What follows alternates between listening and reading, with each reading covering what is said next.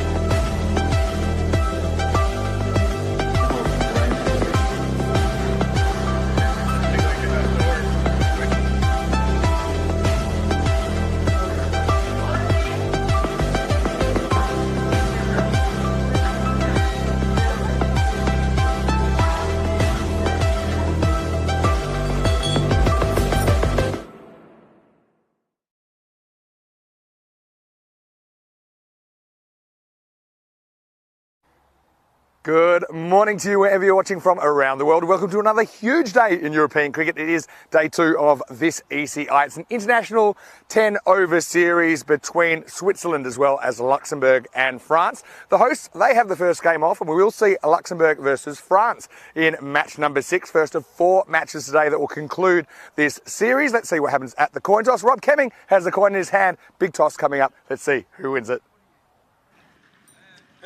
Heads is called. Tells it is your call.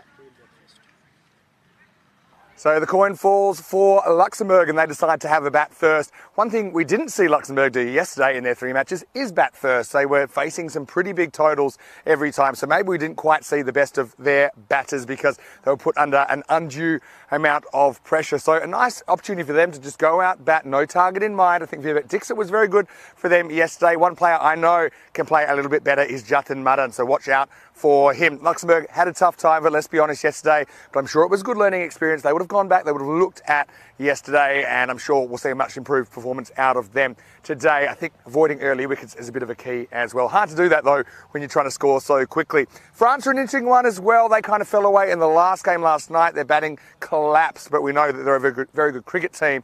And we know that their bowling is their real strength, and it'll be interesting to see what combination they pick for this game. They'll be running out on this pitch, which has been slightly relayed after yesterday. So let's see how the pitch behaves. But we know that they have a lot of very good bowling options. I'd like to see Zayn Ahmed, the left-arm tweaker, bowl a little bit more for France as well. I think he provides some variety for them and he's likely to bat at the top of the order. Right, let's talk about the conditions today. Once again, we've got some sunshine. That is good news. Expecting a maximum temperature of 26 currently, about 18 to get this one going. Well, I am flying solo today, but I'm sure that I'll get plenty of company in the chat, so keep your comments coming in. Right now, it's time to start the day. Let's get ready for the first ball. News from the toss here in match 6 is that Luxembourg, they won the toss and they're going to have a hit. Once again, a very warm welcome to all of our viewers that are watching on Fangode in the Indian subcontinent, as well as all of you watching on our YouTube channel, ECN European Cricket Network, and a very, very special welcome to everyone watching live in Switzerland on Swiss Sport TV. So great to be on terrestrial TV here in Switzerland. Well, this is Game 6 coming up. Let's have a look back at yesterday. We had 5 matches. And it started with the hosts, a strong performance over Luxembourg, 162 to 105. Hassan Ahmed continued his good form from the ECS, 65 off 23. Idris Hark, where he scored 41 as well. It was rivals becoming brothers in arms yesterday for Switzerland, really. And Izzer Zayn with a nice little cameo there, 25 off just 6. And Luxembourg never really in the contest. Then France made an appearance for the first time in match number 2. Switzerland, a little bit too strong for them. Again, 150 plus on the board. Hassan Ahmed, another half century. And Hassan Mahmood, 28 not out at the end. Izzer Zayn, again, nice little cameo from him. France, despite the efforts of Gulami with 46, Zayn Ahmed opening the batting with 31, weren't able to get close. And probably flattered them that 17-run margin in the end. France, they were a long way behind in that game. But then France turned the tables as they met Luxembourg for the first time in match number 3. France putting 153 on the board. Bit of a team effort, bit of a collective side. Ahmed once again 40 off just 12. He was up and going. Jabakel 28 off 12 and Amjad 26 off 13. They were in some trouble at one stage, France. They were continuing to lose wickets, but they just kept scoring at a very good rate, and a very good partnership between Amjad and Jabakel there got them out of a jam. Switzerland then in match number 4 put some big runs on the board. 172, Osama Mahmood, one of the innings of the day, 78 off just 26. Izzah Hussain again in the runs, 42 not out for him. Luxembourg just couldn't go despite the efforts of Vivek Dixit, who was able to score a half century.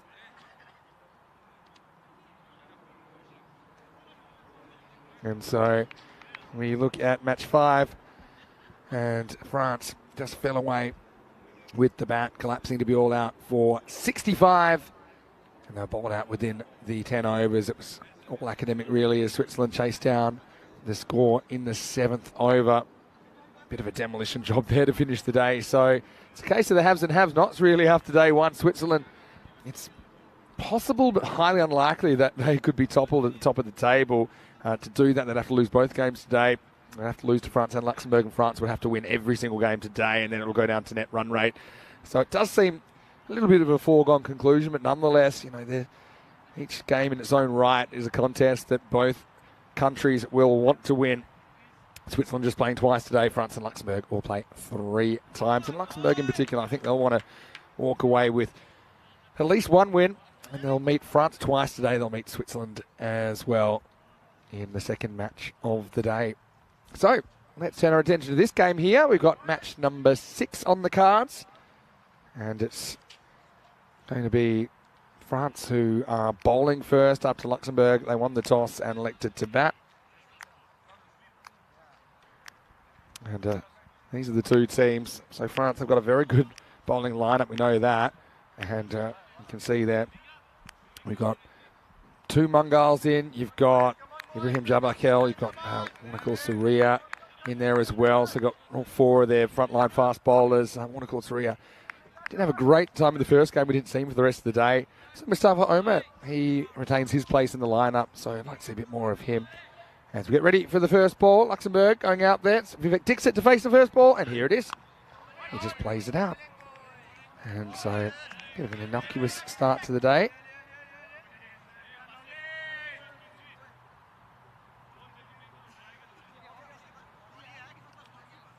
And I want to say, once again, warm welcome to everyone in the chat. And yeah, Rico's already in Germany, I believe.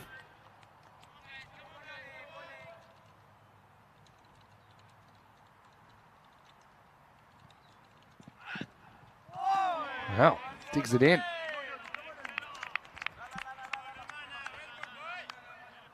Let's have a look at this one. So yeah, I'm just testing out this pitch early. It has been slightly relayed. Yeah, it's a good bounce up. He's one of the few guys that can get away with that, Noman Amjad. Hello to Rob Thompson. He's taken aback at the amount of cricket I think that we're playing at the moment on ECN. It's all because people like to watch it. And if they like to watch it, I like to do it. Good end swing out from Amjad. This should be the first run of the day. Well handled by Usman Khan.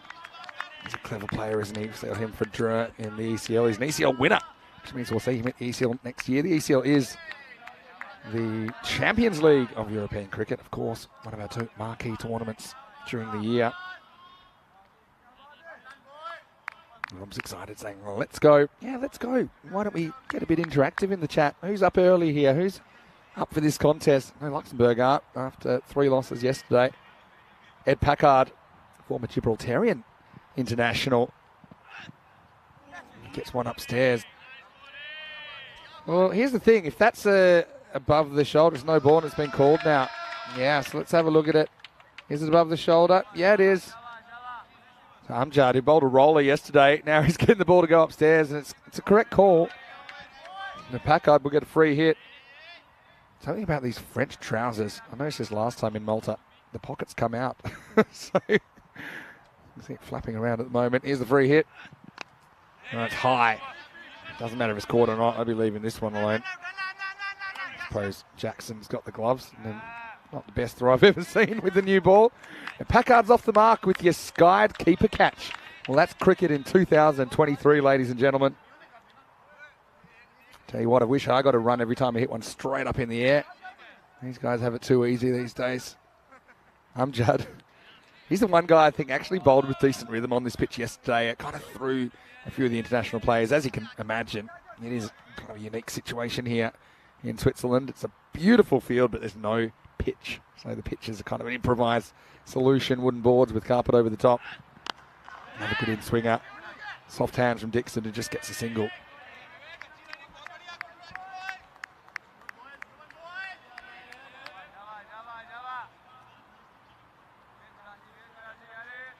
And Judd yet to really be attacked.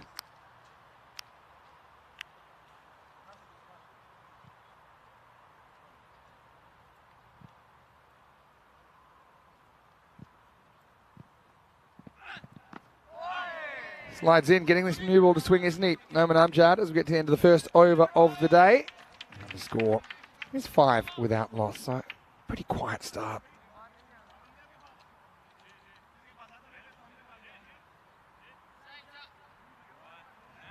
And of course, the countdown continues 43 days until the Euros of cricket, the Dream 11 European Cricket Championship. It's the 3rd edition, and it's getting bigger every year. 15 nations contested it back in 2021, 21 last year, and now 31 this year.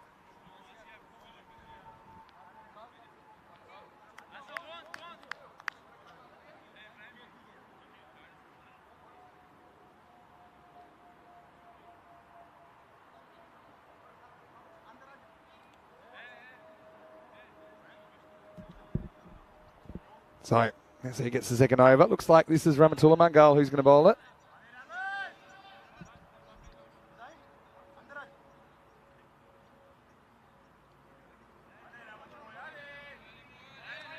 Rahmatullah is a very vibrant young fast bowler from France.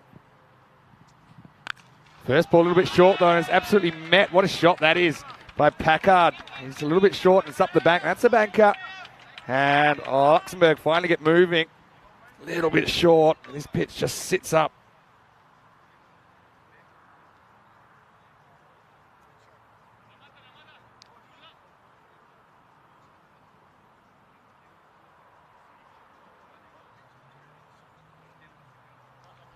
Mangal probably needs to go back to plan A and go Yorker.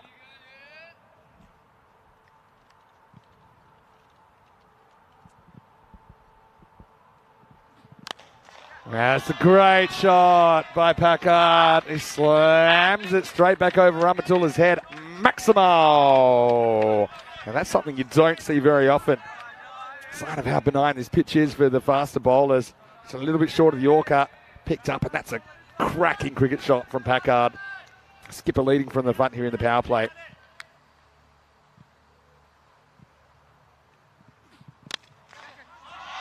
Now another boundary through the offside this time, and Packard lighting up the second over. Rahmatullah back to the drawing board for him. Look at the length of this. Again, it's not quite the Yorker, is it? It's probably a metre in front of the front pad.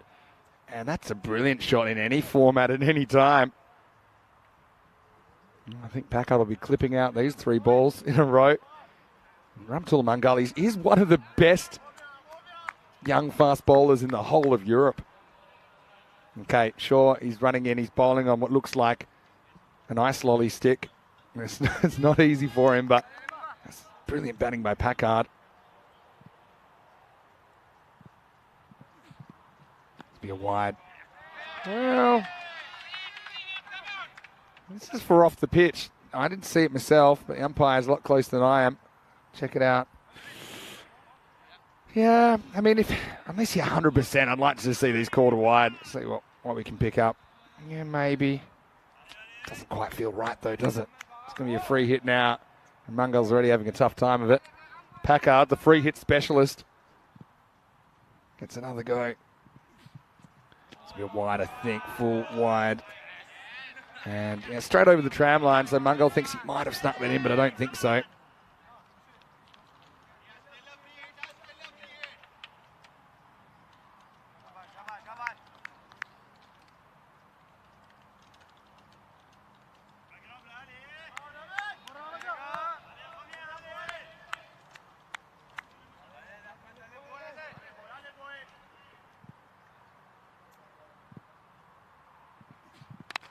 All right, up in the air.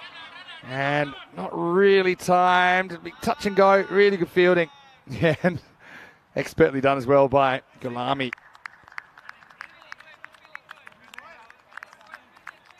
Have a look at that again.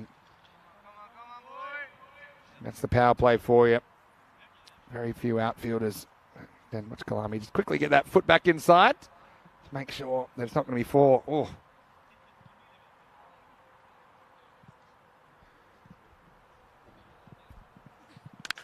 All right, slammed. What a shot.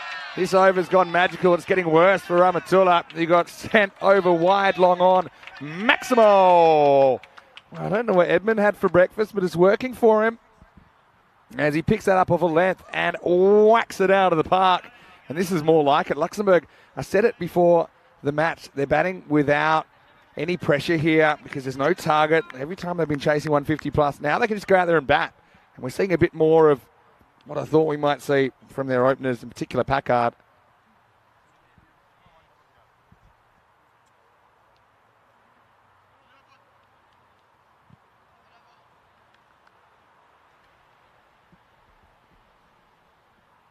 Last ball of the over. Once more, but now they put a fielder back. Should stop this. It's maybe not a bad result because he will retain the strike. As Luxembourg have arrived. Might have taken 24 hours, but that's the end of the second. The score is 32 without loss. Well, Vinny Sander here, Mr. Maximo for the European Cricket Network. I'll have a guest or two during the day. In fact, I just spotted this gentleman, and I thought he might be a very interesting voice to hear here in the box. So I want to welcome Phil Burley, the Luxembourg manager. Hello, Phil. How are you today? I'm fine, thank you. And it's a pleasure being here. It's really nice to have you, Phil. You are originally from the Caribbean, is that right? I'm from the West Indies, namely Antigua and Barbuda. Yeah, beautiful place. Richard's country. My favourite player growing up, when I first watched cricket, it was West Indies touring Australia in 88, 89. So kind of in the golden years, if you like, of yes, indeed, the West Indies. Here's Amjad coming back for a second over.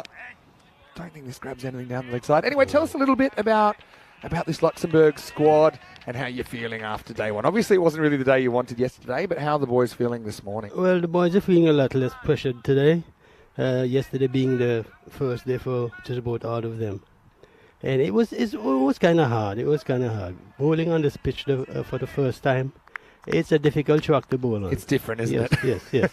Yeah, but they're getting the hang of it. And we just came out here today to play fancy free, or the footloose and fancy free today. Yeah, because we're not under any pressure right now. So I think it's a good thing. We feel relaxed. You're batting first as well. Yes, because I think it's a good toss to win. Obviously, you're chasing yesterday. It's a bit lucky for Packard that doesn't go onto the stumps actually. But I mean, obviously Edmund, he's a great pickup for you guys. Yeah, he's a very good player. He's kind of short of runs right now. And this morning we had a little discussion, and he said, well, he's just going to go for it today, and he's doing that. Yeah, he's been very, very good. He's taken down some very good bowling as well. Yes. Young Ramatul Mangal, of course, the bowlers haven't had it too easy. Now he goes again. He's going to hook it for 6. What a shot. Maximo. Yes. Well, ever since you've come up here, Phil, the runs have been flowing, so I think you might want to stay a while. No, I told her today, hey, man, just go and play your game, and have fun. That's the thing with this format. I think someone like Ed, he'll be able to have 3 hits today as well. So, he doesn't want to overvalue his wicket. I think he just has to kind of play on instinct. Yes. That's what the good batters do in this. And occasionally it won't work, but when it works, obviously there's big runs. When it works, it goes off great, yes. And I suppose, you need to have 6, 7, 8 guys that can all go out and hit boundaries. So if it doesn't happen for you, it might happen for someone else. Yes. The bigger crime's wasting balls. Yes, that's true. All right, here's Amjad. He tried out the short stuff. That didn't work. Now, slightly slower ball, but when you're lucky, you're lucky. And he's hot right now. Packard, he gets 4. Flash and you flash hard. Yeah, that's right. You can tell he was deceived by the lack of pace. But in the end, like I say, I think batting, 90% skill, 10% luck, but don't dare try it without the 10%. Exactly. So tell us a bit about your background in cricket then. Well, I played cricket as a schoolboy. I left my country when I was just as I left school. Okay. And I didn't really play any cricket for about 25 years. Is that right? Yeah, yes. I went to the States, and then I came to Europe, spent some time in Europe, then I went back to the States. And then I came to Luxembourg in '99, and that's when I got back into cricket. Well, that's so great to hear you getting back into the cricket. It's actually quite a common story to spend a bit of time away and then come back to it. This was a pretty tight one. It would have been out of a hit. So, and then you found cricket was that when you were in the US or was that Luxembourg? When I came to Luxembourg in '99, I found Optimist Cricket Club. Optimist? And I've been with them since then. Wolferdanga Optimists, am I right? Beautiful ground there, I've heard as well, Phil. Excellent. One of the best in Europe. We would like to visit one day. I've been talking about it with the guys for a while, the Luxembourg guys. And proudly to say I'm one of the curators of that ground, yes. We have a team. We have an excellent curator team, and I'm one of the guys who help take care of that ground, yes. Yes. And Tell us a little bit about the ground, because I've heard really good things about it. So the pitch, for example, what's the kind of pitch? How long's it been in there? Just a little bit. I've heard it's got a really nice little clubhouse there as well. Well, we have a little house we call a Wendy house. The commune is planning to give us another structure. You know, it's going to be more modern and bigger than what we have now. So, hopefully, when everything gets signed off. So hopefully when everything gets signed off by the environmental department. Yeah, you got to tick off a lot of things, don't you? Yes, Pretty sad to hear, Mr. Max. So we've got Phil Burley in here, the Luxembourg manager for this series. Phil, originally from the West Indies. And okay, so tell me, when you were playing cricket, though, what were you? Being from the West Indies, there were a lot of fast bowlers at that time, but were you a bit more of a bat or a bowler? What was your skill? No, at the time I was a schoolboy. You know, I was 19 yet.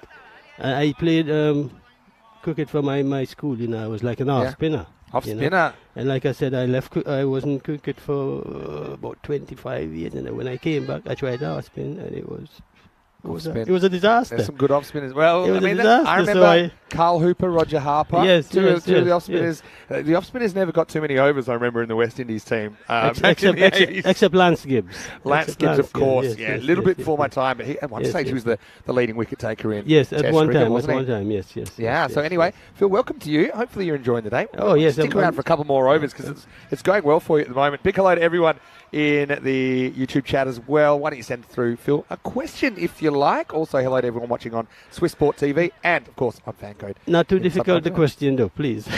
I think this guy, he's a wise owl. I think he's ready for anything you throw at him. But, yeah, Phil, great to have you on. Thank you. It was a pleasure being with you. Osman Khan is going to bowl, and he's going to get hit for 4. Now, Osman's got a really good slow ball. That wasn't it.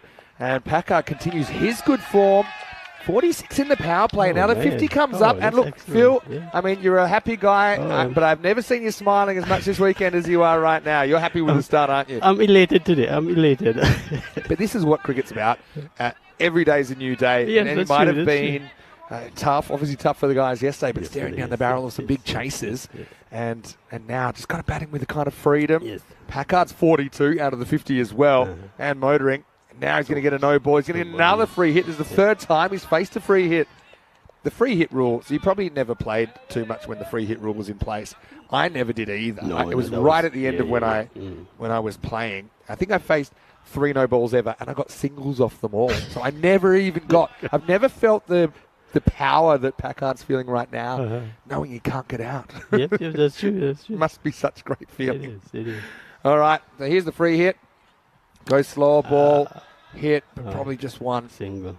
It's a clever bowler, though, Usman Khan. Yes. It's very difficult to nail that. He held it back up quite a bit, Yeah, the back of the hand slower ball. So, maybe some of our viewers, they don't know too much about Luxembourg because it's a small country. It's a beautiful little country. I love it. Yeah. I love it. And I know sometimes we see Sri, for example, who umpired in our Belgian series. I think originally sometimes Luxembourg would play, or the clubs would play in the Belgian competition, but I know that you've got a very good competition there in Luxembourg. Well, we have a very good league in Luxembourg, LCF. Yeah. Now, I don't want to break your heart or make you feel sad or bring you down, but I know your Optimists went down to Heritage in the ECL playoff just a week or two ago, right? It's like for the past 3 years running, we've been in the finals. That's a good shot. That's into the gap, and that is 6. Maximo. Now it's Dixon's turn. Now, I've seen Mohit Dixit before, so Yeah, this is Vivek. this is Vivek. No So relationship. they're brothers? No relation. No No, relationship. is it no relation? No okay, This was relationship, my yeah. question because I wasn't quite aware. Okay. Yeah. So, Vivek, Yeah. you've got 2 Dixits in the country, which is a Yes, small yes, country, yes. and they're not related. No, There- no. There you go. Okay, so tell us about the final then. Yes. This year we had for the final game, Walk batted first, and they struggled. And this was a They- T20 match, right? There was a T10. Okay. There was a T10 in preparation for the For the Malaga. Oh dear. Well, hopefully this isn't too serious. Sorry to cut you off there, Phil, but Mhm. it looks like I thought maybe it's an ankle, but with the plaster coming out, maybe it's just the Okay. toe, which there's a lot of pressure on your toe when you're bowling. A lot of force goes through.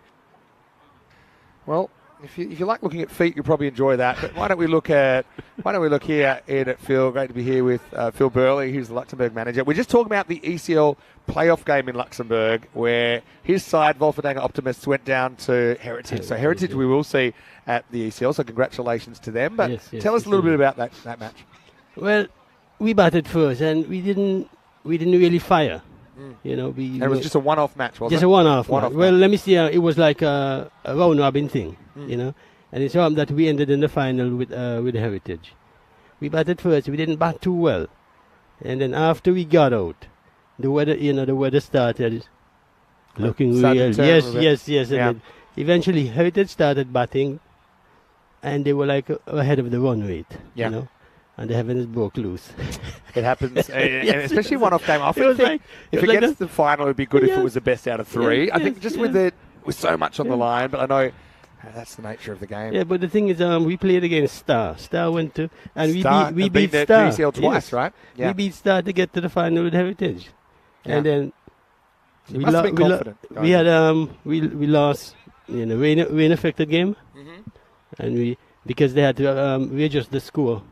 Yeah. So they had like 80 runs to score in, I think about 80 overs. Yeah. And they were well ahead of the run rate at that time. So it's the third year running we've lost the final due to weather.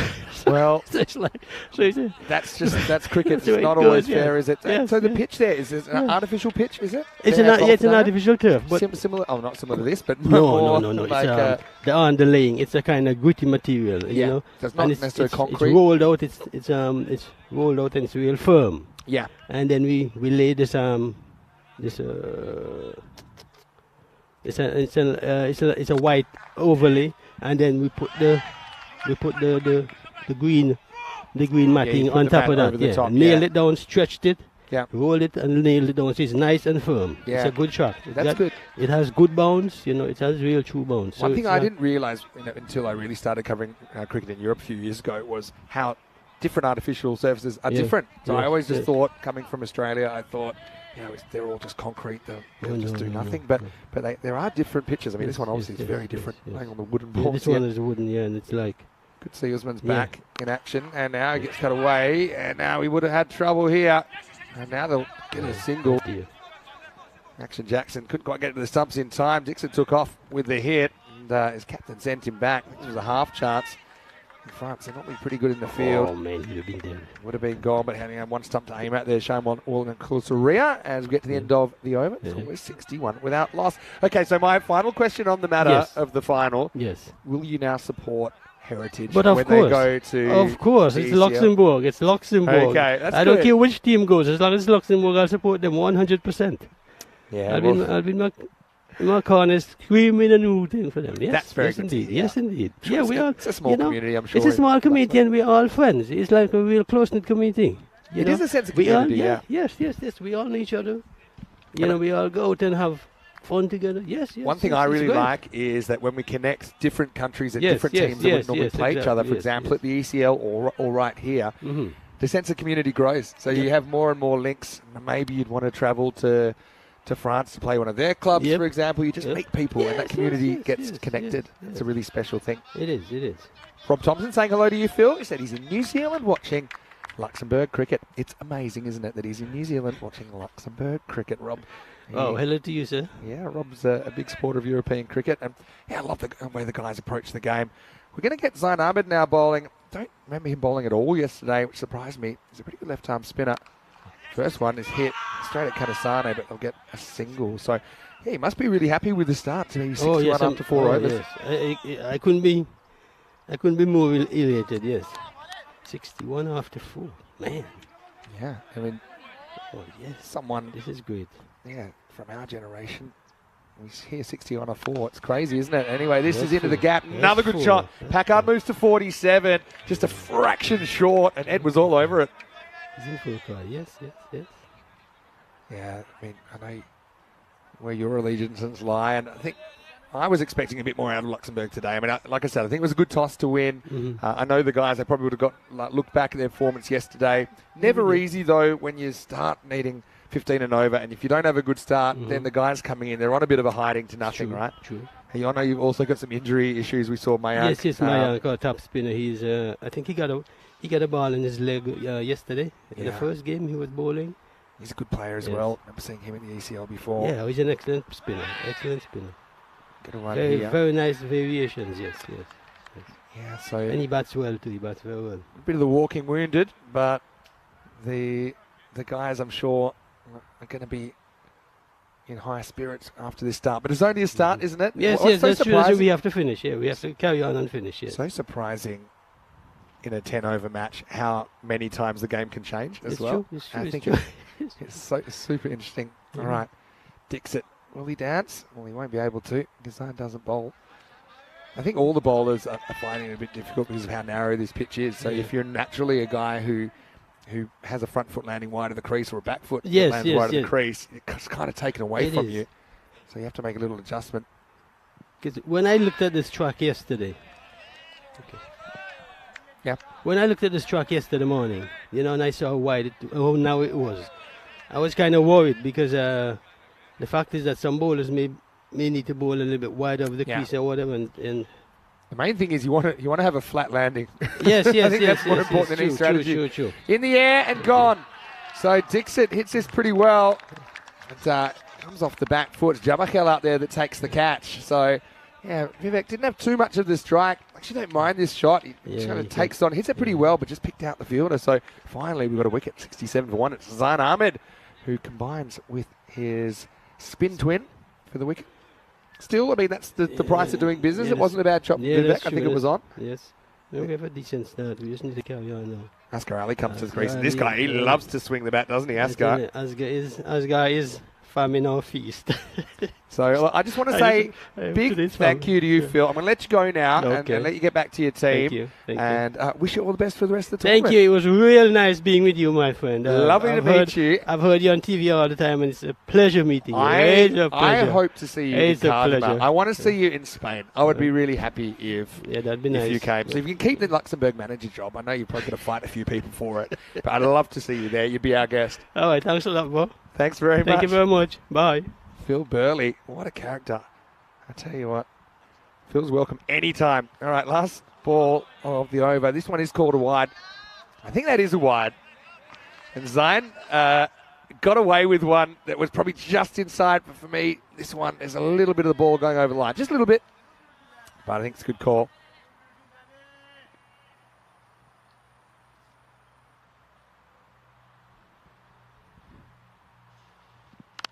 Launch from Asghar. That's how you get off the mark. Maximo. And so, yeah, new day, new Luxembourg as we get to the end of the 5th over. It's 80 for 1. Vinny Sander here, Mr. Maximo for ECN. And what a great 2 weeks we've had. I've got to say that I've had plenty of guest commentators, but I've also had some regulars. We had Andrew Leonard, we had Rico, we had Jason yesterday, but I also want to take a serious moment now to think about the chairs we lost along the way.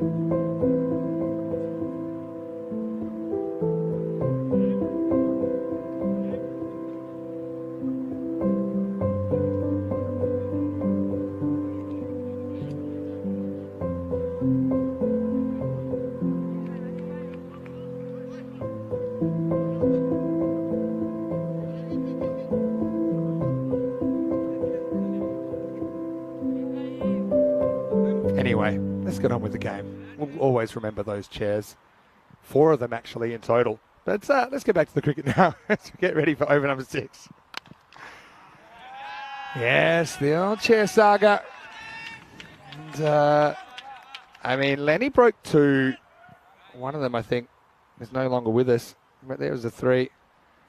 And Jason, he was the quickest to break a chair, breaking only 14 balls. Right now, it's Packard who's going to get to his 50. And great innings here for Ed Packard. And you heard what we heard the instructions were for Ed to just say, go out there, bat. That's what Phil was saying to us. Don't think too much. And Ed just hitting the ball really well now. 54 and 22 balls. He's hit 5 Maximos, 4 fours in there. Good knock. Jamakel, the offie's on now. And so Luxembourg certainly more than competitive. The other thing is, if Luxembourg were to win this game, then it is confirmed that Switzerland will win the trophy. Because France, to have any chance, they'd have to win every game today and hope that Switzerland lose to Luxembourg. Missing leg, but good turn there from Ibrahim Jamakel. He's a guy I'd like to see bowling more. I mean, it's not easy in this French lineup when they've got 4, sometimes 5 genuine seamers. They've got Dawud Ahmed Zayat, the leggy. They've got Zaid Ahmed, the left arm offie. But Jamakel is a genuine off spinner. This is hit straight. That's a really good hit. Had to make a slight adjustment there, Asghar Ali, who's hit 2 big Maximals as Luxembourg climbed towards 100. So he just held his shot back for a sec and said, right, I'm taking on the boundary. I'm going to back myself to get enough of the middle of the bat on it. And he does.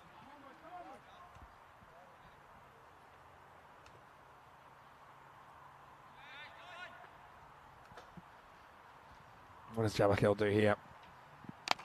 Takes it on again and gets 6 more. Maximal! Well, this pitch can be filed under you for unforgiving because that's not the worst ball over from Jamakel. And it gets sent over the leg side dismissively. And Luxembourg get to the end of the 6th over. 93 for 1 after 6. Hello to Wayne as well, watching from Australia. I think he enjoyed our little tongue-in-cheek bit about the chairs, which we will have to replace, by the way. Ed Packard, 55 off 23. He's found an ally in Asghar Ali at 3. McMadden at 4. Soki at 5. You've got more guys there that can hit big 6s, and they're just under a lot less pressure than we've seen them so far.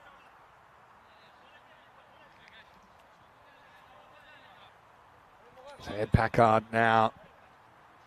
He's going to face up to Rahula Mangal. And Rahula, we've seen him lately bowling more at the end of the innings, nailing Yorkers. I think that's what he needs to concentrate on here as he steams in for over number 7. Oh, is there a little nick on this? Maybe not. Maybe it's just the back pad. Certainly was a noise. But we'll just check it out in the replay. Back deep in his crease. Just flicked the top of the pad flap. She might have undone his strap. But he's super lucky not to get casted. Look at the little strap there. You see it's slightly undone? Yeah, that's about it. You're never that comfortable if a ball's going between yourself and the leg stump, which is what happened there. Tempted Yorker this time, comes out as a full toss. Just a single.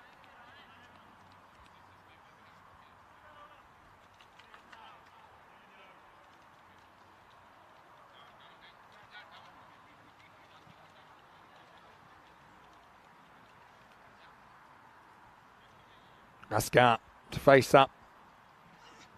Again, tempted Yorker, gets it wrong. Margin for error is next to nothing here in St. Gallen.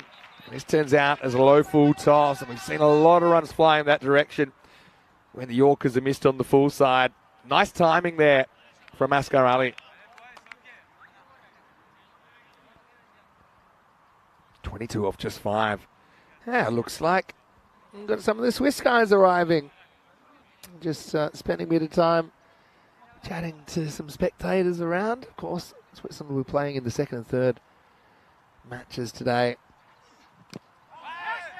That was a better Yorker. Shot it onto the foot. Rahula comes in. The world's slowest flick hits the stumps. France love their cricket. They love playing this format of the game as well.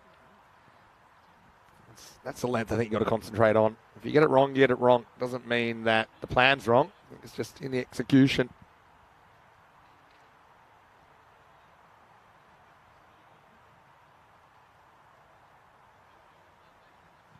Go to Kevin. Nice to see you. Did you play some cricket yesterday? This one's drilled it deep in wicket. Packard making a huge difference.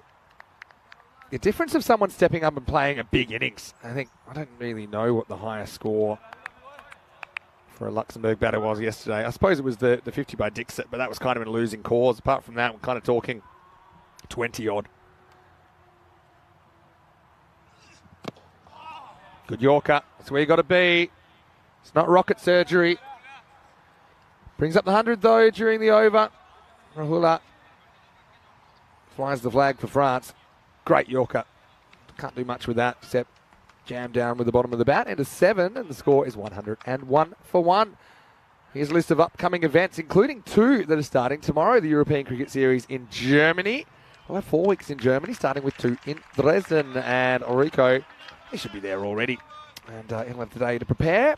Charlie Hunt will be arriving in Germany today as well. They'll take you through the first 2 weeks. I'll be back for the second 2 weeks in Germany. But also tomorrow we'll have the Netherlands-Ireland series starting. That's going to be 3 T20 internationals.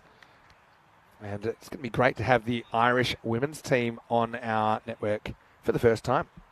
So that should be a really entertaining series. Matches there on Monday, Wednesday and Thursday. For more information, you can go to europeancricket.com. In fact, you can see all the series on that screen. Let's take us up to the ECC. Okay, they'll get 2 here off the leg. Don't think this is going to go all the way to the boundary. They do get a couple. Usman Khan coming back for over number 8. What this does do means we've got a contest on. I mean, they really should be getting 140 plus from here. And France, remember last time they batted, albeit not against Luxembourg, but they capitulated for 65. Hopefully that's just a strap issue, not some sort of a leg issue for Asghar Ali, who faces up again. Down leg side. And draws an unnecessary throw from Action Jackson.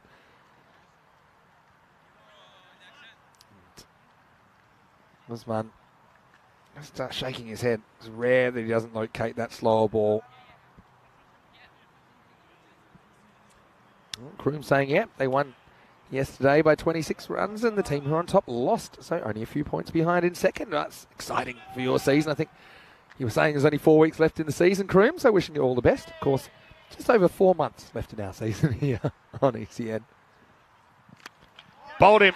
Really good bowling there from Usman Khan, who I think puts the pace back on. I mean, he's not express, but he can surprise you for pace if you are kind of looking for the slower ball, and I think that's the occasion here for Asghar.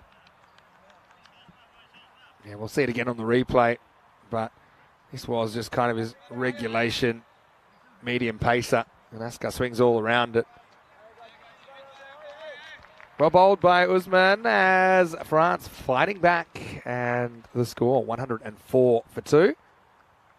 This will bring Kamal Sokia to the crease, and he's batting 4, so he's batting ahead of Jatin Madan, who was listed higher. They think that Kamal is the man for the job here in the 8th over. Here's Usman. Now, this could be trouble in the air, and it's straight through the hands of Mustafa Omar. They're going to come back for 2. I think he's just got home. I'm going to have a look at this, because I don't think it's the best backgrounding I've ever seen. Omar just couldn't locate it. Again, Jackson takes the glove off. I'm not sure why. Oh, just down in time. It felt like a plonk, didn't it? But I think you can see it's just in time. A quicker throw here as well.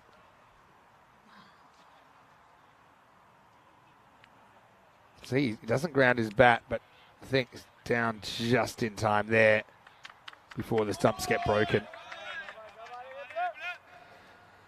So, wouldn't say it's the most convincing way to get off the mark, but he does nonetheless. He gets 2.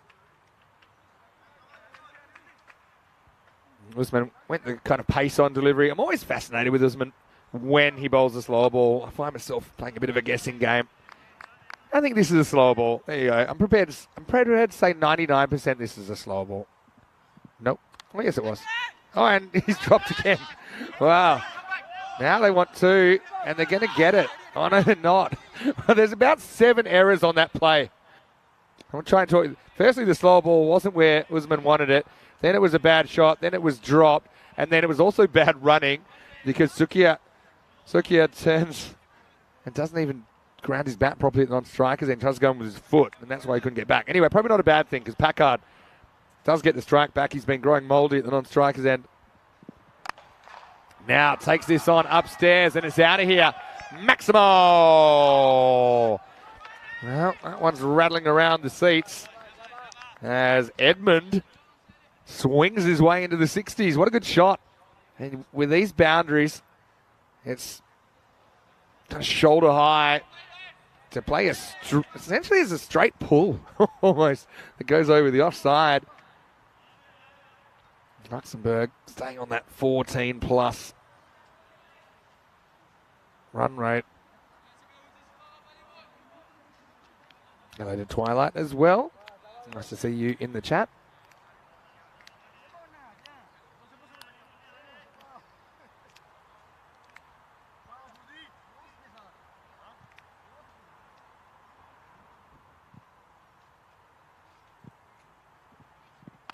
Last ball of the over. It's a really good shot. Really good shot. Goes and fetches it from the tram line and puts it over the leg side. A little hint of premeditation as Packard moves to 69. And also, it's the end of the over. 119 for 2 after 8. Excellent shot from Packard. Leading from the front here. Luxembourg. Look at new team here on day 2. Beautiful weather, as you can see in the background. Currently 21, but heading for a maximum temperature of 28 degrees. Wayne in the chat saying he's going on holiday for 2 weeks, and he's just put in where he'll be staying. That looks very nice. Surfers Paradise in Queensland. Nice choice, Wayne. Wishing you all the best.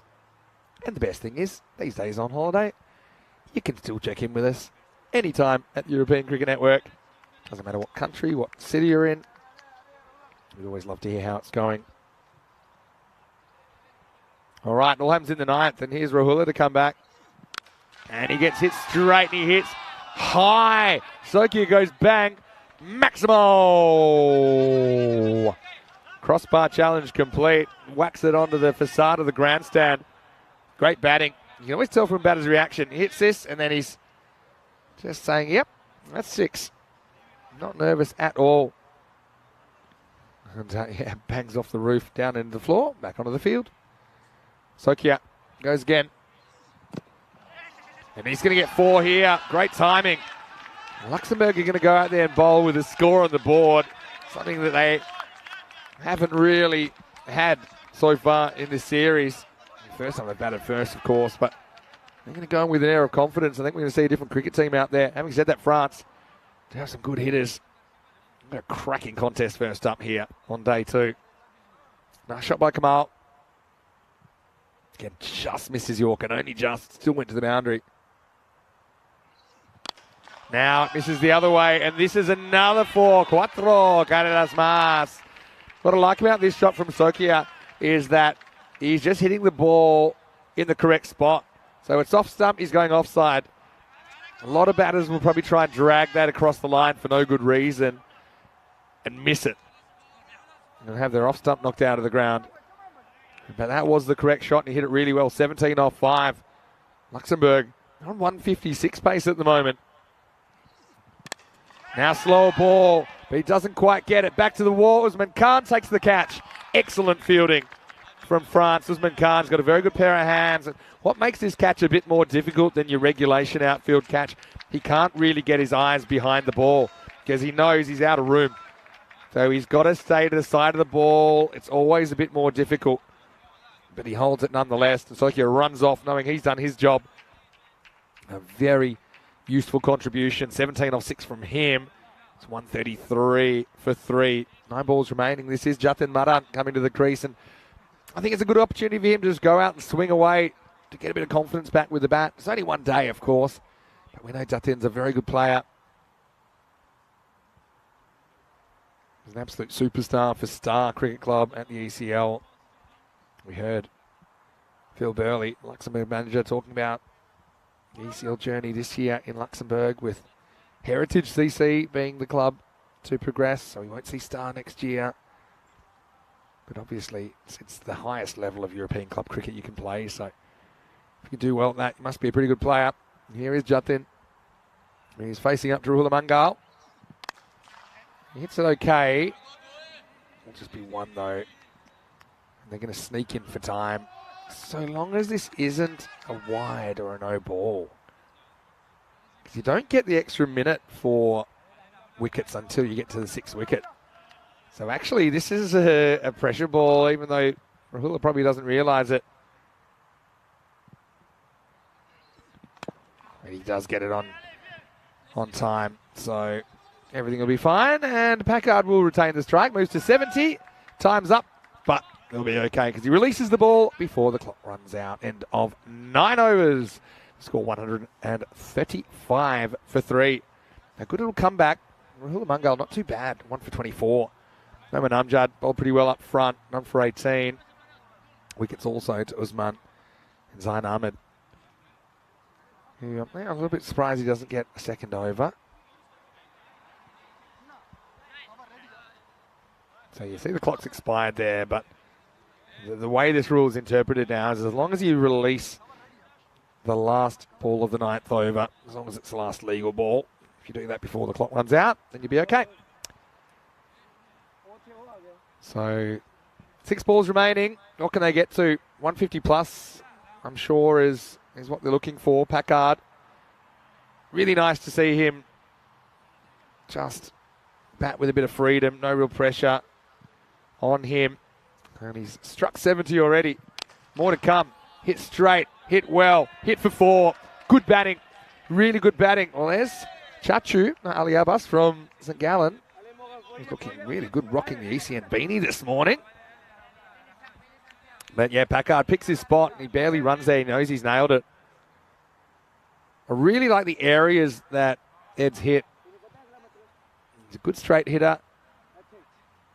Rahula, though, he kind of opens up that Pandora's box by not bowling it right up at the toes of the batter. Allows him some length to work with.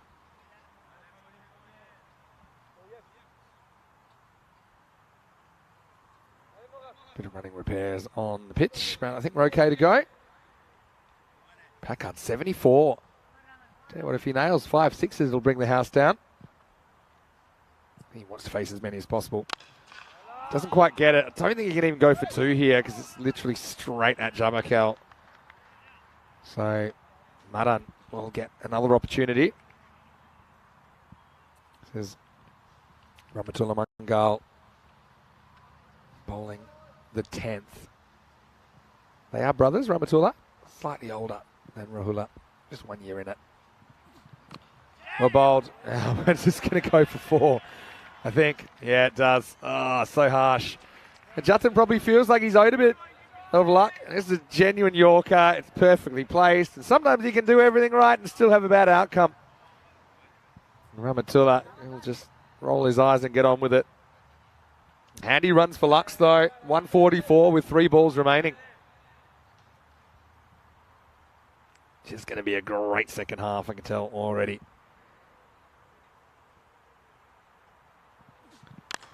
Now, a bit of length. It's going to curve away from the fielder, but I think with Packard there, you just take the 1. Otherwise, you would probably go for 2.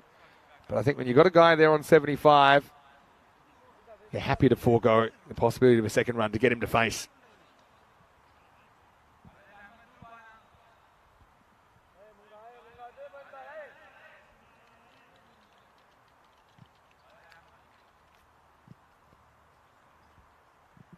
Two to come. Full toss and out of the ground. Maximo!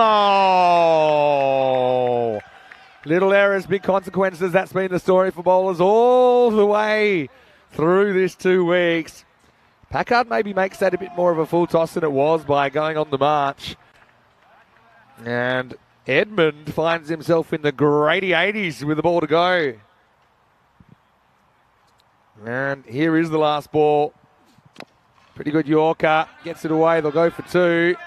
Might even try and go for 3 here, depending on how quickly this comes in. Edmund looks like a guy who's just batted 10 overs, so he's not going to try for the 3rd. He will finish 83 not out. What a knock from the skipper. Edmund Packard, 83 off 33 balls. Madan helps him out at the end with 6. And Luxembourg, they do bring up the 150 in the end. 153 for 3 off the 10 overs. And anyone that thought Luxembourg were just here making up the numbers, well, I think that shows that they're here to play. And they are looking to spoil the French march here on day 2. Fantastic individual effort from Packard. But the other batters complimented him nicely as we look back at the highlights of the first innings of the day. Luxembourg winning the toss. Packard elected to have a bat, and he batted really well. His second over is when it all kicked off, as Luxembourg, just without that pressure of the target, batted with freedom. 27 came off the second over of Ramatullah Mangal. And it was the captain, Edmund Packard, doing the damage. Had a bit of help there from Vivek Dixon, who played some nice strokes as well. Didn't have a lot of the strike. Eventually he holed out, 13 off 12, just a 1 maximo for Vivek. Well caught by Javakel in the deep. Askar Ali came out, he was swinging it, and eventually swung all around that one, but not before. A pretty handy 26 runs with 3 sixes and a 4 for Askar. Kamal Sukia came out. He also was supposed to live a little bit dangerously early, but he played some good shots as well. Usman Khan again for that expert slower ball, but it wasn't one of his better performances. That was a nice one. Really like that. Just worked through the offside. How about that? With just a tiny little error from the bowler that cashed in. Usman Khan eventually ended the knock of Sukia, but not before. Nice little cameo of 17. Madan came out. That was Packard that marched onwards and upwards in this last over. All the way up into the 80s, and he gets Luxembourg over the 150. Well, the shoe's on the other foot today for Luxembourg. Instead of chasing something 150 plus, they'll be defending something 150 plus. To be exact, it's 153 on the board. Great knock from Packard. 83 not out for the skipper, the former Gibraltarian, doing the job for his adopted nation. 8 maximos, 5 fours in there, striking it over 250. Dixon with 13 up front, 26 for Askar Ali, and Sukia with 17. Nice little cameos from them as well. Madan, not too bad from him as well. Did his job when he came out late in the piece. France then, they're going to be chasing a bunch, and we know that last time they batted in the series, they only made 65. But the funny thing for me is that when these two teams met in match 3, do you know what France scored? 153. Exactly. So if they do that again, we'll have a golden ball. Looking at the bowling figures, Amjad was decent up front, but didn't break through. None for 18 for him. Wickets for Usman Khan as well, Zain Ahmed and Rahula Mangal. But yeah, they had a hard time keeping the Luxers quiet. We'll take a break. Back in a few minutes with the chase, and we'll see if France can score the 154 for victory. We've seen these kind of chases pulled off more than once here in Switzerland. Could France repeat their 153 from yesterday and give us our first ECI Golden Ball? Find out soon. Vinny Sander here, Mr. Maximo for ECN. We'll see you after this break for more European Cricket International.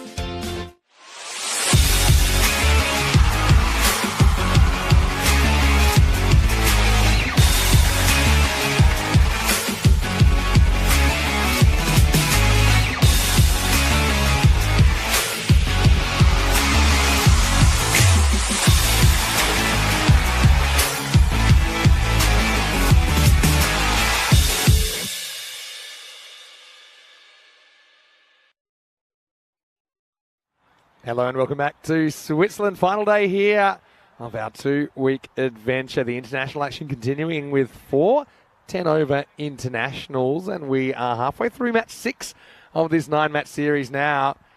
And this should be a cracking second half because Luxembourg, who were disappointing yesterday, but they've come out and they've been undisappointing. They've got 153 on the board off the 10 overs, 154 the target for France. So we're going to have to bat very, very well to take the points in this one. That's Zayn Ahmed, who's ready to face up the left-hander.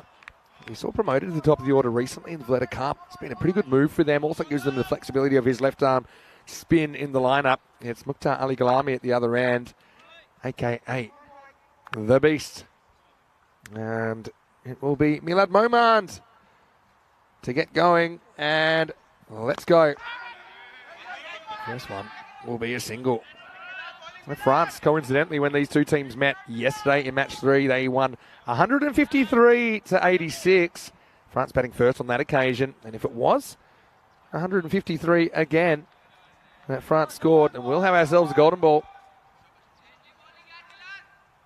Rob with a very, very astute comment in the chat about the scenarios in the second innings. Roman gets angled away using the pace. Not sure if this is going. It does go in the end. Wow. Couldn't really get down. I think they probably should have been stopped.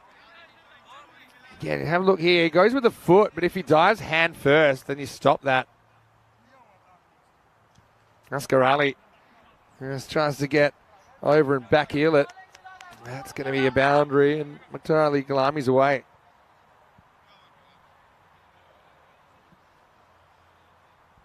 Roman won't be thrilled with that. Maybe it's a sign that he's bowling quick. If that shot goes to the boundary, but still, Mukhtar faces up again. Now gets the gift, and he's going to cash it in, puts it in the bottom of the fence. Maximo! Do not get it wrong on this pitch. Oh, suffer the consequences. This one's outside the hip, and Mukhtar just turns on it.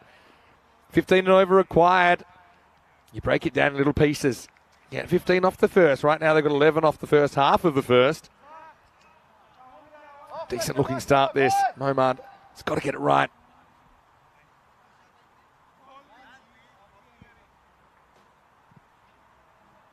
Maybe this is golden ball type score on this field. We've seen a lot of runs scored. Over 14,000 runs in the ECS. Now leg glance, and this runs away for 4 as well. So Momand gets it wrong twice in a row. Just drifts into the pads or outside. Mukhtar Ghalami, certainly a player that we've seen a fair bit of now in the European Cricket Network. We first saw him playing for Seaside in the Swedish competition just before he made the move to France. And now he's qualified to play for the French national team. He's good. He's really good.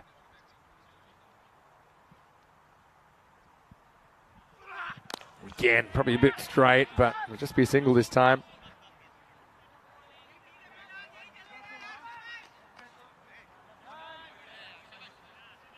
So there's the 15 plus they need off the first over. They've got it with the ball to come. A couple of balls to come, really. Momand. Looks like something out of a Let's Get Physical video around 1980, but I like the look. Here's the last ball, the first. Zayn just goes back, pushes, gets 1. And a pretty productive first over. 17 off it for the French. 17 without loss. Well, I did mention that when these two teams met yesterday, France scored exactly 153. And Luxembourg here scored 153. Now, if we have an exact repeat from France, we'll get our first golden ball in a while. 3 weeks since our last golden ball. It was 3 weekends ago, and that just shows you how fast the matches come here on the European Cricket Network. That's 128 matches ago.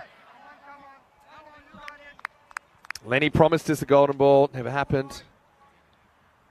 Rico would have liked a golden ball, never happened. So it's all up to me. It's going to come. Here's the second over. Sokia, he gets it right in the block hole. And Zayn Ahmed sent back, I think rightly so. This is one of those cases where, look, it is the hitter's call. I think Mukhtar has a quick look and says, look, are you sure about this? I'm just going to stay till you're sure and give you time to change your mind. I think what Zion does well is he actually puts his eyes on his partner and sees he's not coming. So knows he has to turn around. This is a wide down leg side. So eye contact between the batters and watching your batting partner's movements is so important running between the wickets. I think something that doesn't get talked about enough.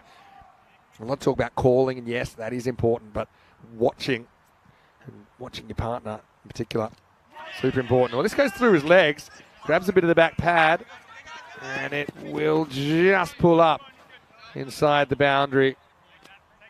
Two-leg buys. Zion just giving himself a little bit too much room there, getting in the way of the ball. It would have gone down the leg side.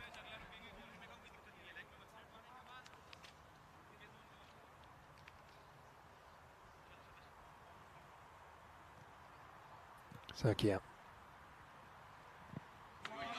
This be a wide. Now, we were calling Sukia ankles yesterday, and the reason was that he was making us nervous because he does like to kind of get wide of the crease, but look at where his feet land. Still making my eyes water. I'd like to see him just get a bit closer to the stumps. Oh, there it is. Called it. This is almost a no ball back foot as well, because does he get any of the pitch? Maybe gets a touch. Yeah, so it's not a no ball because he touches the pitch, but only just. And here's the thing, the bowler's not really aware of how wide he is. We can see it. It'll be just 4. But yeah, he's creeping towards that sideline. Actually a pretty good ball considering he slipped over. Got drilled straight back down, and just happy it didn't go in his general direction. Yeah, better, but not a better result. This is 4 as well. So, Saint Ahmed keeping his cool amongst it all.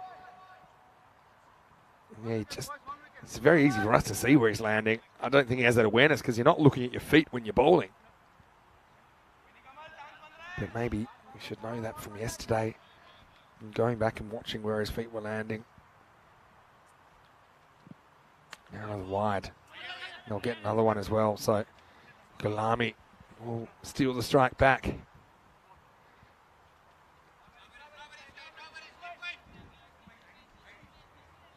Well, to paraphrase, keep your feet on the pitch and nobody gets hurt. Change of striker, so right-hander Gulami faces up. France again, where they need to be at the moment. They want to be 30 after 2. Gulami in the air, straight up. Fielders look at each other, decide whose it is, and it's taken. Nice bit of catching. And yeah, communication is everything. And that's a big wicket, so kind of backfires the change of the striker. And Luxembourg rejoice. As that Sukia, I think that basically gets given the responsibilities. As Packard just looked at him. They had so long with that ball in the air to actually look at each other and work it out. It's a bit of a risk taking your eye off the ball, but sometimes it's worth it to avoid a collision. So Gulami's going to go for 15 and the first wicket falls. It's 31 for 1.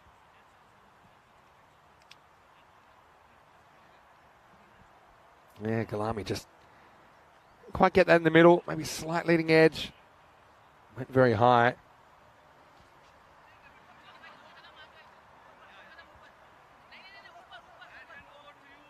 This will bring Lingeswaran Kanasane to the crease. But all's well that ends well. It was Jatin Madan actually that took the catch, pardon me. Up in the air and towards the fielder, but it's over him. Maximo! What a great start for Lingeswaran Kanasane. He's a guy we saw with a breakout innings in Malta. 89 not out against Romania. Yeah, so nice catch by Madan. They're in the circle. A little bit away from us. So I just misidentified him for a second, but in the end, it's a brilliant finish over for France, and at the end of 2, they are 37 for 1. Looking at the table, if Luxembourg win this, then, I hate to say it, but there's no way that Switzerland are getting caught. Now it will be Madan to grab the ball in over number 3.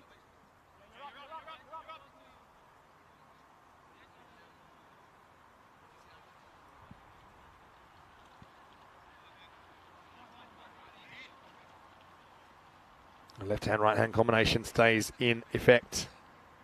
Madan, who is a Golden Ball hero back in the ECL when they edged out Helsinki Titans in a thriller. Shot. Really good shot from Zain Ahmed. Slightly over-pitched. Or slightly underpitched for a Yorker. That's going to rattle around in the seats before being spat out by the grandstand. Maximo! France on a rampage here. Coincidentally, this 154 was the exact target chased down by Alton in the ECS final on Friday afternoon.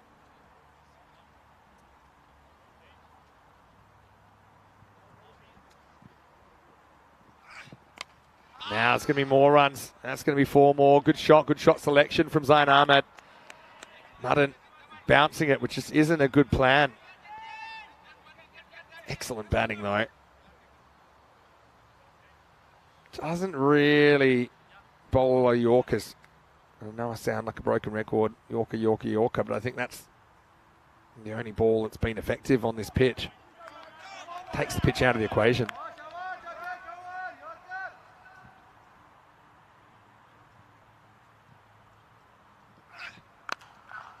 Hit and 4 more. Excellent batting again. There's length to work with, isn't there? And Zain Ahmed is lapping it up. I mean, Zain Ahmed's a guy, typically we'd see him batting 7 or 8 in this team. But he's been thrown up the top when Gus McKeon, who's had a lot of success at the top of the order for France in the 20-over format. And he left to go back to the UK for club cricket commitments. He's really taken that opportunity on, Zain, and it's had another dimension to his game. Oh, he's dropped him. Oh, he just knocked it up. Let's have a look at it on the replay. This is a bit too close to play that shot safely. Knocks it up. Tries to grab it on the second opportunity. Asghar Ali. That was a genuine chance. Zain Ahmed dropped on 26.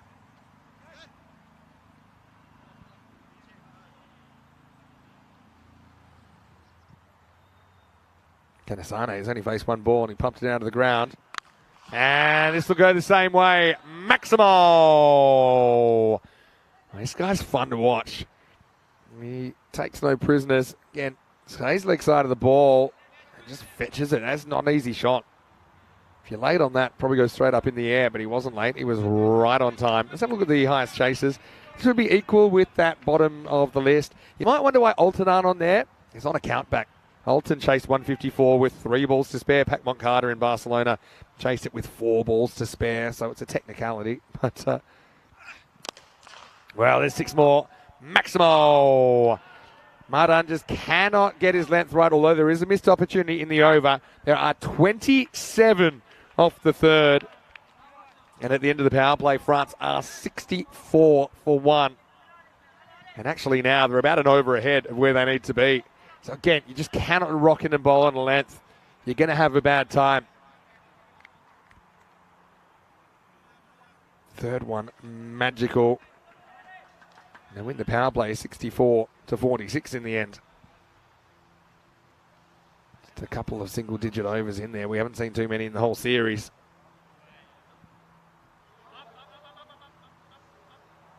Change of bowling then. It's going to be Asghar Ali Khan to bowl over number 4.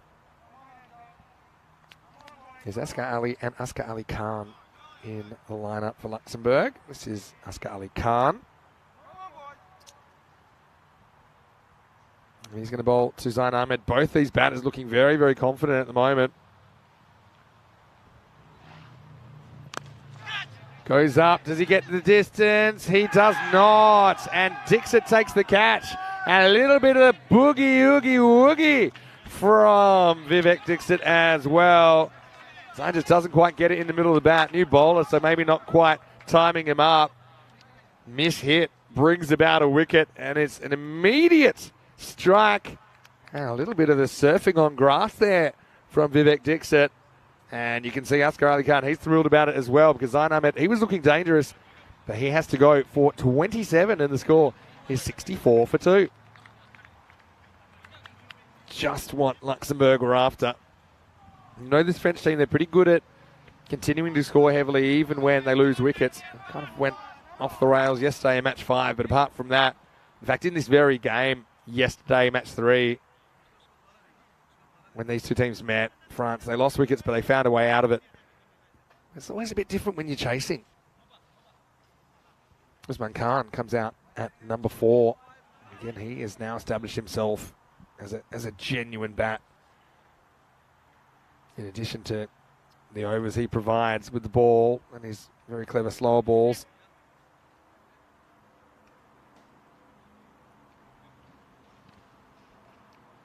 He faces up. This one does like to give himself room sometimes. Oh, bit of a dodgy one. Kanasane, though, he's quicker than he looks. So he gets in okay. The only thing with Usman is he does back away, which works for him sometimes, but he's just prone to getting cleaned up by a good Yorker because he's just not behind the line of the ball. Nice fielding. They don't get Kanasane there. Kanasane, 3 balls faced. 3 sixes hit. As starts go, it doesn't get much better than that. Well, it doesn't get better than that.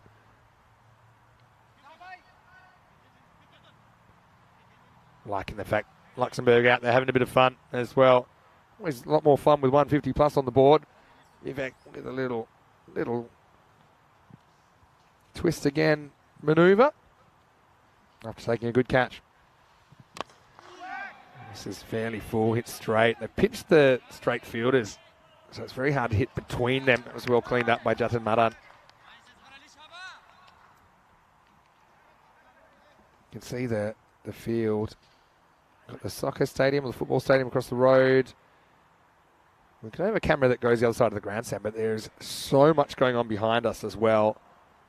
There's the football fields, many practice fields, a mixture of artificial and grass. There's even American football I saw last night. Kanasane just changing his bat there. Wouldn't have wanted to do that after he's whacked 3 sixes, but see that one just might have cracked it down the bottom.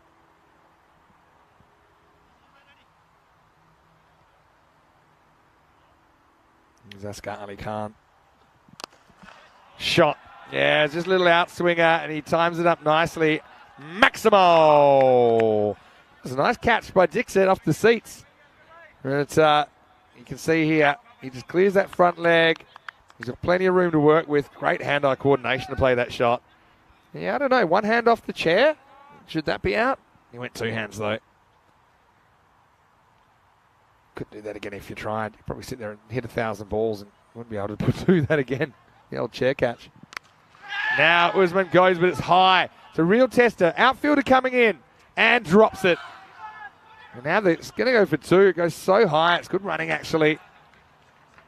And look, he's got the sun in his eyes there as well. So it's not a particularly easy chance, even though everything looks easy on TV, doesn't it? But yeah, I think that Samba Puri there just not able to hold on. Got the hands pretty much right, but bounced out of the palms. The higher it goes, the faster it's travelling when it comes down.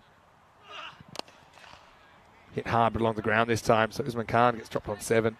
End of the over, and it's 75 for 2 off 4. Much better over, though. Almost taking out Kanasane at the other end. Yeah, I don't want to get into the physics of it all because it's Sunday and we don't need to go high school, but 9.8 metres per second. The higher it goes, the faster it is travelling by the time it comes down, and that's why it bounces out of the palms. Try it. Ahead of where they need to be at the moment, but they'll have to work hard to stay there, France. Decent pace set by Luxembourg in this encounter. But they're pretty experienced.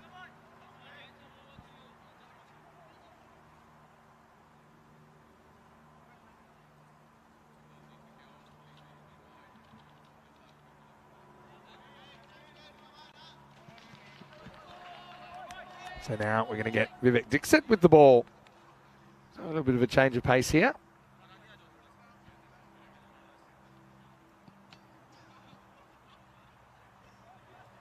Something different for Usman Khan, who faces up. Now, we didn't see Vivek bowling yesterday, so let's see what he's got. Oh, it's quite a lot of turn there. In fact, too much for the keeper, Rupesh Pingu. And they'll get through. Look at this. Really bites. It hasn't hit the edge of the pitch. It's just hit the pitch. And Usman's saying, hey, didn't that bounce on the edge of the pitch? But no, I just think it genuinely spins. Saying it.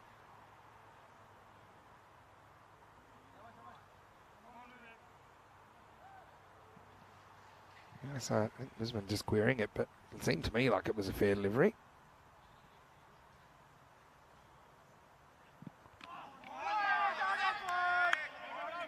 Pingu whips off the bails, but I think he's safely home.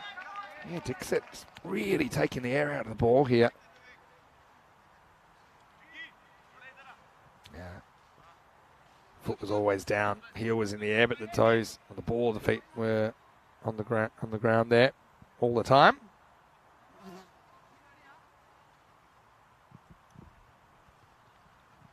Yeah, so surely you're coming at Dixit here if you're Kanasane. Times him up. Does he get enough? Touch and go. And 6. Maximo. And the thing that saves Lingiswaran Kanasane here is he hits into the gap. If there's a fielder right on the rope, I think he catches it. But when you're running around the rope, you never quite know if you're inside or not. You can actually see here that he ends up kind of a metre inside, which makes all the difference. And he's also worried about his teammate coming around in the other direction. So France catch a break there and get 6. That's 4 sixes now to Kanasane.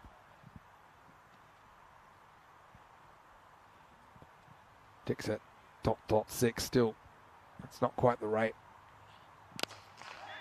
This is hit hard. In fact, it's going to go for 4. It's going to be a no ball for off the pitch this time. So this one looked like it was going on that line that it might be off the pitch. You won't be able to see it there. And it was hit pretty well. Again, we'll see it here. I mean, for me, that does look, even though his head's slightly in the way, it looks like it's hit the dark green, which means it's no ball. So that's actually a bonus. It'll be 5 plus a free hit now for Kanasane. He skies it. They'll run hard. Won't matter if it's caught or not. They'll only get 1. This one doesn't go too far from the bat, maybe 20 yards or so. So have a look at that rate required. France only needing in the 12s now after this very, very good start.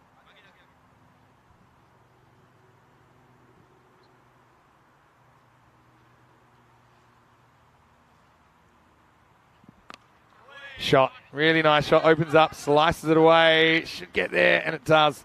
So Usman Khan is so strong in that region because he has this little shuffle away. It's not because he's scared, it's just because he likes to back himself to open up the offside. It can be a risky strategy, and sometimes it doesn't work for him, but you can see he's got strong hands and he's manoeuvred that up and away from the infielders. 4 runs, so now they've got it down to 2, a ball required. Last ball, the 5th coming up. It's a really good shot. It's a bit of a risky shot because he was plumb in front of him, misses it, but he does not miss.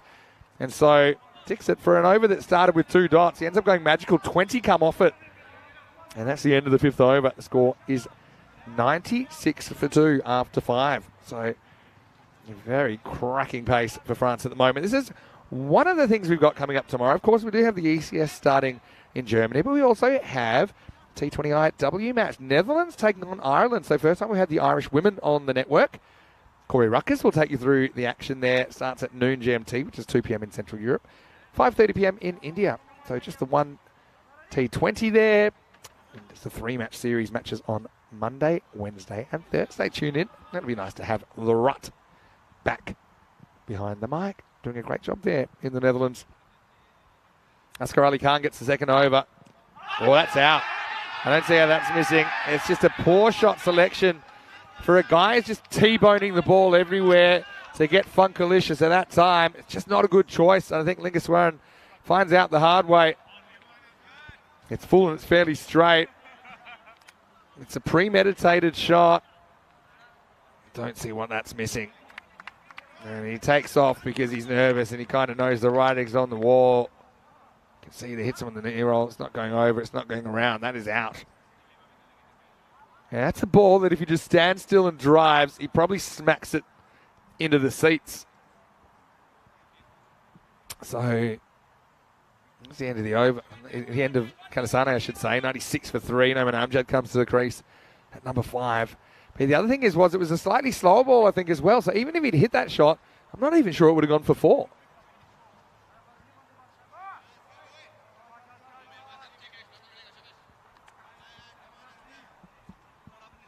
Amjad's a good player. Just seems a bit of a waste. I mean, if Kanasane gets out driving down the ground or gets caught in the boundary, long off or long on, you can say, okay, that's fine. But yeah, it seemed a bit of a waste, didn't it? Amjad, though, doesn't seem too perturbed as he puts the first one 6 rows back. Maximo brings up the 100 for France. Looking like they're going to do this, aren't they, at the moment?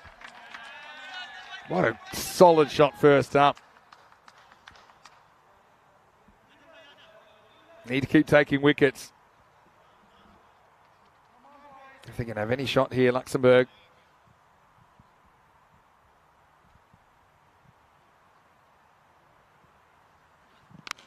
Now there's 6 more. Goes walking across and helps that over mid-wicket. Maximo. We saw Kanasane hit 3 sixes in. His first 3 balls hit. Well, Amjad, it's 2 out of 2 to get him going.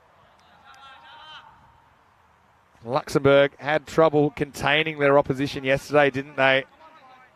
You look back at the games that they played, they conceded 162 in match 1, they conceded 153 in match 3, and they conceded 172 in match 4. As the Swiss team warming up over there, I think I spotted Kenardo Fletcher over there. Slow ball, nice to try something different here. Asghar Ali Khan. This will just be a single. Yeah, so Switzerland will be playing Luxembourg and then France. A win over Luxembourg will no doubt send the trophy in Switzerland's direction. There's Osama Mahmood, Hassan Ahmed's there as well. And, excited to see the 11 they put on the park with the pad. And so this will just be one. That's a slight win for Luxembourg, who are fighting to stay in this contest. A couple of big ins for Switzerland as well, by the way. Ankush Lal's been drafted into the squad. He smashed 134 for the Lions earlier in the week. Kenardo Fletcher in. And a bit of big team news coming up as well for Switzerland. Bring you that breaking story in just a couple of minutes. Low full toss. Should just be a single. That's handled by Kamal Sukia down there. And that will take us to the end of the over. It's 111 for 3 after 6. Mustafa Omar, who's a player we only saw on ECN for the first time yesterday, hoping to make an impression. Listed to come in next. Need to have a really good over here. They've put together some good kind of parts of overs, Luxembourg, but I mean, the Vivek over was probably a good example. Vivek Dixit started with a couple of dots, ended up going for 20. Amjad, just the man for this job, really. Played a slightly poor shot last night in the last game, which I'm sure he's had some second thoughts about since. Without first ball. Right now they're going back to their opener. It's going to be Milad Moman to bowl.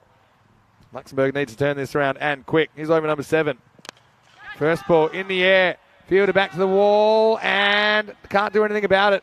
Maximo. Amjad. Love the way he's hitting straight here. Correct shot.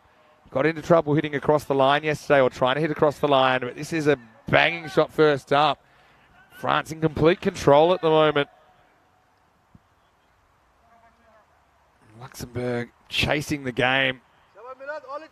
Need a miss hit. Need something to go their way. You can hear Mingu saying, yeah, only takes one ball. Oh, it's not the ball, though. It's on the pads, and it's adios, Maximo. Well, Amjad's come out. He's hit 4 sixes in his first 6 balls, and he's pretty much shutting the gate here on Luxembourg, running away with this at the moment. Again, it only takes 1 ball, but they are running out of time. Luxembourg, again, Momard, that was his problem early as well. He was getting a bit too straight. He was getting on the pads and outside. Amjad 26 off 6. He's already gone past Usman. He's been there a lot longer.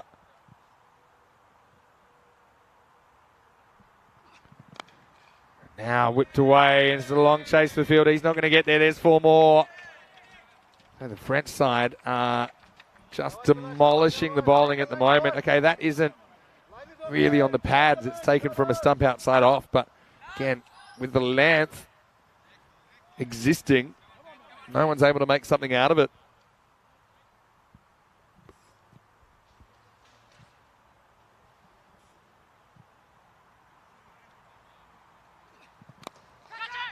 This one was straight as well, slightly mishit by Amjad, who wants to, and now they're going to get it, but the hesitation might cost him here. I've got this as in. It just took a little bit of time for the ball to get there. You see on the bounce throw, we'll have a look. Oh, he's gone. Well, there you go. So their hesitation cost him in the air. And yeah, he hasn't made it. So Amjad probably feels like he's in. I felt like he was in. But yeah, look at this. It's a little bit, is he coming, is he not? And that hesitation cost him in the end. So Amjad can't believe it.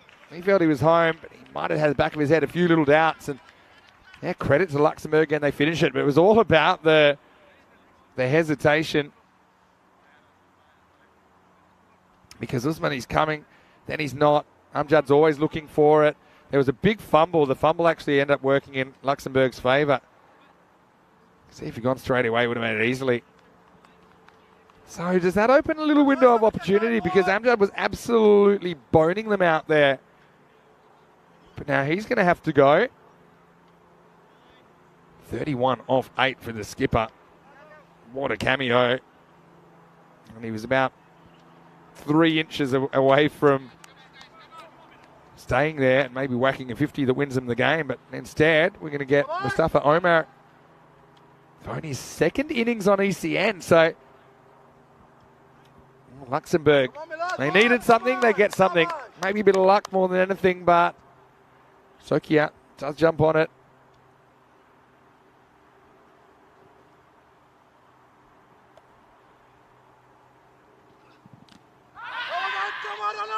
This is going down the leg side.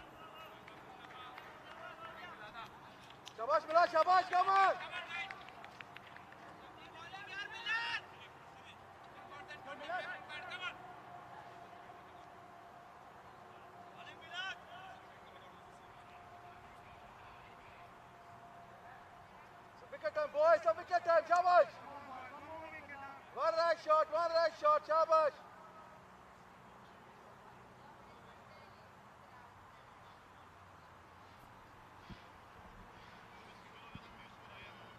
So Momad getting a little bit of the treatment, but I suppose he's in the hot seat. He's still got 2 to come.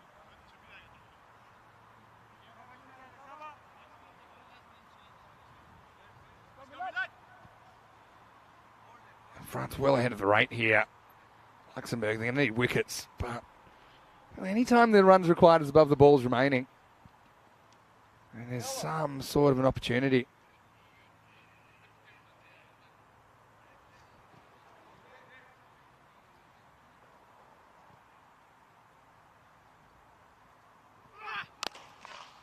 Just one. Luxembourg will settle for that at the moment. Try and keep that gap.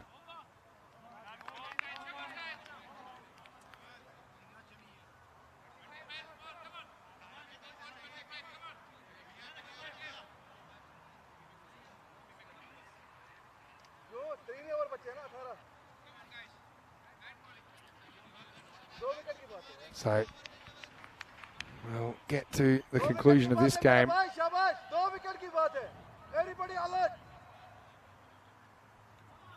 So, for some reason I spotted Akhilesh Kumar's name on there, but I know that he's not in the 11. It certainly is Bingu keeping for Luxembourg. I think that Akhilesh Kumar is still nursing a damaged finger. Hopefully it's not too serious. So we've got 1:30 on the board after 7.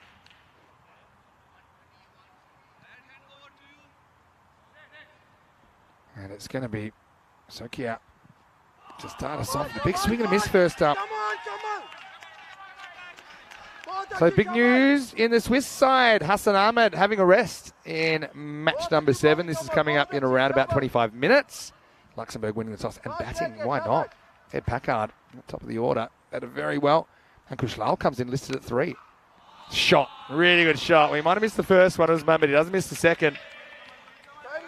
A lot of footwork here, but it's all about the timing. And this is really well hit. Hits down.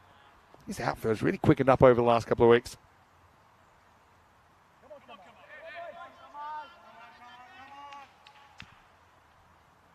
That just relieves the pressure, if there is any pressure at the moment. 20 off 16 required. That's what bowled. Yeah, I mean, that's what you got to do. Turn that into something more.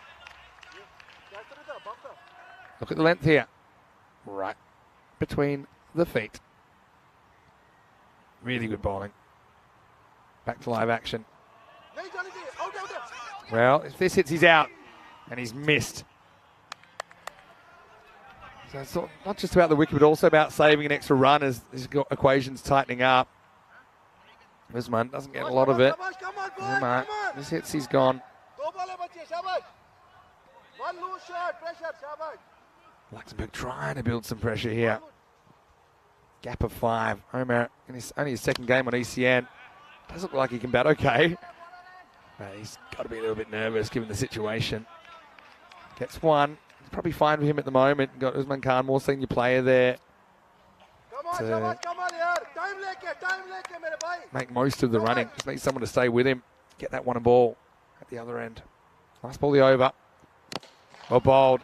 Chops it back over the bowler though, which is handy for France because it means that Usman will retain the strike as we head into the 9th over. There's 12 balls remaining. France 137 for 4. The equation 17 off 12. So the longer that they can draw this out, Luxembourg just feel that they have a chance. Now Ed Packard's going to bowl over number 9. And there really is so little margin for error. It's not going to be easy for Packard to come out and hit his spot straight away. He'll only get the 1 over in this innings. A lot of support for both sides in the chat at the moment. Good contest, this one. In a series that hasn't really had a real close match yet. Is this the one? Packard to bowl the 9th. And he bowls him. What a fantastic delivery from Ed Packard. What a game he's having. It's full, it's straight. Usman tries to work it square of the wicket. It crashed into the off stump. And this game takes another turn. 137 for 6. And we'll have a new batter at the crease. Ibrahim Jamakel walking out. Usman, again, as he likes to do, gives himself a bit of room. Look at the footwork there. And just slides on, crashes into the outside of the off stump. So Luxembourg come to life. That run out of Noman Amjad has just set off a little bit of a chain reaction that now puts this chase in jeopardy. 17 off 11 required. And Ibrahim Jamakel, who was part of a very important partnership yesterday with his captain Noman Amjad, coming out to bat at number 7. So he's very, very capable, but he's under the pump. Here's Packard. Well bowled as well. Long chase. Oh, it's going to go for 4. That's incredible timing from Jamakel first up. And Packard only just gets this a little bit leg side. Just a little bit compared to that first ball. And I thought it was 1, maybe 2. In the end, it's 4. And that's such a pressure relief for Jamakel, who feels that things might be just rolling his way. Nice little flick. And again, you see this tiny, tiny margin for error for the bowler.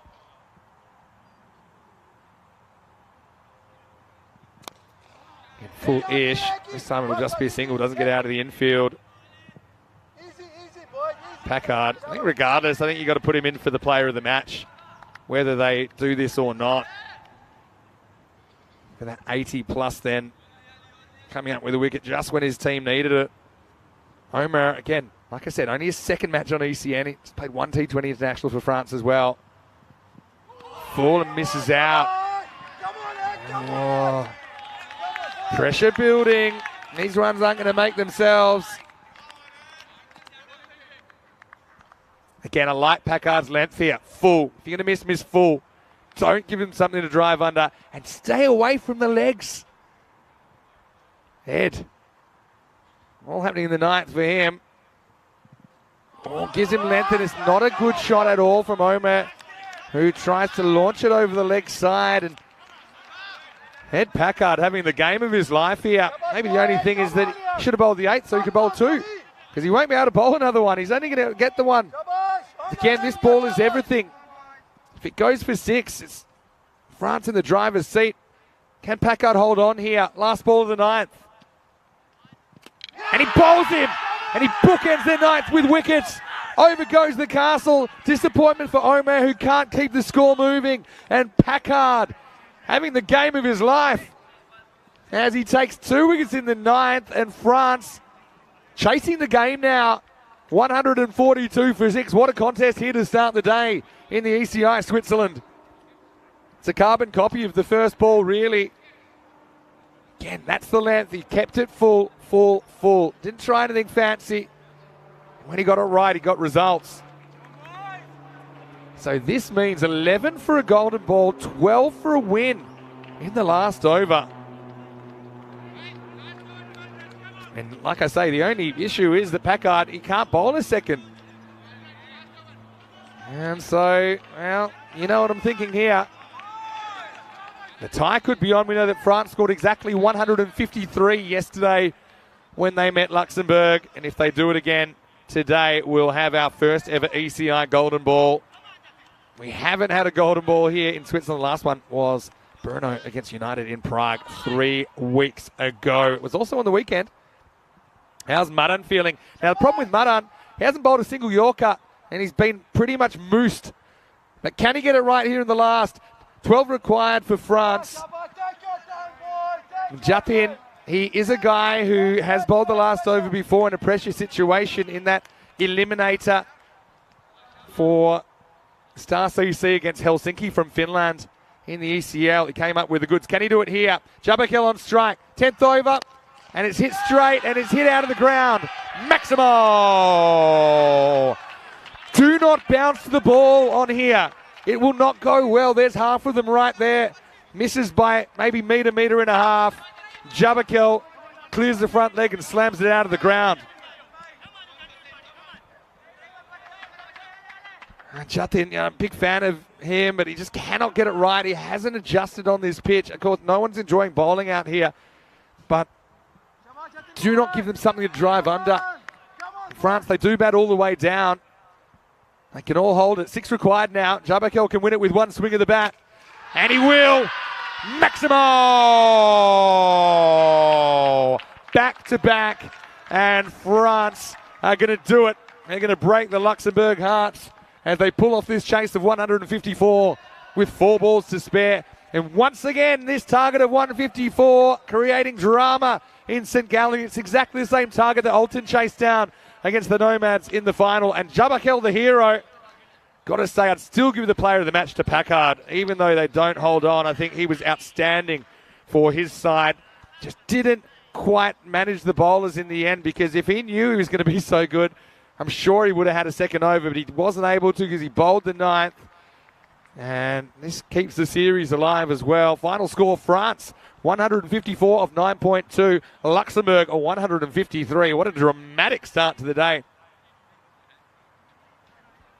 Just a reminder, we'll be back in 15 minutes with the next game. Luxembourg, they're going to have to pick themselves up, dust themselves off. They've got Switzerland coming at them. Luxembourg batting first in that game after winning the toss. And Packard, can he continue his good form? I think his fantasy points will have taken a bit of a boost as well from when that was created.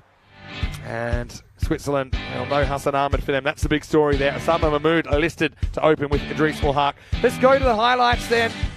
And France, they came out, they were ahead of the race. And that good start in the end. It proved quite crucial, didn't it? And that was a bit of a scary one. Almost got the ball back as well, didn't he? Sokia. He's still having trouble with this narrow pitch surface. That was an icy taken catch by Jatin Madan. Zain Ahmed, though, living a bit dangerously. Put that one up. Asghar Ali wasn't able to hold on. The runs were flowing. Zain Ahmed, yeah, I really like him at the top of the order. He just mishit this one, though, and he was well caught by Dixon, who gave it a little bit of the shake, rattle, and roll. This one just rolled out of the hands of Puri. He didn't see he could hit a bowl in this innings. And then Kanasane blew himself up. There's no real reason to play this shot. He was smacking the ball around the place. It's just a spur of the moment decision. And you can see that Asghar Ali Khan, he was thrilled about it. Now this is where things started to go wrong for France. There was a fumble, there was a hesitation. Amjad was out by the skin of his teeth. Really tight call, but he was just out.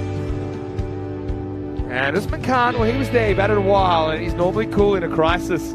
But then Bakard came on and rattled his stumps, and suddenly the game came alive in the ninth. And he bookended it with another wicket. Omar not able to make the contribution that he would have liked. So it went into the 10th, and Madan, yeah, just can't find the Yorker as the first two balls of the 10th fly out of the ground, and it was game, set, match France. They get there in the end, and three little hijinks there in their highly organised dugout. Well, Luxembourg, well, they're just looking in the mirror saying, how did that get away? After they'd played themselves into a potentially winning position. Looking at the scorecard, bit of a community effort, wasn't it, from the top five? Noman Amjad, top scores in only 8 balls, 31 for him, but he ran himself out. Slight miscommunication, hesitation that cost him his wicket. Kanasane was brilliant as well, 30 off 9, but the 9th ball played a poor shot, and he was gone. Zain Ahmed with a decent start. Galami chipping in. Usman Khan was important, but how about Jabakel? Under pressure, he goes bang, bang, and he finishes the game, much like that Alton final the other night when Shahid Waridu came out and did something very, very similar in the 10th. Bowling figures, well, Packard has to be the best of the bowlers, despite only bowling 1 over, 2 for 5, put them right back in the contest. 2 wickets also for Asghar Ali Khan, who I think did a very good job soaking up with the 1 wicket.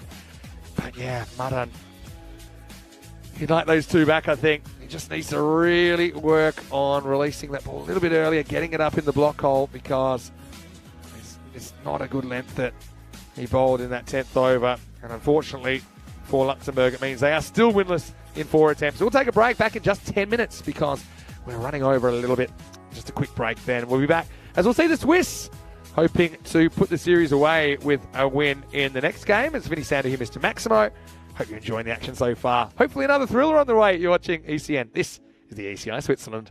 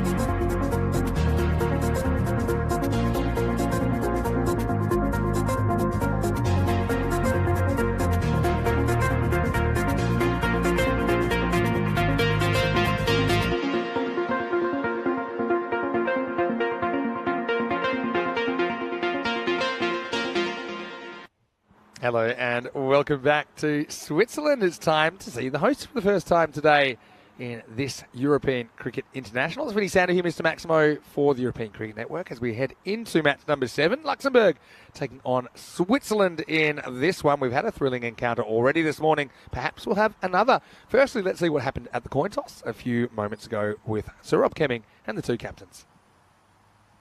Your call. Tails is called. It is heads. Okay. Yeah. Put it back. Put it back. So, the news from the toss is that Luxembourg, they've won the toss and they've elected to bat first. Rob Kemming insisting that, that they make that very clear. I think we could tell that that's what Luxembourg would want to do. Well, Ed Packard listed there as a bowler, but I'm telling you, he was outstanding this morning in the first game of the day. Player of the match in the losing cause for Ed, who took 2 wickets late in the piece for just 5 runs in the 9th over in the second innings. But before that, 83 off 33. Let's look at the Swiss team, though. And Osama Mahmood at the top of the order. No Hassan Ahmed in the lineup for them. Ankush Lal comes in. You've got Lasanga Gayan as well listed to keep and bat at 5. Ali Naya leading the side. Also, Kanado Fletcher comes in for them. So slightly different looking side for Switzerland in this match. Hassan Ahmed obviously not dropped on form because he's having an outstanding time in this series. But I just think with the workload he's had, they feel the time's right to maybe give it an opportunity to someone else. So in fact, we can see Ankush Lal, I think, is pretty exciting. Also, Ashwin Vinod in the side, and I thought maybe we'd see him released to play for Kosane today, but he is here representing the national side.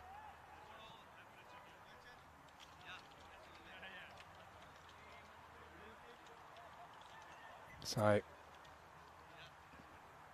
looks like Ashwin Vinod will open the bowling, which is what we normally see. I had a question in the chat that I put out. Then can the Swiss seal the trophy here, or can Luxembourg surprise? Obviously, these two teams, they have met already twice, and both times it was fairly one-sided. In match 1, Switzerland won 162 to 105. In match 4, Switzerland won 172 to 124.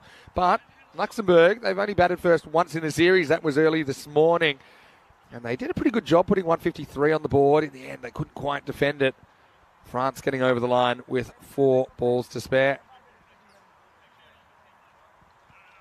And so that would be a little bit of a kick in the teeth for Luxembourg, but maybe not a bad thing. They get straight back out there, and I'm really looking forward to seeing these two go about it. They're the only 2 half-centurions for Luxembourg in the series. They'll be opening up. It's Vivek Dixit and the captain, Ed Packard. Sada in the chat, he said that he's in for a surprise.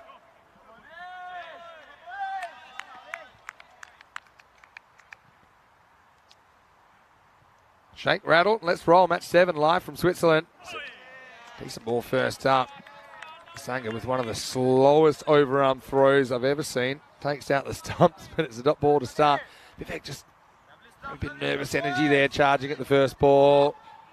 He batted better when he just stood still. Surprised that knocked the bails off. Hello to a few of the French people watching as well. I'm getting messages from Nabi right now. Hello, Nabi. I can see that he's also got the shoe phone man with him. Wahid Abdul. And this is up. It's in the air. And that's going to be 4. The first boundary. Not a good ball this time from Ashwin Vinod. A genuine full toss and helped over the offside for 4. Yeah, hello to Nabi. Hello to Mohamed Nisa. And hello to Wahid Abdul, who I know are all watching from France.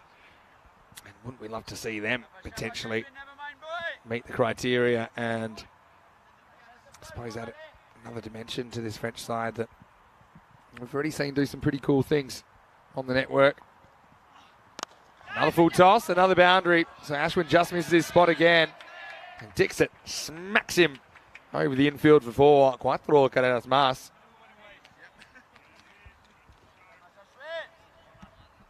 And Ashwin has been in the wickets of late. He's a pretty good bowler, I think. We saw him opening the bowling in the Valletta Cup for most of it for Switzerland as well. Beautiful conditions right now, 23 degrees and plenty of sunshine Hasn't always been that way over the last 2 weeks. Let's go back to the French guys that are watching. Of course, Drew, the club champions of Europe, and they'll defend their title next year. That means we'll get 2 clubs from France to be part of the ECL 24. So that's coming up. Still a few months away. Around about 6 months away, but it'll come quicker than you think.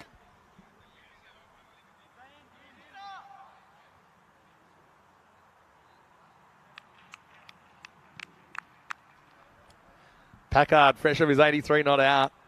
Faces up for the first time. And he's going to hit the first one down the ground. Fielder comes around, can't get there. In fact, it goes all the way. Maximo. Well, Packard, he's given himself the personal lobotomy. He's just gone clear-minded today.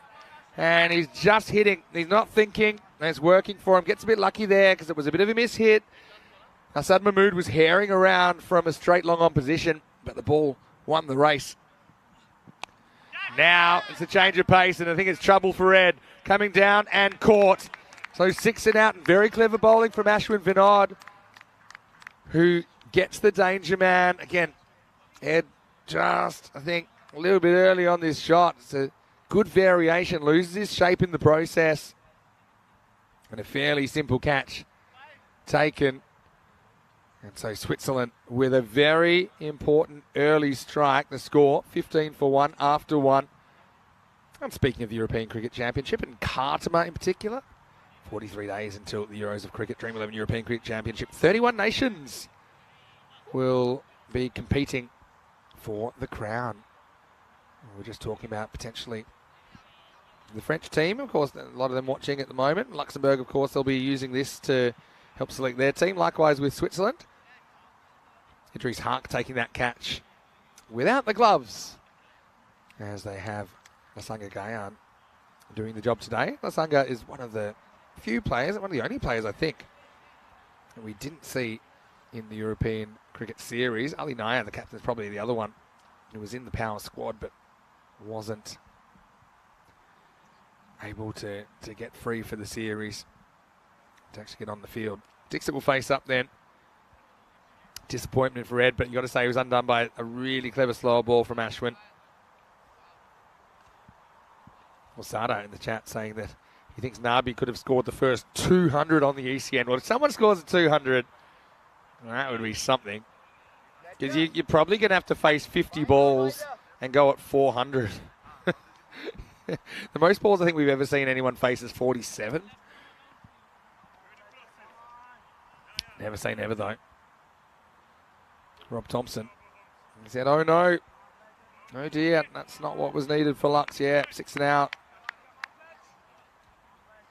Asghar Ali Khan comes to the crease at 3.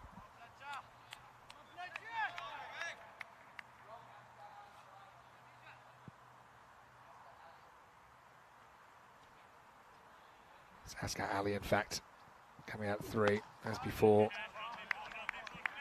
As Canado Fletcher comes out. And the first chance to see Canado in a red shirt for Switzerland, though we did see him a couple of times in a red shirt for Power CC.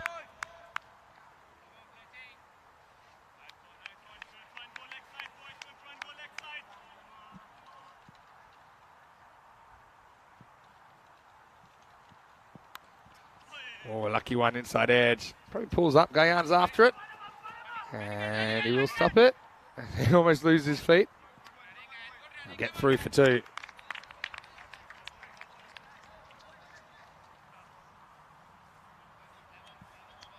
Yeah, Canado. Certainly a character. Don't think we've seen him really having a decent bat in this series. I like to see him put a few bombs on the roof.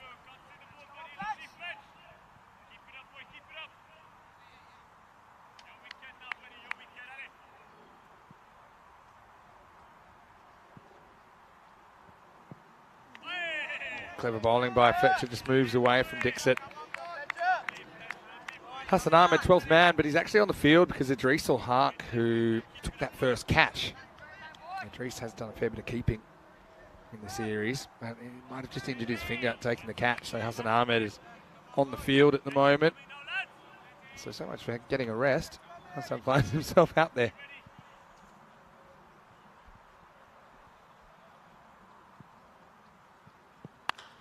Short and almost caught. Not quite out of the middle from Dixit. He hasn't quite found his touch yet today. He's got a nice half century in the losing cause yesterday. The equation is pretty simple. If Switzerland win this game, then we know that they'll win the trophy. Having won both their matches against France so far. That's a really good shot. It's hooked away for 6. Maximo! Askar Ali, if you don't mind. It's in at the body, and I thought it might have cramped him for room, but Askar was so quick to get the hand through it. And here's half a dozen. What a way to get off the mark. Hello to Santosh. Nice to see you.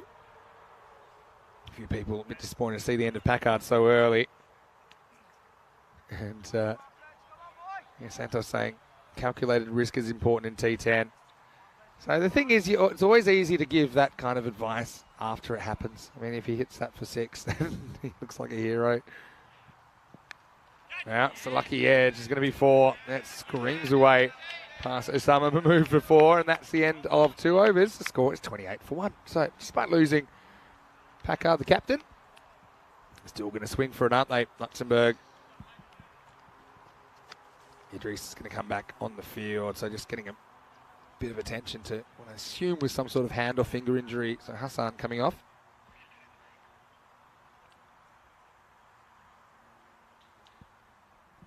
Ashram Vinod's going to come back for the second over. Yeah, here's the equation, because France, their best case scenario is they win their last 2 games. They finish on 8 points. And so if Switzerland go to 10 here, then we have our winner, even with a couple of games to go.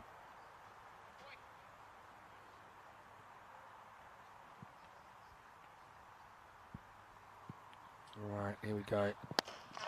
It's the start of a new over, and it's a beautiful looking shot. And Dixit gets 4. I was going to say that Shoob's fielding had improved a bit. I know he had the day off yesterday. I don't know if we got this on the camera.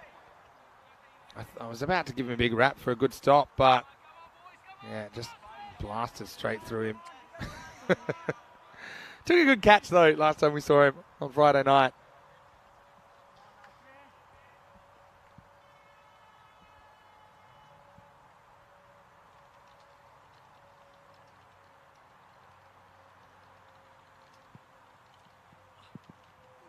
Oh, good change of pace from Vinod.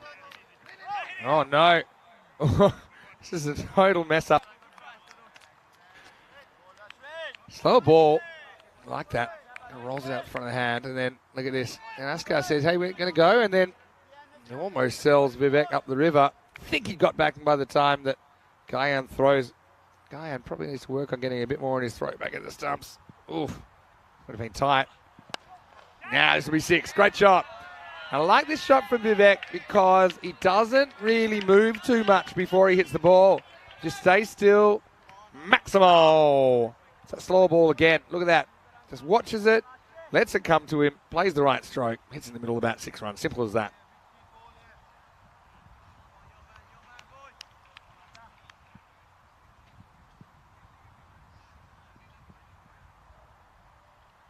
This little distraction. Dixit pulls out. I think maybe just wasn't ready. He said, actually, hold on. Probably on the batter to be ready, but can always get away with one of those. The bowler shouldn't get too grumpy. Low full toss, square drive, Maximo. What a great shot that is from Dixit. It's the attempted Yorker slightly over pitched, and he smacked it. This will be a great view of it here. Look at this. Just misses the Yorker full. Again, keep it uncomplicated. That's what I would say.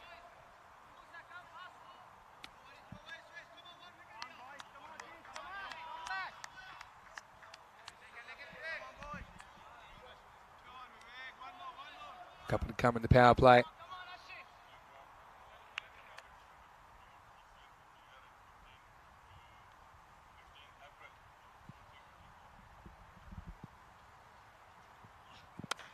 And again, oh, why not? Puts this one over the fence.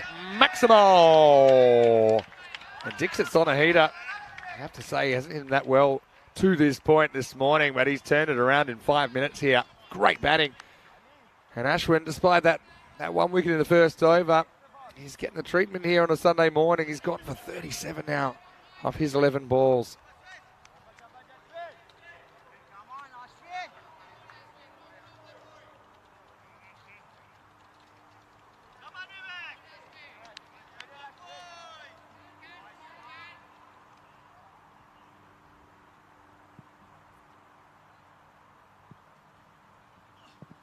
Edged and away from Gayan, who was just wrong-footed. It's good effort. This is all about the weight being on the wrong foot. We'll see it here on the replay. See how he's hopping to his left and then, yeah, it's kind of past him. Let's just try and diagnose here. So he's moving left and then just can't change direction, and it's kind of past him before he can get there. So one of the things I always used to try and do, and I don't know if that was catchable or not, is just try not to be moving to my left. So maybe start a bit further left so you can actually get a decent jump out of an outside edge. In the end, Ashwin's going to end up in the naughty 40s. He takes one for 41 and a magical third, 26, as Luxembourg bring up their 50 in the third over, 54 for one.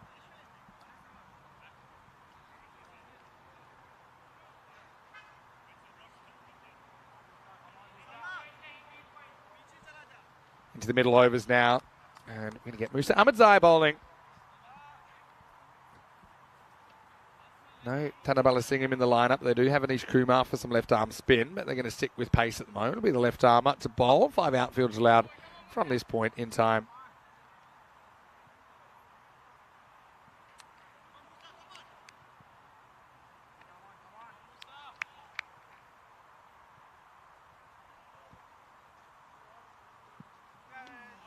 Gets it outside off stump first up. Big swing and miss from Asghar Ali. Well, if you gave Asghar Ali a kitchen sink, he'd throw it at you. I mean, pretty much every time he's trying to whack a 6. Don't mind that.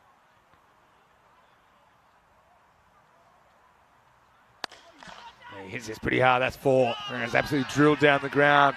Slight error in length from Ahmadzai. Turns into a full toss. And this went in record speed. Musa, he bowls that ball. He actually knows how to hit a pretty hard cricket ball as well.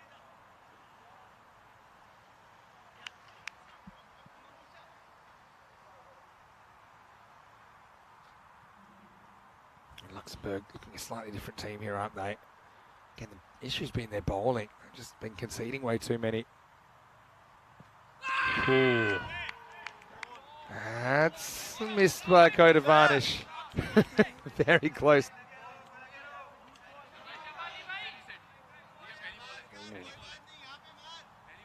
Pictures tell the story there. That's very close to knocking the off stump out. Good length. Well, it gets back under Ahmadzai. It'll be single. I think Gayan, because he hasn't played in the ECS, he's behind the stumps for Switzerland in this game. I'm loving his enthusiasm. He's certainly pumped.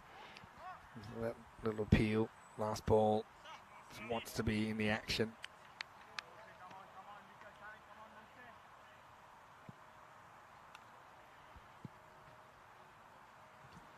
Well, full toss, but he misses out. Dix has played this shot really well. They have put a fielder back at deep point now. This is the one he's hit so well so far. It's just below the waist, so it'll be okay, but yeah, probably should have whacked it. Can't have them all, I guess.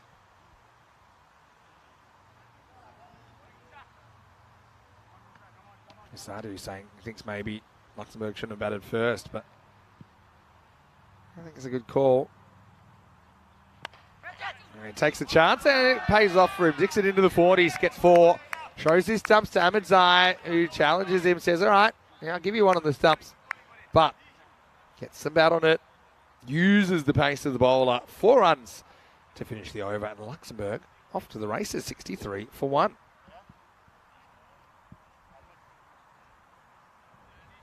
Yeah, so suppose Luxembourg trying to put a complete game together. Certainly look decent this morning, putting 153 on, but they're not able to defend it. Look at the run rate. Up and over the 15 and over mark. The 153 wasn't safe, I think. Luxembourg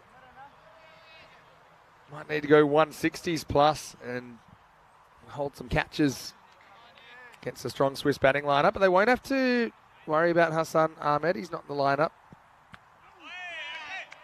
Anish comes on with his left arm spin. So, a bit of a change of pace here. Ooh, that's really close. Gaia wasn't super enthused about this. Ooh, have a look at that. This will be one, and they're happy with one. It's weird, there's no real appeal on this one. Let's have a look. He's not down yet. He's not down yet. Probably just down there.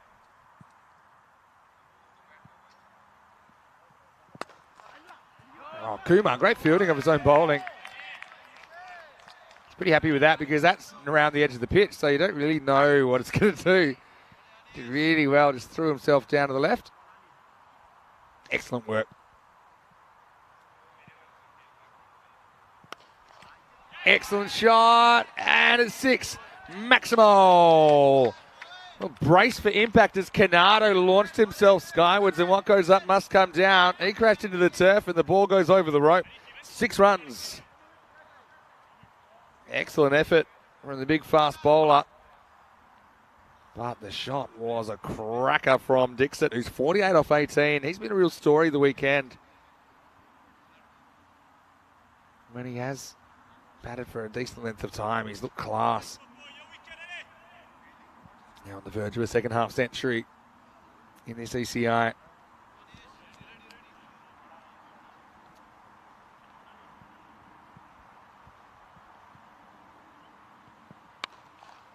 Can't quite get this one, but he will move to 49 with a single. It should be interesting. Ascarali's going to face up to the spinner, and I think he's thinking about one thing. How far can I hit this ball? Last ball of the 5th. Well, pretty far. Not for 6, but it goes for 4. Finds the gap. That's all about the timing. As Anish bowls an okay over, goes for 12. Which I suppose is less than average. But yeah, Askar, he was always attacking that delivery. As we get to the end of the 5th over, and Luxembourg batting first after winning the toss, 75 for 1, of course. Switzerland and Luxembourg will be playing in the ECC, which is the Euros of cricket. They're both playing in week 3, but they won't meet each other in the group stage because Switzerland are in Group E, Monday, Tuesday, Wednesday, 9th through 11th of October. And then the very next day, Luxembourg will be playing 12th, 13th, 14th, Thursday, Friday, Saturday. You can see the teams that they're meeting there. Of course, France, they will actually be playing in the very first match of the ECC in Group A on the 25th of September. They're drawn against Spain, based on a little sneak peek that I saw of the fixtures. Musa Ahmedzai comes on, it's catchable, and it's gone.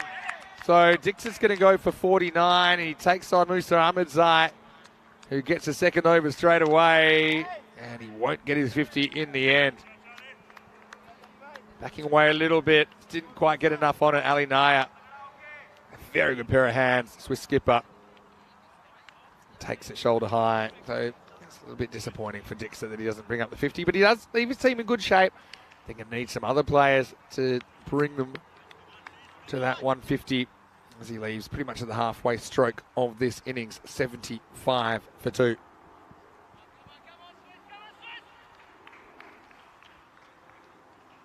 Musa Ahmedzai.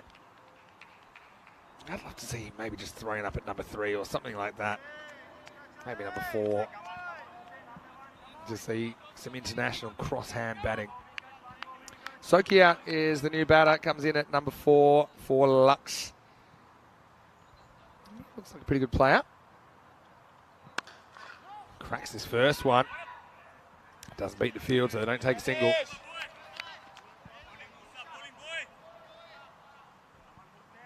good start, but it's only a start. In fact, already a couple of balls, that run rate's dropped almost a full point.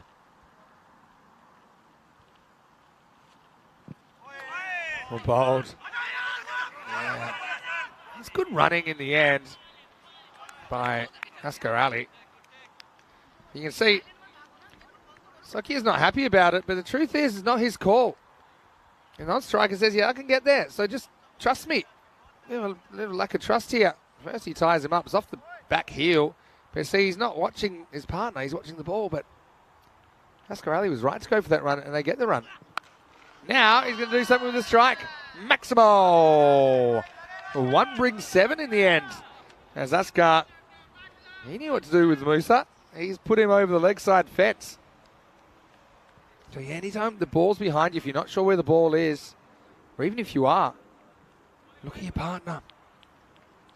Let them make the decision. If you then get run out, running at flat stick, and you run out the bowler's end, well, then you can blame them. You can have something to say, but you've got to have that trust. And often at the international level, you will be batting with people that might not be from your club. So you're not that used to batting with each other. So it's hard to establish that trust and hard to have that understanding. And in a game where the running's so important in the 10 over, 20 over game, it's super important. Look at Gayan saying, hey, look, give it to me out there, outside off.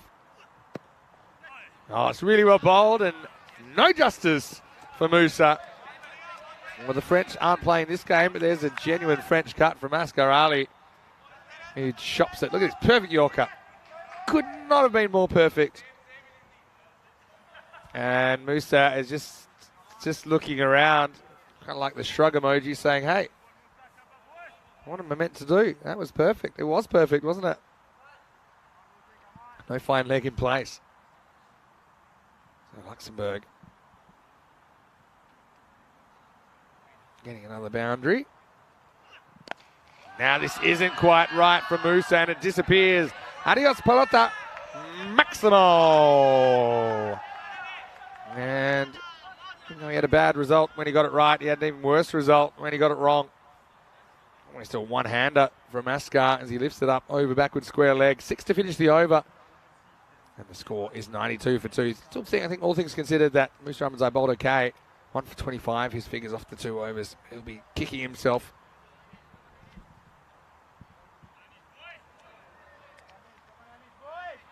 Sakia will face up now. So they're back up to 15 and over pace. The run rate started at 15 in that over, dipped to 14, and now it's back up with those last 2 shots, up above 15 again.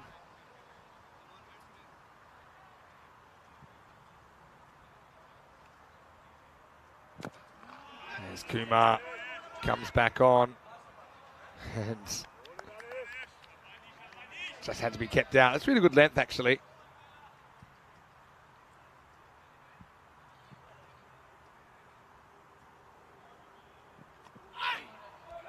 This is a little inside edge. I think we'll just get 1.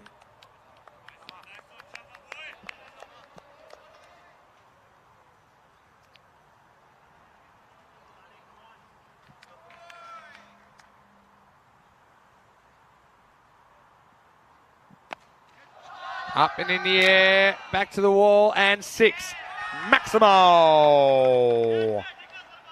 And now the 2 best of friends out there saying, yeah, I'm loving what you're doing at the other end.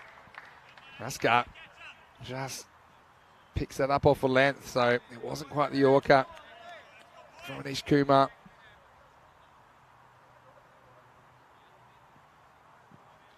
Oh, this one climbs over the top of the stumps. Anish can't believe that's bounced over.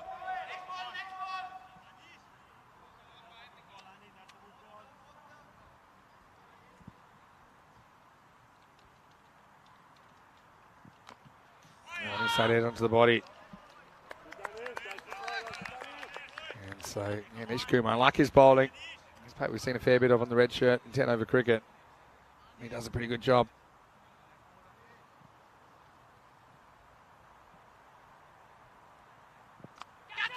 Now this should be gone, and Kumar gets his revenge in the end.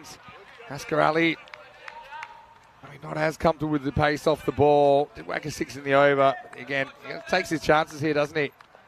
Takes his chances and says, all right, I'm going to give it a go. But it's a fairly simple catch for Osama Mahmood, even with his injured finger there in the short third position. It will be the end of the over. 7 overs down. It is 99 for 3. Coming up tomorrow, we have Rico and Charlie that are going to take you through the Dresden leg of the European Cricket Series. So we're in Germany for the first time in the east of the country. LB Tigers against BCA. First up, Berlin Cricket Academy. Of course, we know them pretty well. USC Magdeburg. Well, they had a golden ball thrill last year.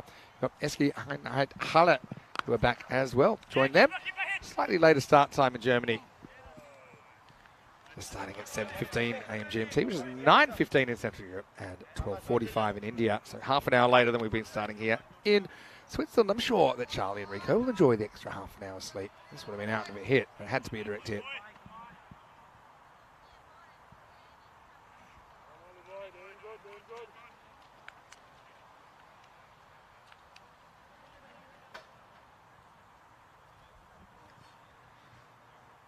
Jatin Madan, the new batter. 100's up now for Luxembourg. Just missing leg stump. Well bowled nonetheless from Ali Naya. I think he knew it was going down leg. It's a good result at this stage. Madan just hasn't been able to get going with the bat or the ball in this series. It's so tough. It's a tough game when it's just not happening for you.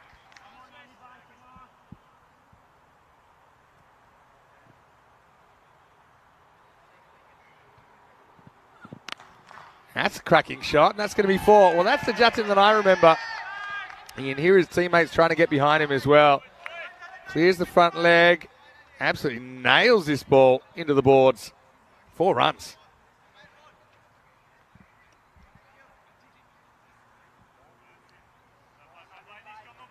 Naya just kind of rocks in balls on a length and pays the price.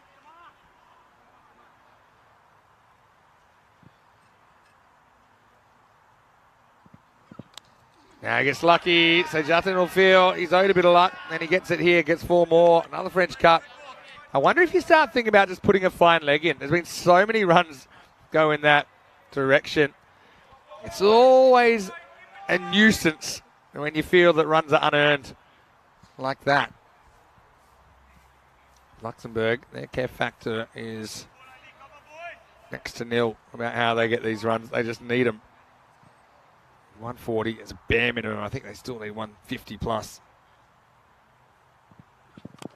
Again, premeditating clearing that front leg.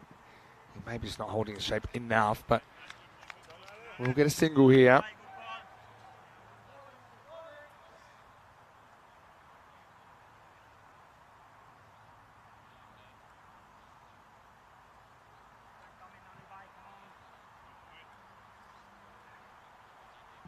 Excellent contest. Bowls him. That's really well bowled by Ali Naya. He gets it full, gets it straight, and just copy and paste this. Anyone that's having to bowl on this, I know it's not easy, but that is what you need to be doing. Full straight. We saw it late in the last game with Ed Packard. That's your go-to. And cleans up the stumps. Excellent work.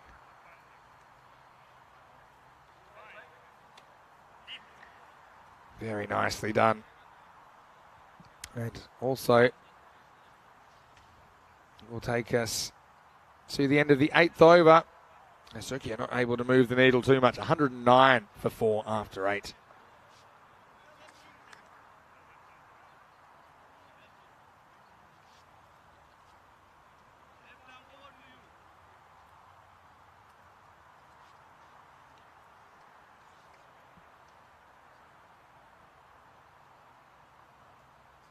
Time for the 9th. Fernand Canado is going to come back. Once again, very good morning to all of our viewers, no matter where you're watching from around the world. Great to have your company, as always.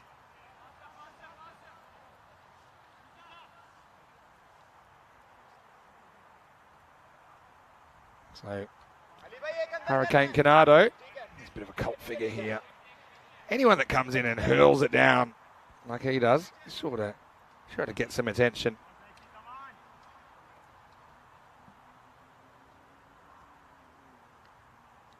Let's go. 9th over. Martin faces up. I think this is wide. Almost stays inside. Canado. I don't know if I can say this on air, but Canado's actually what I'd call a BFG. He's a big friendly giant. He's a big guy. He's a very intelligent guy, very well spoken. Sometimes I find it hard to believe he's a fast bowler. But he's certainly one of the players I enjoy watching. Madden takes him over the leg side, and this will run away for 4. Nobody back there. So it works out pretty well for Luxembourg. You get another boundary here. Trying to keep it moving.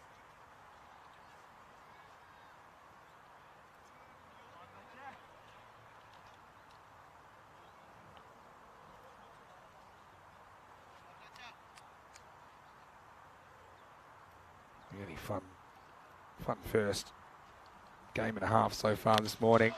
This is going to be more runs. In fact, I think that's got all the way. I'm calling that 6 Maximo. Very nicely done.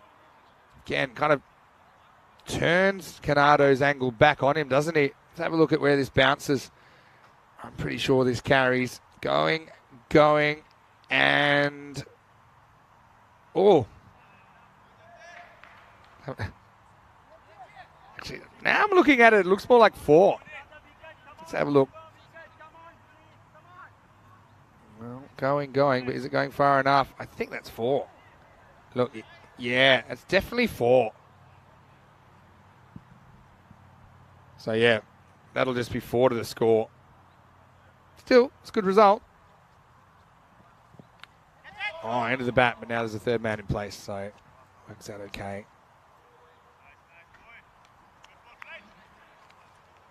Luxembourg having a fight to a score here. Not being given anything for free by Switzerland.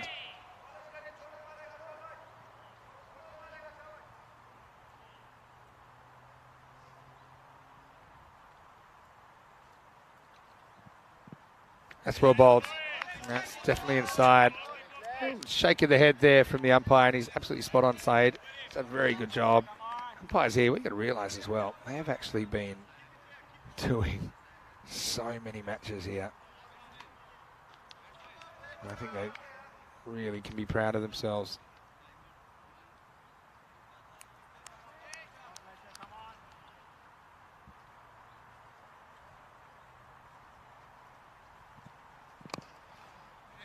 Big heave, leg side. If he hits, it's gone, but he airmails it. So, no issue there as far as the run-out's concerned.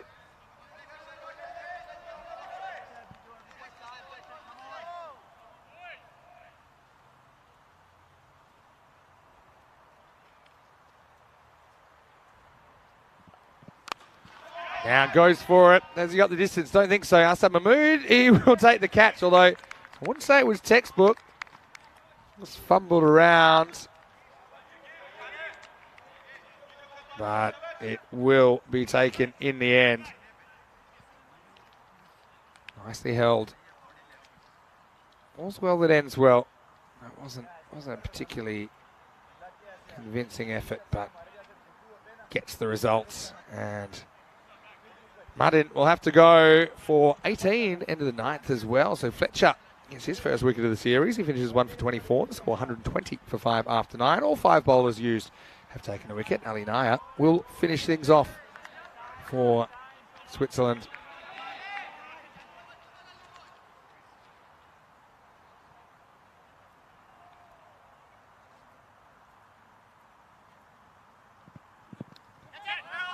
All right, time to shake, rattle and roll. 10th over, and this one's going to roll all the way to the boundary.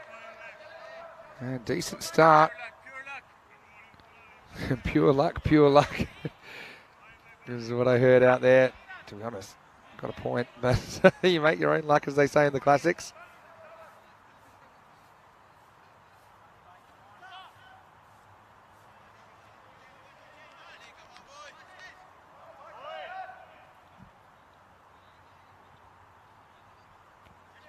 Ali Naya, good player, isn't he? Leads the team well.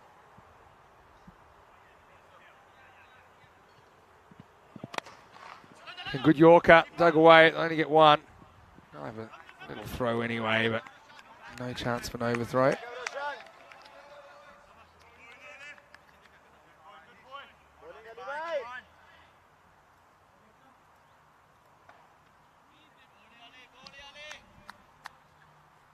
Pat will get a bat then, with 4 to come. This is G goes to Pat.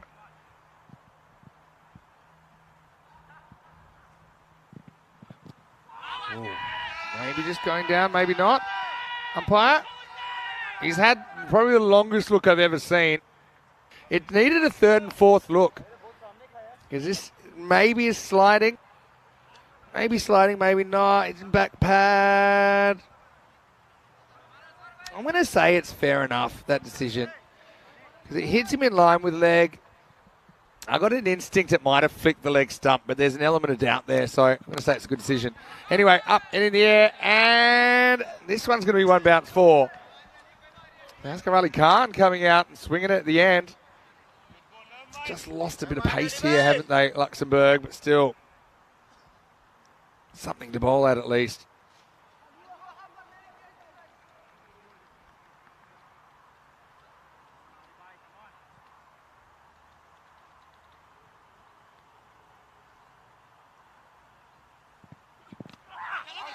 Certainly is missing, but they'll scramble through for 1. So they're up in the 130s now. If you want to go on the ECS figures, 13.2 was the average run rate for that entire series. And it looks like it'll be a chase. It's more or less 132. Well, it is at the moment. I suppose plus whatever they get off this ball here.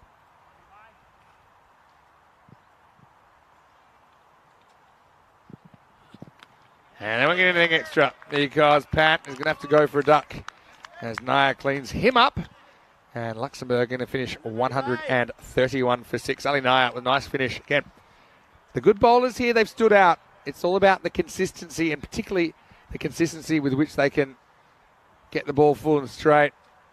One wasn't quite the Yorker, but Chigesu Pat, he swung all around it. And so Luxembourg, well, they've got something to bowl at, but they're going to have to bowl and field very, very well if they're going to defend this. Having said that, no Hassan Ahmed to deal with, so that's certainly something that will make them sleep a little bit easier, but they won't be sleeping in about 10 minutes' time when they come out to defend this total of 131.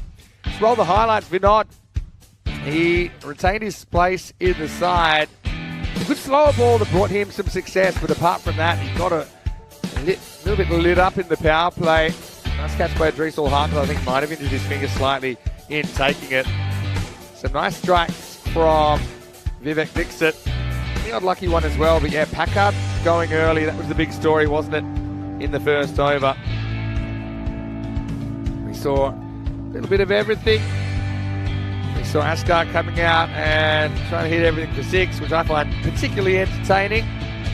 Really nice shots over the offside. I think that was a bit of a hallmark of this innings. That one, though, didn't quite clear Ali Naya on 49. Then we had a slight difference of opinion between the batters about that run. In the end, they took it. Askar took the strike back and whacked it. Anish Kumar, okay, went for a couple, sure, but he also was pretty clever the way he used his subtle changes of pace and flights and ended up undoing Askar Ali. And Naya came on towards the end, kept it full, kept it straight. Luxembourg just kind of running out of puff a little bit towards the end. They looked on for 150, then maybe 140, in the end 131. So slowing down a little bit in the end. That's on the mood, took that catch on the juggle. That was the last ball. If you want to look at the splits, it was 75 in the first half, 56 in the second half. So Luxembourg finding it tough going to keep up the rate that was set early in the piece. We end up with more or less a par score, but this isn't really a par competition. This is an international competition. Dixit top scoring 49 for Luxembourg. Played some really nice shots in there. Took a while to get going, but certainly made up for it. Packard 6 and out. That was his story here in match 7. 42 for Askar Ali, who I thought struck the ball pretty nicely, using only 16 balls. Madan with 18 late in the piece, and Askar Ali Khan with 10 not out. Pretty disciplined stuff when we've seen a lot of extras, just the one wide in the innings, no balls. So Switzerland not giving Luxembourg any extras to work with compared to what we've seen earlier in this 2 weeks. 2 for 19, Ali Nair. I thought he bowled really well, full and straight. And Anish Kumar, I think he bowled pretty well as well, 1 for 19. In fact, all the bowlers took a wicket, Musa Ahmedzai as well as Fletcher and Ashwin Vinod up front. So we'll take a break and we'll be back in around about 10 minutes and we'll see if Switzerland can tie up the trophy. They've already got one hand on it. If they can chase the 132, we know they will be champions this weekend. Vinny Sander here, Mr. Maximo for ECN. We'll see you after this with more European Cricket International.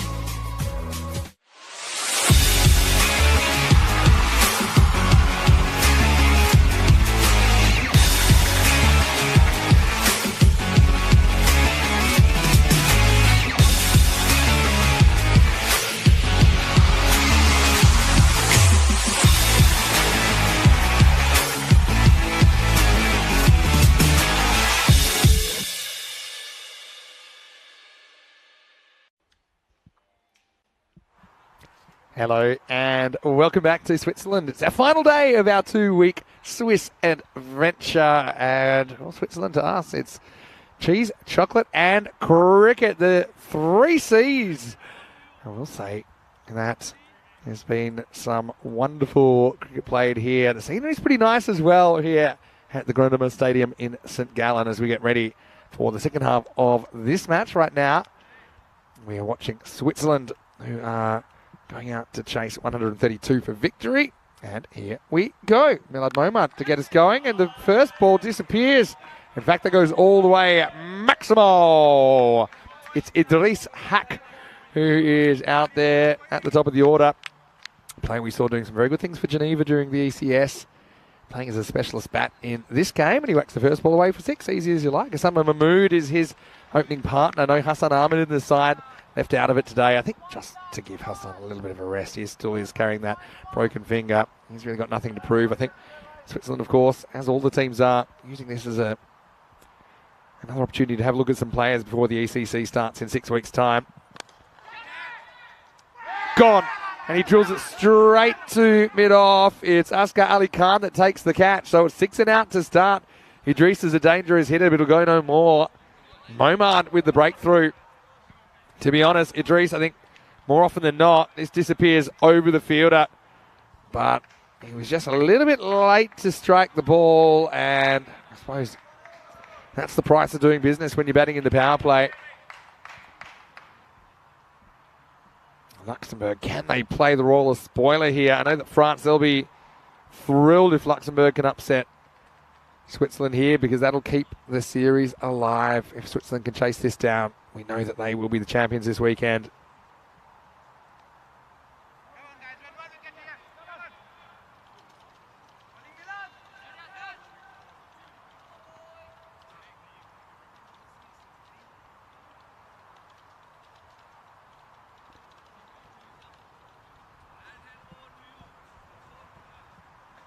So, you can't be good with quick, as they say in the classics. Momad, pretty happy about the wicket, I'm sure, of Idris.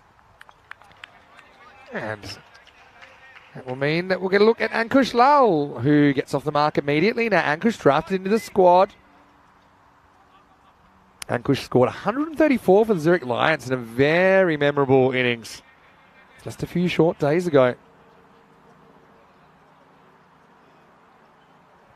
So what a nice opportunity for him in a Swiss shirt.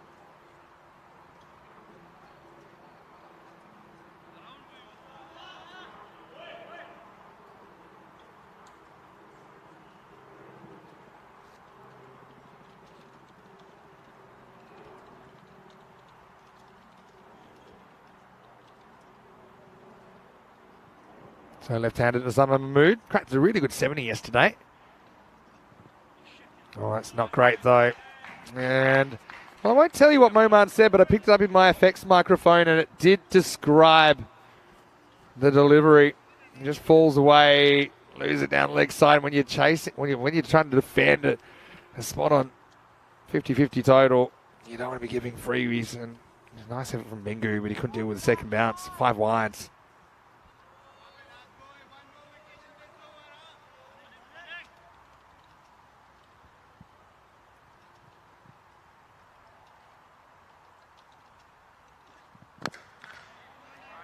Driven to mid-off, so essentially that ball goes for 6.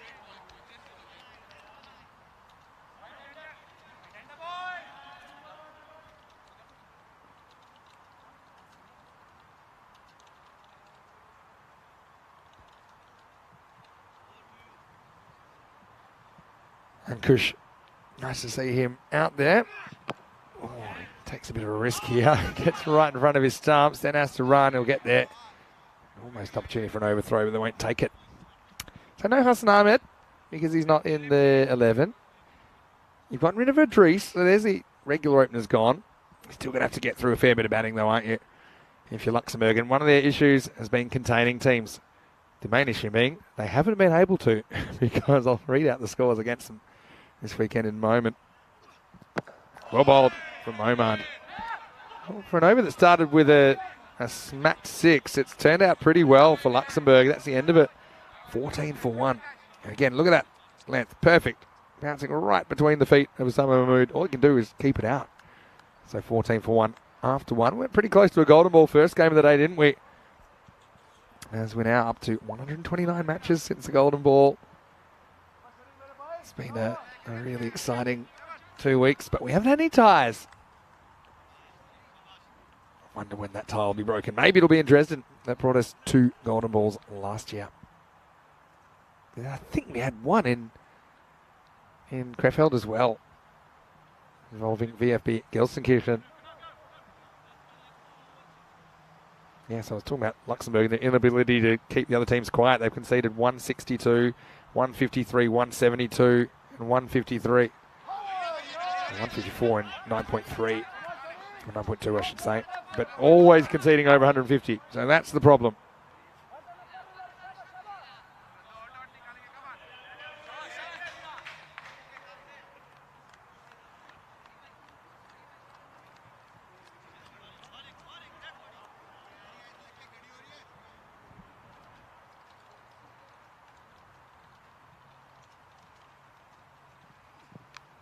Well, that's going to be 6, I think. Yeah, it is. So he just swings across it.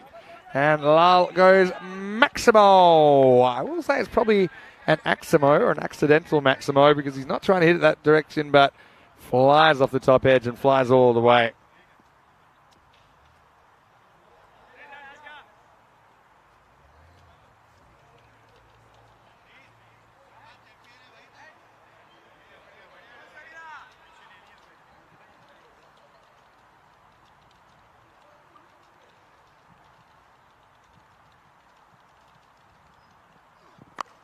Shot. Really good shot from Ankush. And he leans, gets length here.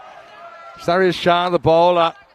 Well, the first one, I don't think it was his fault. This one kind of was. It's not quite the length to bowl on this pitch. It is completely unforgiving for bowlers. That's a junior banker as it rolls into the bottom of the hill.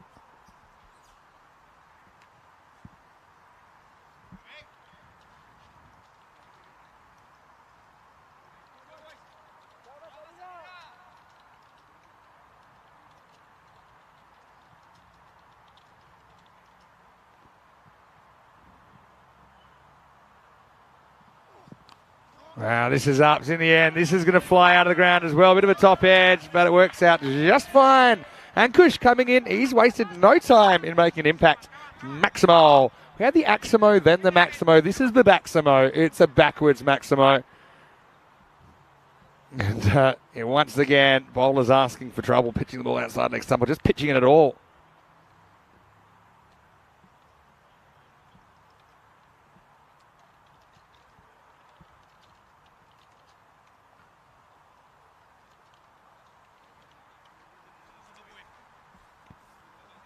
So, Syed Shah, sorry Shah I should say, needs to sort this out quickly. Is this over? Looks like it's going to go magical. 2 to come. Maybe not. Ankush basically dares to keep it a throw, but rare dot ball. Ankush, the right choice of shot here. Pitches his wagon to the leg side. Hello to Kroom, who's just leaving us for a little bit. Hopefully he will. Rob Thompson as well in New Zealand. What do you think about Switzerland in this chase? They've already got it down to 100 required. Belted. And that's going to be 4. So the over does go magical in the end. Ankush Lal starting very strongly. End of the second, it's 36 for 1.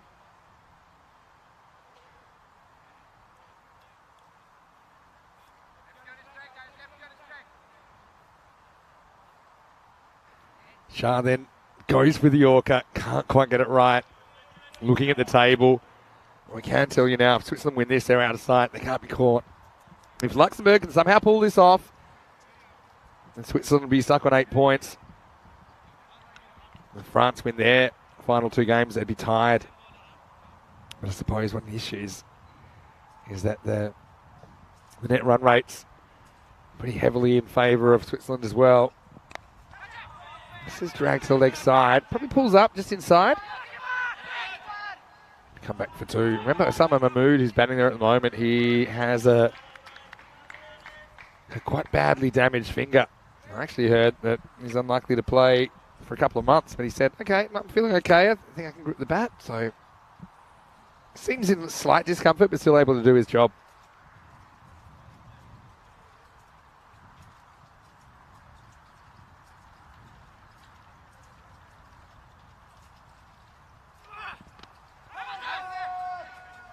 This is going to be just a leg by.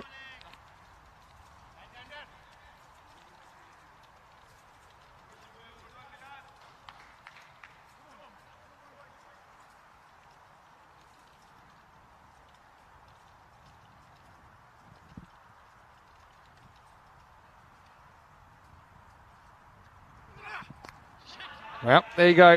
There's 4 runs. Ankush Lal. It's a knee-high full toss and turns on. That is not with a ball.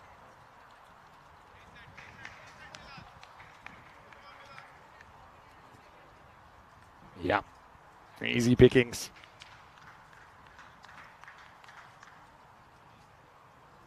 This side. Nah, check your line.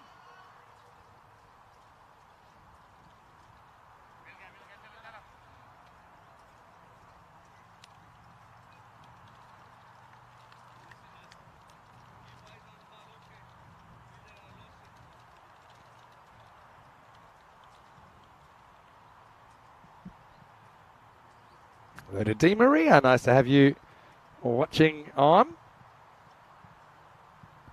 Right now, Lal is looking good and he gets fed again. Look, I know this is an outside leg stump, but it's a length which has constantly been whacked. And you look at who's had success and look at when bowlers have had success. Where have they been bowling? They've been bowling full. Can't just keep running in and bouncing the ball. I know it sounds crazy, but just cannot do that here and get away with it. You're hoping for a miss hit, and Ankush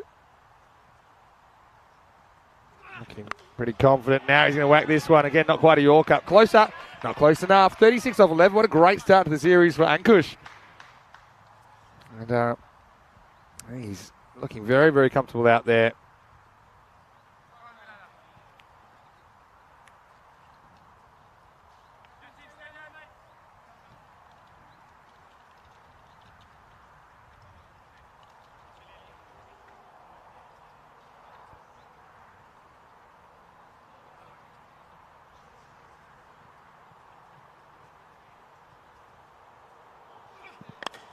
Low full toss.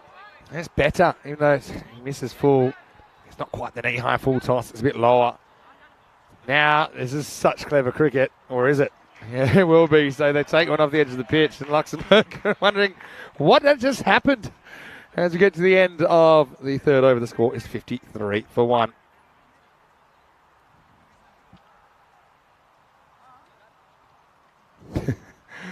Nice heads-up play there. So, just the power play the Switzerland were looking for. Pretty productive stuff, 14, 22 and 17. Can see how Luxembourg, they cracked 75 in the first half. They're on 150 pace and then kind of even up the pace a little bit to 153 pace after 6 overs, but fell away a little bit in the last 4. 132. I mean, if you want to go on the numbers over the 2 weeks we've been here, it's pretty much a par run rate, but yeah, ain't looking like it's enough at the moment.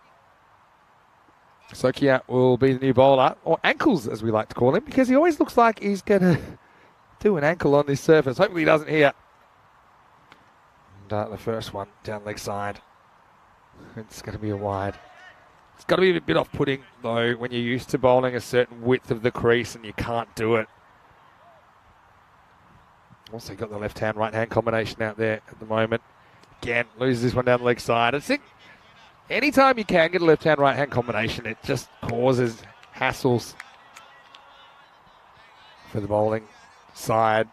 Even the fielders having to constantly move their position as well. Better ball, though. Much better ball from Sokia. Tapped away for 1.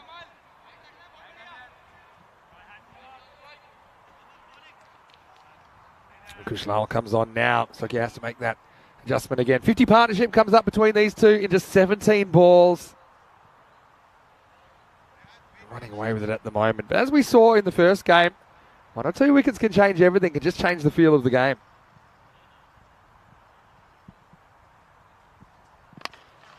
It's hit pretty well, but picks out the fielder. That's Milad Momad out there. The thing about Milad Momad, he seems to change his colour of sleeves every game. Oh, man, unto my own heart. I don't like to change colours every day. He's doing it every game. All right, here's Osama. Hasn't had too much of the strike. He's only faced 5 balls out of the first 20. And he's going to make up for it here as he launches this one. That's a banker, and that's a long, long hit. Maximo. This one might have interrupted a football match. It was hit that far. There's the Carbon Park in the background. Again, if you're going to bounce the ball on this pitch, you're going to have a bad time. Was that? Almost need to catch a taxi to get that one back. That went miles. The taxis here in St. Gallen, they ain't cheap. So maybe catching the bus might be the better alternative. Mahmood faces up again. Hits straight, hits pretty hard. Again, I like this field with the 2 straight fielders, pretty straight. Trying to take that straight hit away from the batter. I've got this rate required down in the 10s now. Just cruising at the moment, Switzerland. Deep third, pretty fine. All right, it's gone. If he hasn't hit this, he's definitely out. Oh, well, if this is leg buys, and I think, oh, well. Well, I had this missing leg, and by missing leg, I mean missing leg and missing off and hitting middle, and probably the middle of middle. I have no idea what that's missing. Anyway, Hank Kush, he's turned up on a Sunday. Oh. Wow. I mean, maybe the umpire was waiting for him to walk. That is a real bad break for Sokia. And I'm not often speechless, but that almost did it to me. End of the 4th over is 66 for 1. And right now staying ahead of the rate.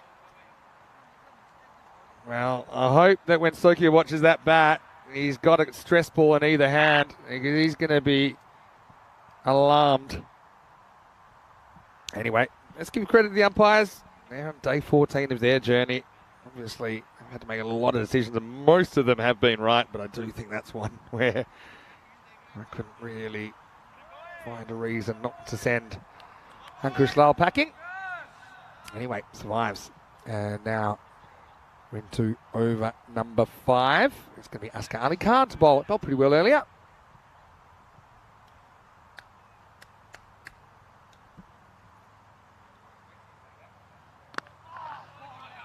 Full and straight and pretty well bowled. Askar Ali Khan has adapted better than I think most of his teammates to how to bowl on this pitch. Also got to say that Ed Packard bowled really well earlier. He bowled the 9th. He's got to get 2 overs, or at least have the opportunity to bowl 2 overs.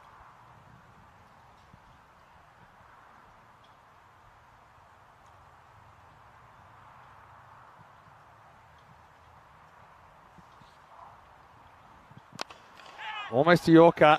Gets a fair bit of bat on it. Dixit will handle it. Again, if you almost get a Yorker, then sometimes you get away with it. That's one that potentially you can get up and whack it out of the ground. But the closer you get, the better your results will be.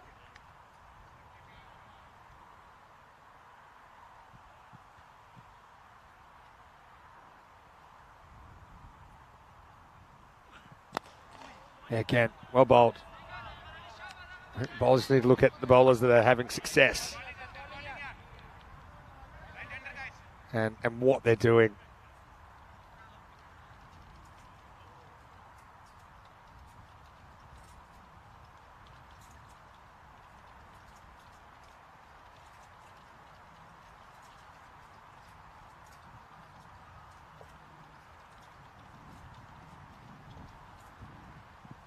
Slow ball. This one's going down the leg side, but if I was appealing, I would have been saying square up, square up. Because this is an off cutter, hits him just outside leg, going further down. Sometimes you get umpires to correct themselves. Not saying that two wrongs make a right.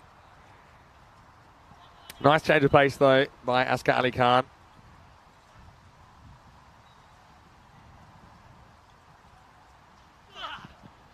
This time, Noel steps inside it. So Luxembourg did fight back towards the end of the last game against France when they were defending 153. Couldn't quite do it.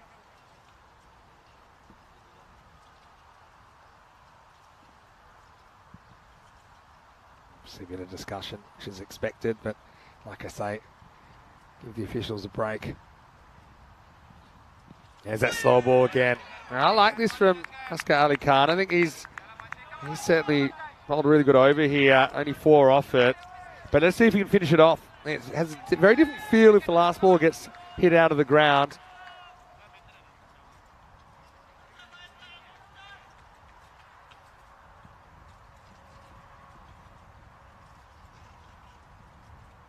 Last ball over, coming up. And well, right on cue, and Kush goes bang, Maximo.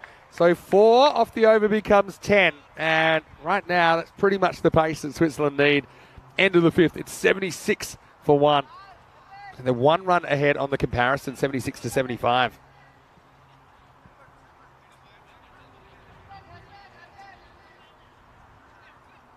Some of the highest chases we've ever seen.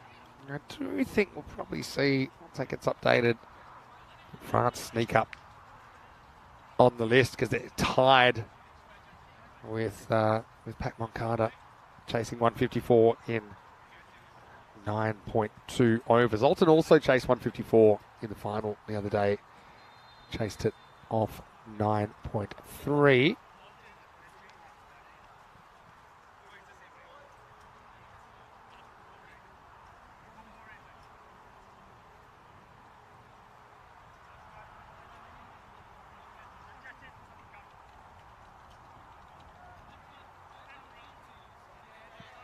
Dixit's going to get a bowl here, so he's really going to slow it down. This is a bit of a gamble. I think it's a gamble worth taking, though. So he's got the left-hander out there.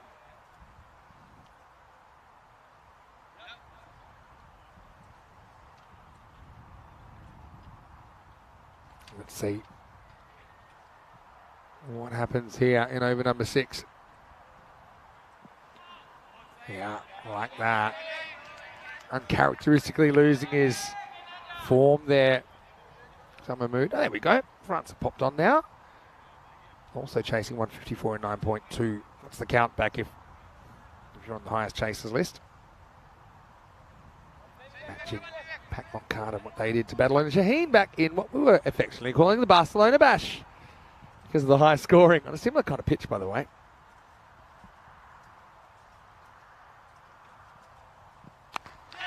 In the air, does it have the legs? Fielder comes around, oh, and he can't cut it off. So if he's not going to get the catch there, they still like to save the boundary. So this is sometimes where we see a fielder straight down the ground, kind of runs past it, doesn't get off his feet there. Asghar Ali Khan probably noticed there. That's another match from this series. Pakjun Zalmi chasing 161 against Kosane back in match 46. That was earlier this week. So we've had a lot of high chases lately. That looks like it's hit pretty well. Well enough. Yes. Maximo. And into the gap. Mahmood gets 6. Dixit. Like I said, he's a bit of a gamble, isn't he? He's going to take all the pace off. He's going to try and force the batter to overhit, maybe hit their way into a mistake. But that's another case of if the fielder's on that line, he probably catches that shoulder high, but because they're having to run around to it, makes it difficult. Also, you've got your teammate running in the opposite direction. That's got to be on your mind.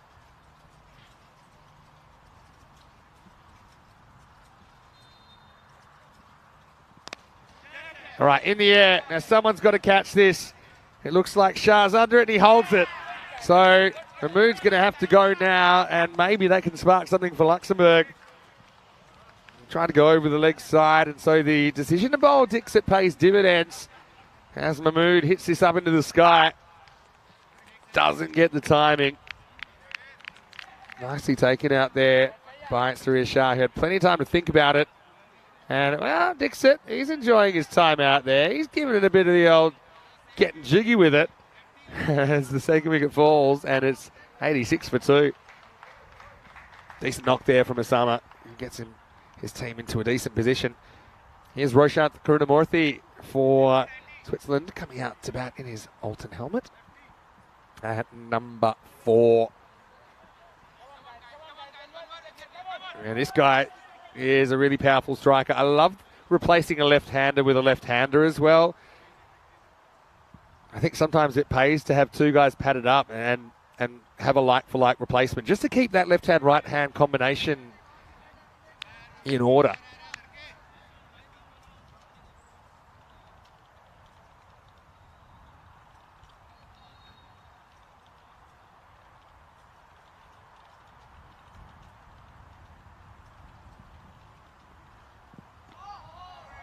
Well, missed out the first one. So maybe in this case, he's got an off spin. He probably enjoys the fact he's bowling to another left-hander.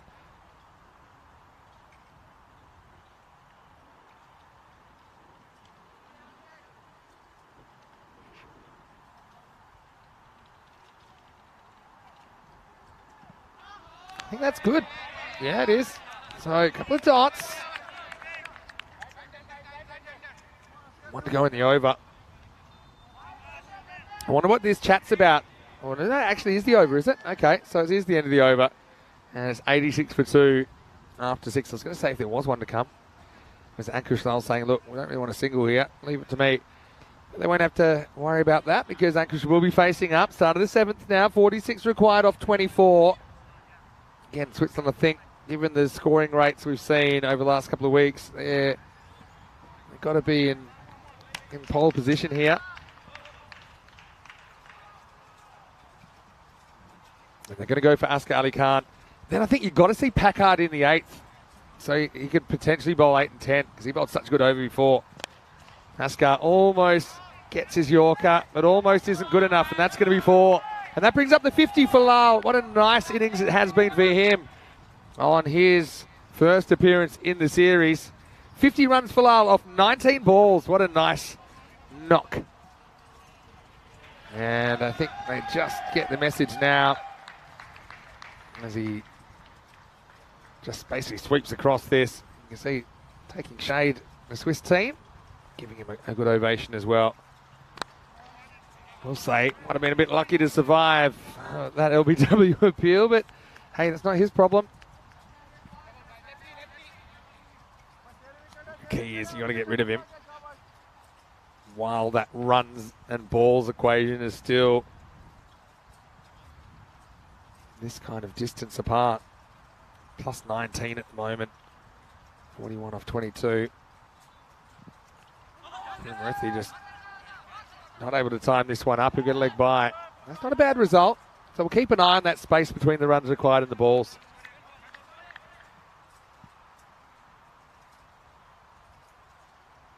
Can Luxembourg pull off a surprise? They certainly have played a lot better today regardless of the result here.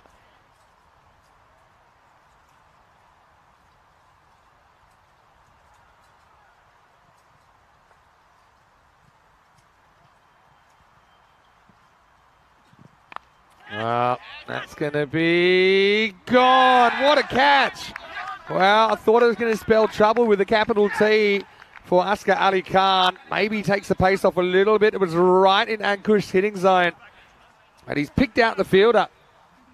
And he's played this shot so well. The fielder's gone back for it now. Not surprising that. But that's an excellent catch running around the boundary. And you can see he's fired up. Askar Ali Khan. Ankush doesn't look too bothered by it all. He does crack 50. It's been a good effort on his entrance to the series as he departs as 92 for 3. Still work to do though. Asad Mahmood comes to the crease now at number 5.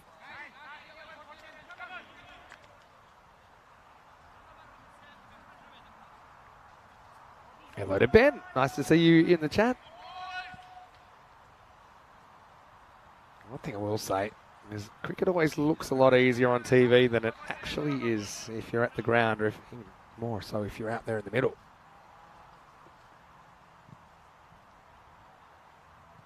Okay, so a couple to come here in the 7th. This might just be a single.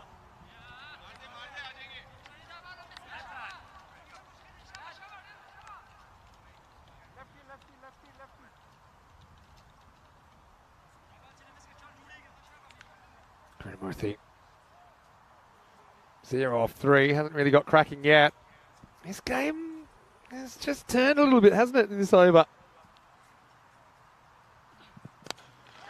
Nice shot, needs to be cut off, it is. So this will just be one. Nice fielding there from Moman. So a couple of good pieces of fielding there. For the first step, the catch from Jigasoo Pant was very, very good.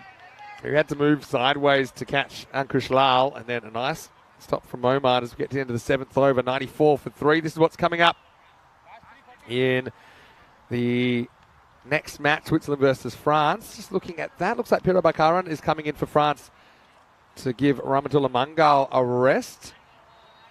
The news from the toss, Switzerland winning the toss and batting first. Hassan Ahmed is back in the lineup. Idris probably likely to open up with him. And Ankush Lal looked good at 3 there, didn't he? So a few little tweaks there. Tana Balasingham comes in to the lineup as well. And I didn't see Anish Kumar there, so spinner for spinner switched out as well. All right, well, can Switzerland put this tournament to bed and get 38 runs off these last 3 overs? I still got to say, I cannot believe that Packard's not bowling. They're going to Dixit. I can understand why you want to give him a second, but now Packard can only bowl 1. And it's not going to go too well for Dixit first up. He's launched out of the ground. Maximo brings up the 100 for Switzerland. Yeah, I just cannot believe that Ed Packard, after the fantastic over he bowled earlier on, is not putting himself in a position to bowl 2 overs. If you really want to go back to Dixit, you can always go back to him in the 9th if you want. Maybe he thinks it's a good matchup with the right-hander, but yeah, I don't know.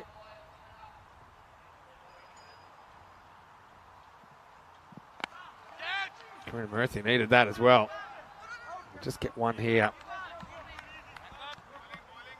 There's a big gamble to bowl Dixit again. I'm not saying that he's not capable of bowling this over. I just think that you've now basically forfeited the right to have yourself or Packard bowl 2. He just rocked in, bowled so well earlier, to 2 for 5 in the 9th, so maybe feels the 9th is lucky for him, then bowl the 7th in the 9th. Because that has been their problem, finding enough guys that can get it in the right spot on this pitch and keep the batters quiet on this pitch. Neck and neck in the comparative scores. Luxembourg, they're 100 for 3 at this point. Switzerland 101 for 3.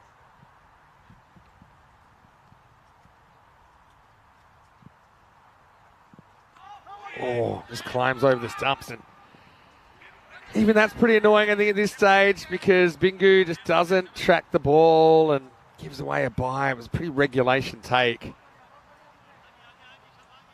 That's the way it goes, I suppose. Murthy going to face up to Dixit, who's going around the wicket, trying to bring it in and turn it away. It does spin the ball pretty well, actually, Dixit. And he's going to get launched. Going, and gone. Maximo. That one's up in the seats. That one ends up in the seats and fielded by Swiss teammates. Don't know who grabbed the ball in the end. But again, I know when you're out there, there's a lot of things going through your head as a captain, but surely Packard, after his first game and play of the match-winning performance, he'd want to give himself the opportunity to at least bowl 2. Not going to happen here. 24 or 14.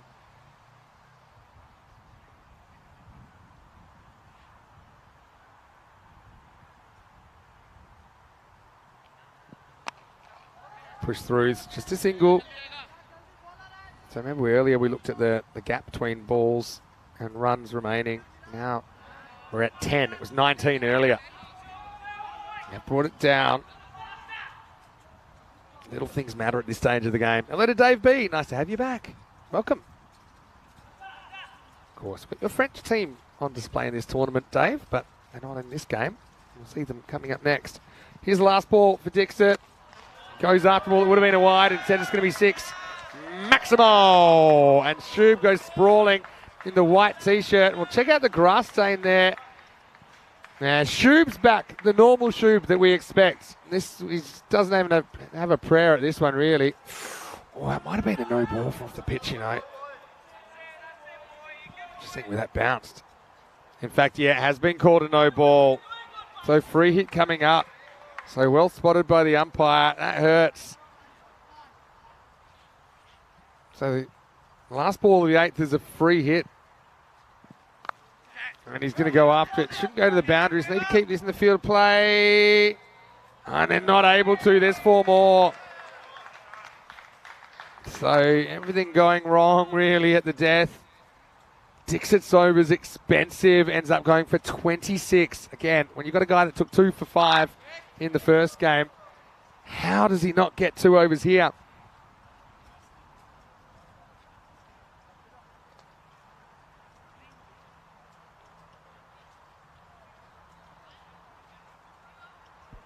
So, yeah, have a look at that. That 8th over, things going upwards, and now Packard is going to bowl the 9th, but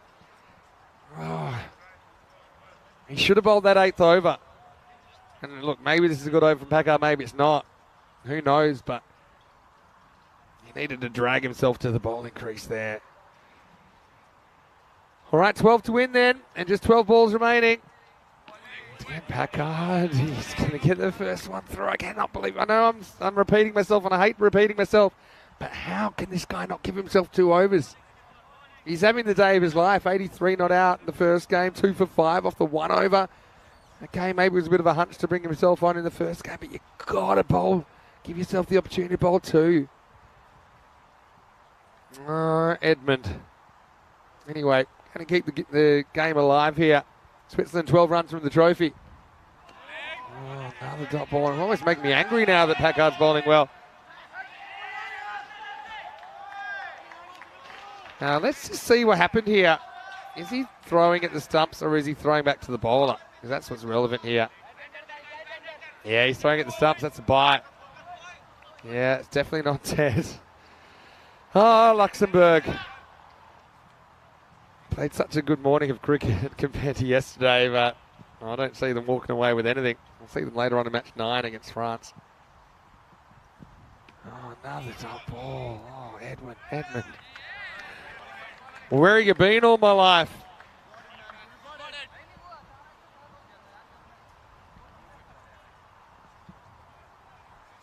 Every time you hear an extended silence with my commentary in this over, it's because I'm privately thinking how annoyed I am for Luxembourg fans that Packard hasn't bowled himself an over earlier.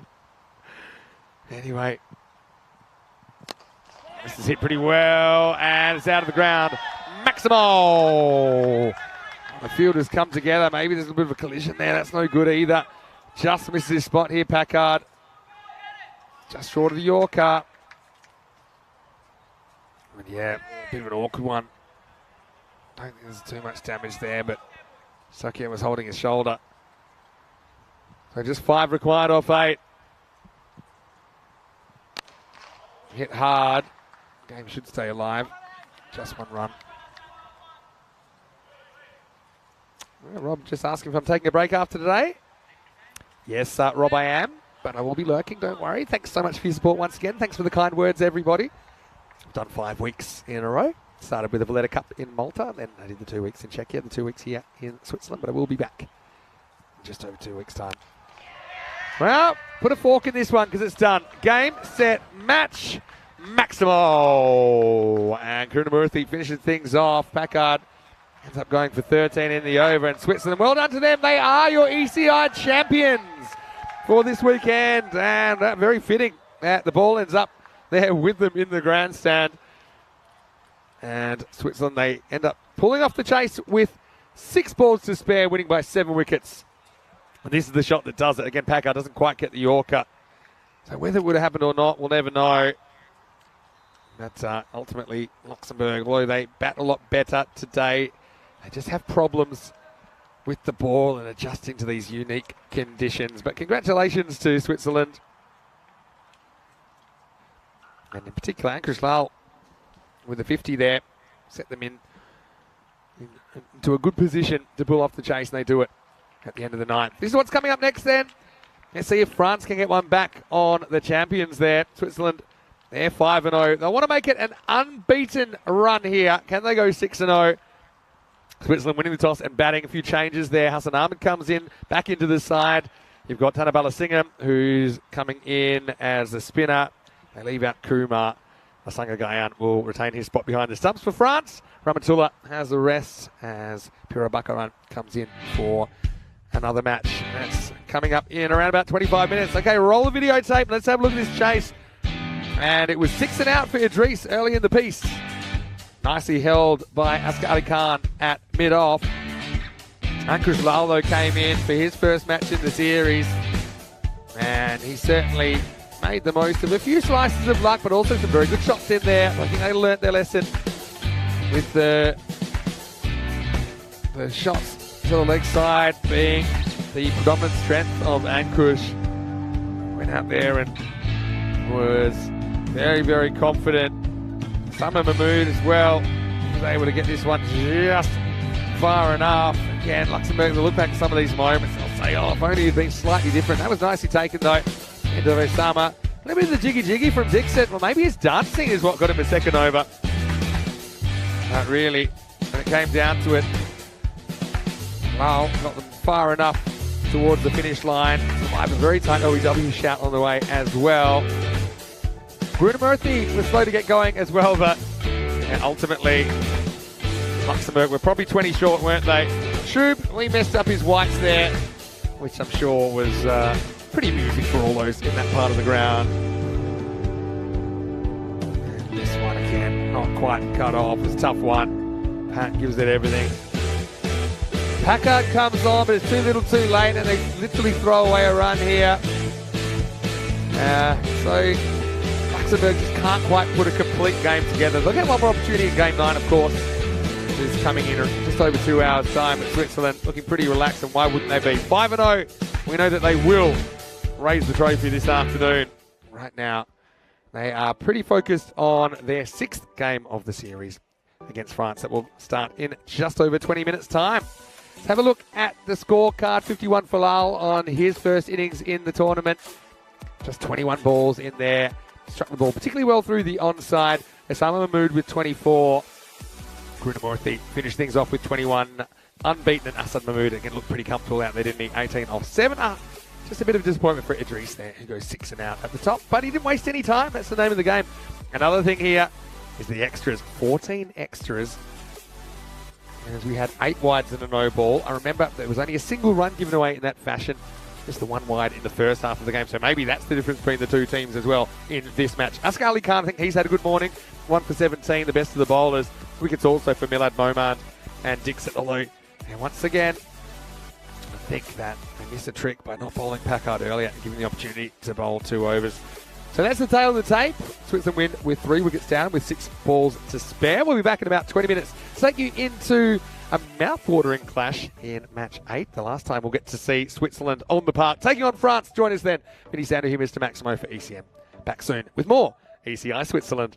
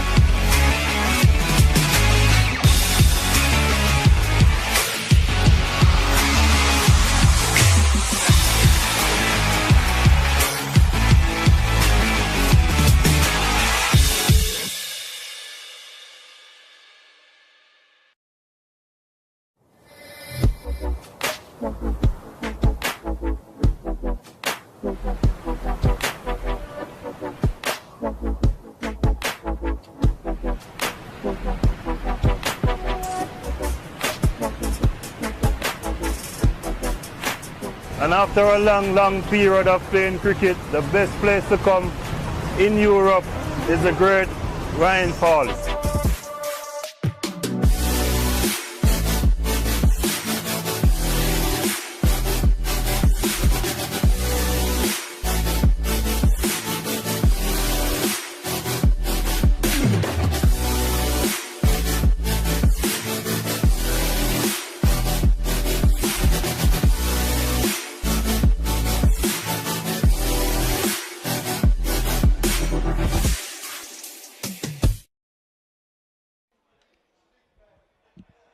Hello and welcome back to Switzerland. Still 2 matches to go in this European Cricket International weekend here at St Gallen on the European Cricket Network, live all around the world. Now it's time for match 8. The host there, last chance to impress. They're taking on France. Let's see what happens at the coin toss in this match 8 clash. Your call. Dead. Fails to score. It is heads. You're going to bat first. So Ali Naya of Switzerland wins the toss, says he wants to have a hit. Why not? Certainly haven't had too many problems scoring runs in this series, Switzerland. They've been incredibly consistent and their batting is bolstered with the inclusion of Hassan Ahmed, who took the last game off, having a bit of a rest. Idris Al-Haq will open once again for the Swiss. Ankush Lal made a 50 on his entry to the tournament in the last game. Sama Mahmood's been very good as well. So at top 6 looking pretty solid for Switzerland. France, though, they've got some good bowling, but no Ramatullah Mangal. He's been left out of the side in this game. It's just found it a little bit tough on this surface. Pirabakaran comes in for him, although we haven't seen him bowling really during this tournament too much. Noman Amjad has been bowling. He's been bowling really well for France. He seems like one of their bowlers that has kind of adjusted to this surface, bowling with good rhythm. And so now we get to see Idris from Geneva to face the first ball.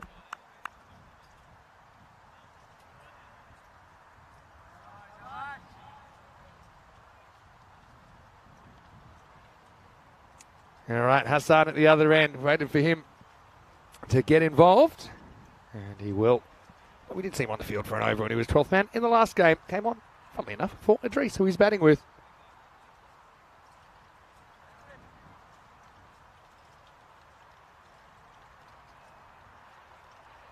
Waiting for the clock to tick over. We're running early, which is always a good way to be. As far as the series goes, we know that Switzerland, they now have a locked up top spot because they have 5-0. France, at best, could get to 4 wins and 2 losses. Luxembourg winless after 5 games. We'll see them in match 9, though, which is the final match of the series. Okay, I think we're ready to go now. Clock ticked over. Idris to get going. He went 6 out earlier on. What will he do this time? Facing the very, very impressive Noman Amjad. His first one bites in viciously. Noman's been getting some really good in-swing in this series. You can see that one surprised Idris. Could be a good contest here. I'm sure it will be with these openers against the fire of Noman Amjad. Probably the only bowler that's actually gotten something out of this pitch. Of course, Noman, captain of the side. Saw him for the first time in ECN last year at the Euros of cricket. Gets this one through, and once again, not often you see batters being beaten for pace. A few people in the break or towards the end of the last game were wishing me well with my couple of weeks away from the microphone. But don't worry, I'm still here for the rest of the afternoon.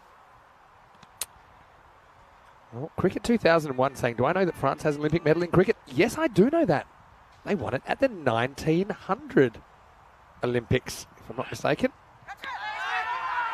This isn't off the bat. It's a pretty good take by Action Jackson behind the stump.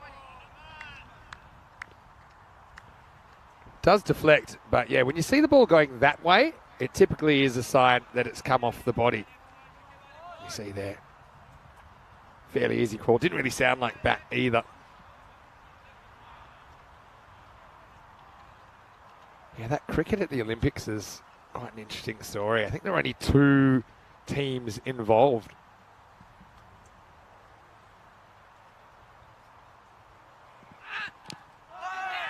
Edges this onto his pad.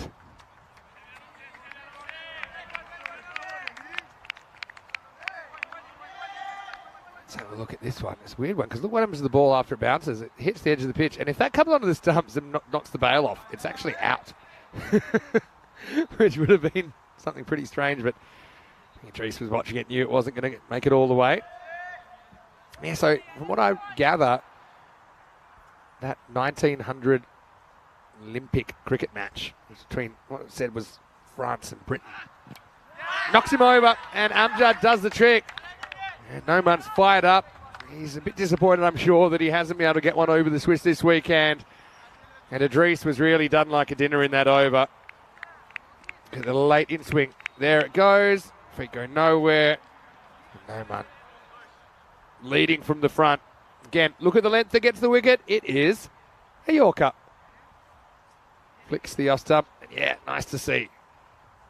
The French skipper celebrating as Idris, unfortunately for him, this doesn't get going at all. He's gone dot, dot, dot, dot, wicket in this over, and it's none for one after 5 balls.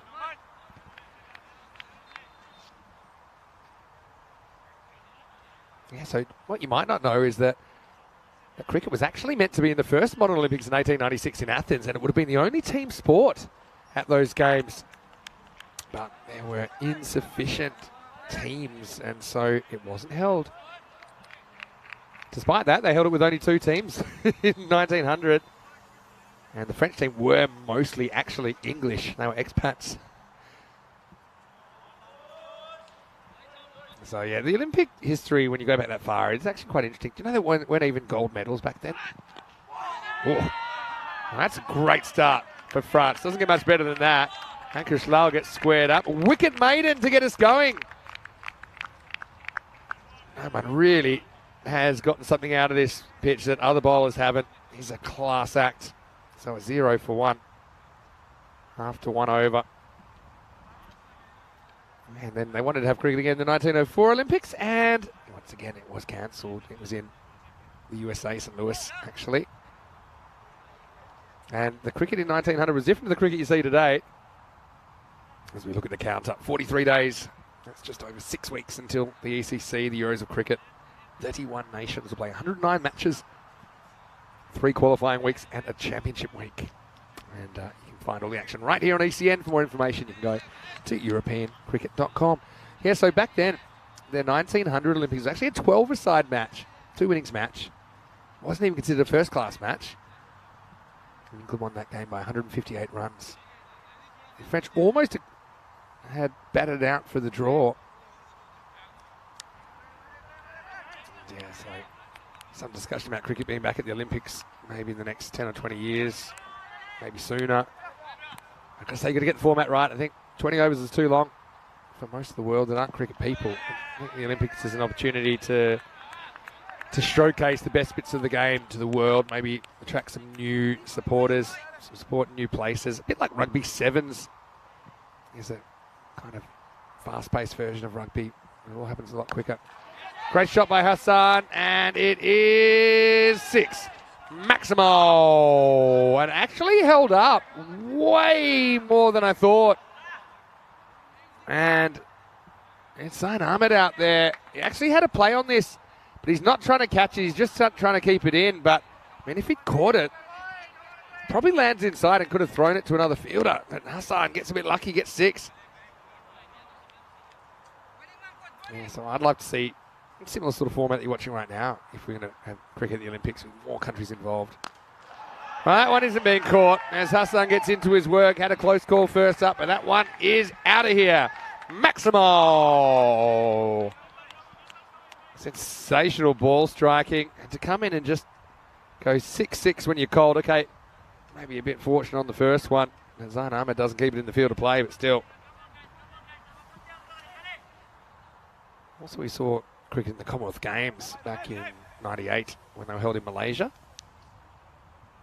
South Africa, I believe, won the gold medal on that occasion. Yeah, but the Olympics, if you go back far enough, it's not like what we know today.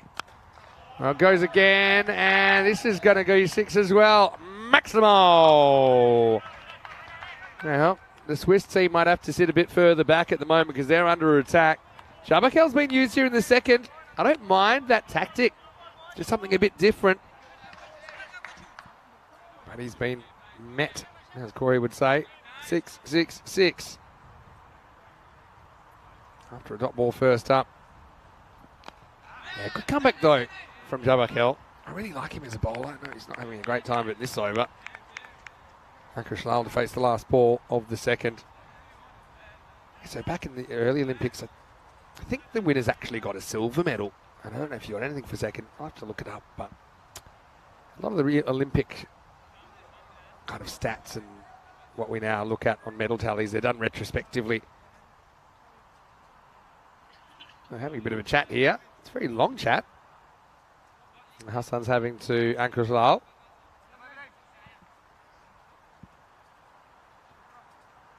Thanks for the updates. Chris Smith in the chat. A bit short, pulled away. Probably get two here. They will, though he's going to have to hustle. He just stumbled slightly. And Ankush Lal will get back for two. And it will take us to the end of the second over. It's 21 for 1. Just have a look here. I mean, I thought there was always two there. Ankush ball watches a bit and then decides to come back. See there? Just a little half stumble. If this had come in right next to the stumps, I think Ankush might have been in trouble, you see. But Tawad Ahmadzai kind of gets himself in a weird position in front of the stumps. And so the batters get home safely. The score 21 for 1 after 2. Looking at the table. A very quick look at the table. Switzerland 5-0 can go perfectly if they're able to win this game. That would be quite the statement. In home conditions, of course. And this pitch is a little bit different. But France, they're hoping to get one back on the men in red.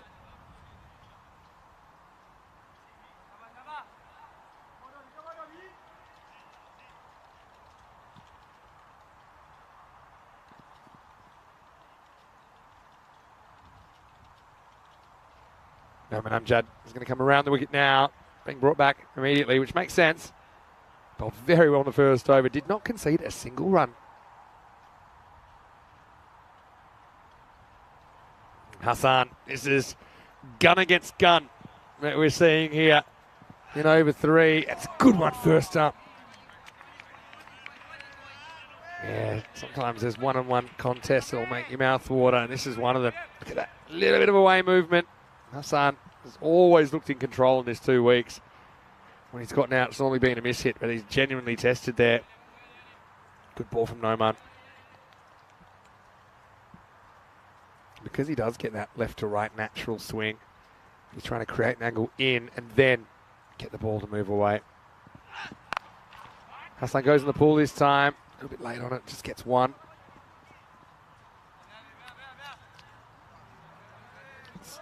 Mukhtar Ghalami, that's doing the fielding down there.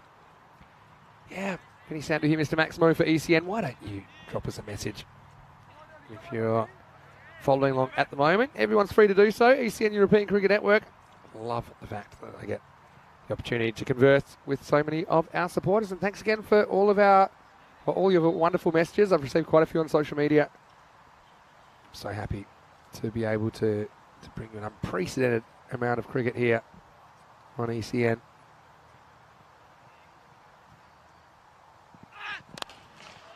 Goes leg side and goes long. Maximo!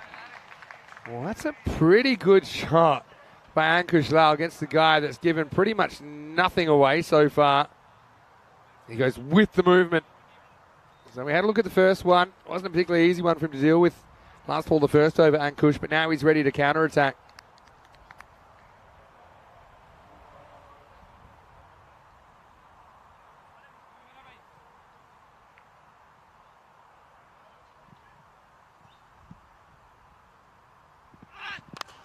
Well, it's out of here. And Amjad finding it hard going when he's come back to bowl his second over. Maximo! Ankush Lal goes boom, boom, and turns this game on its head. So hard to believe that the first over was a maiden, because now They're 34. And all 34 of those have been in the last 10 balls. Actually, if you want to go further, they're in the last 9 balls.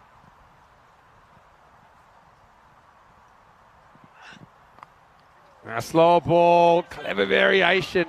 And Pirabakaran can't quite make the ground. It's going to be 4 more. Very clever bowling from Amjad, but it was just a little bit too straight, wasn't it?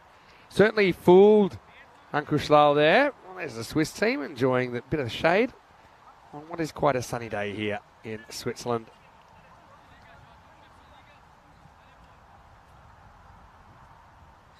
Amjad has gone for 17. They've all been in this over. Hurries him up a little bit this time, but Lal's good enough to get the hands in front. Gets one into the power play. And momentum swinging strongly towards Switzerland after a very good start for the French. It's 39 for 1 after 3. So I suppose, all things considered, it's about an even power play. Have a look at that. 0 off the first over. And 21 then 18. Now we're going to see Dawud Ahmadzai. We didn't see him bowling earlier today. The thing is, they've got 3 genuine spinners in the side. France, I really like the balance in their attack. They normally carry 4 seamers, and then they've got 3 spinners, but they're 3 different types of spinner. So they've got a left-arm spinner in Zain Ahmed, they've got a right-arm offie in Ibrahim Jabakel, and they've got Dawud Ahmadzai, who's going to bowl now. And he's a leg spinner, and he's just a bit of a handful normally. I know he's found it pretty tough on this surface, as most of the bowlers have. He's very expressive, Dawud. And here he is bowling to Ankush Lal. First ball hits a point, no run. Dawud gets a lot of top spin with his action. It's a very whippy action. You see it'll hurry on and it'll bounce a bit more, but he's not getting a lot of help out of this pitch. Very busy, isn't he? The way he flicks that ball from one hand to the other. There you go. Really good example of what I'm talking about. Kind of hurries on off the surface. This will be a good test for Ankush Lal because he wouldn't have seen anything like this over the ECS. He's not an easy guy to take leg side. You certainly take a big risk if you're trying to sweep a ball off the stumps. But he tries anyway and he smacks it. And he says, hey, you know what? It's not that hard. I'm just going to go for it anyway. Takes it from 5th stump and sends it up for a junior banker. Maximo. Well, if you can't pick him, whack him. I think that's what Ankush does there. And he got all of that, Darwood. Internal eye roll from him as they get the ball back. 45 now on the board. Now on the charge, but sides go inside out. Just a single out to Jabakel. Rafikul has a very good question. Why does Switzerland have CHE on the screen as their abbreviation? Oh, funny you mentioned that. It's because there are 4 official languages in Switzerland. There's German, Italian, French, and Romansh. Also a fair bit of English is spoken, and to not favour any one of those languages, they use the Latin of Confederatio Helvetica. CH or CHE. Well, Hassan gets this on a length and pounds it leg side. Maximo. That one was in the Cube's general direction. The Cube have just subletted to Rob Kemming for the last 2 weeks. It was under attack there.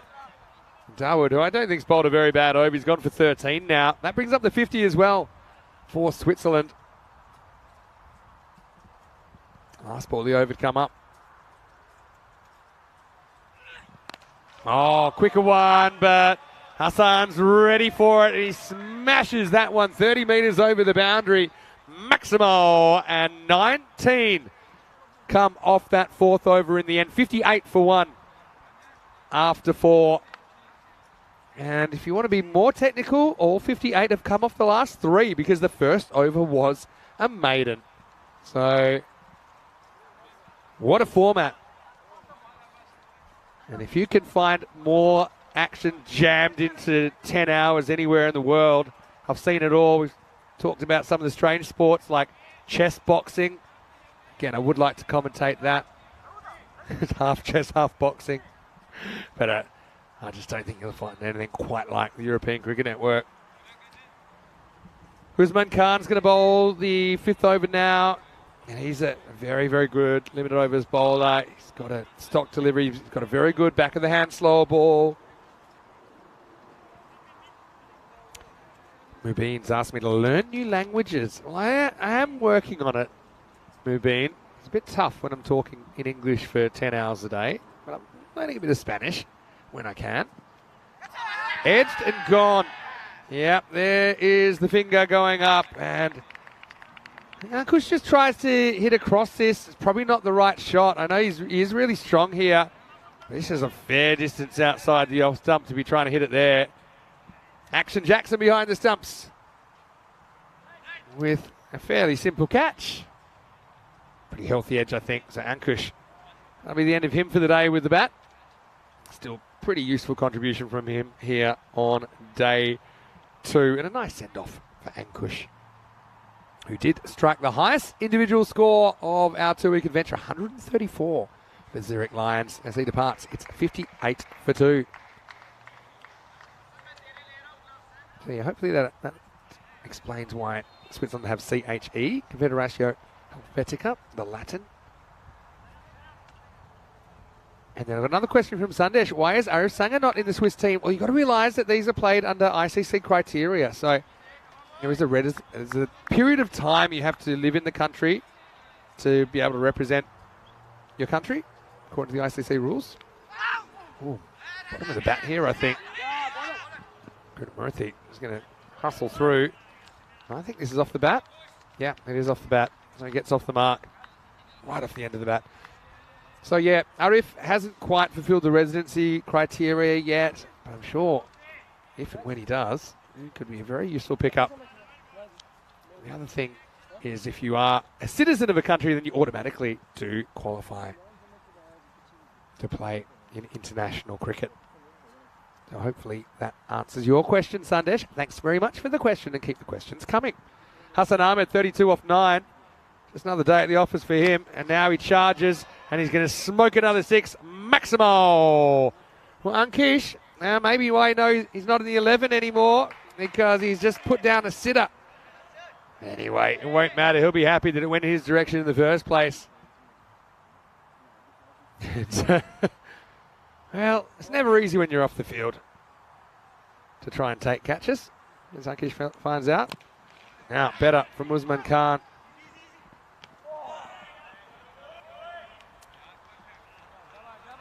Anish is a very good bowler. I mean, like I said, he's been kind of in and out of the side to give some opportunities to Tanabala Singham. Nice little sneaky chuck onto the stumps from Action Jackson, but safely home.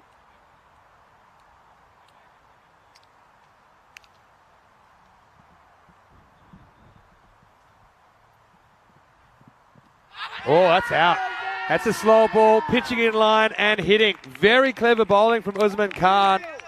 And I don't think Karunamurthy is anything to complain about there. Just beaten for lack of pace. And so a third wicket falls, 66 for 3. Excellent bowling. Check this one out. Back of the hand, pitches on, straightening. That's hitting leg stump. Just done by the variation in pace. And Usman Khan bowls that one really well. Not trying to do too much with it, just trying to knock it leg side. It's always frustrating this form of the game if you get out not playing a big shot. Just trying to work that, but yeah, the bowler had the goods, and 66 for 3, last ball of the 5th coming up.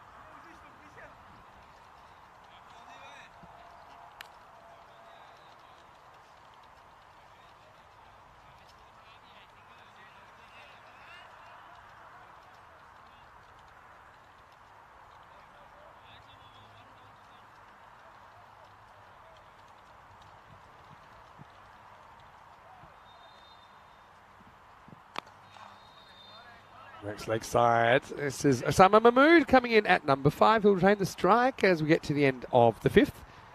And Switzerland 67 for 3 after winning the toss and electing to bat. Hassan Ahmed, 39, but has only faced 11 balls in the first 30 in this contest. Let's have a look at the ECC groups, of course, the Dream 11 European Cricket Championships, the Euros of Cricket.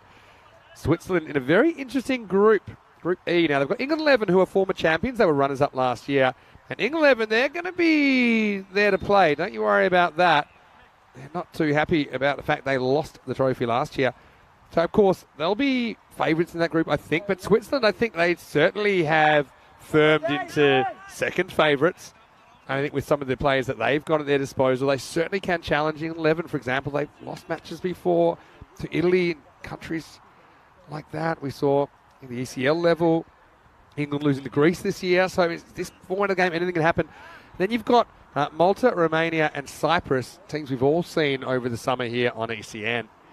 I think Switzerland, with the summer they've put together, I think we can now say that they are Bill Laurie knows ahead of those three countries.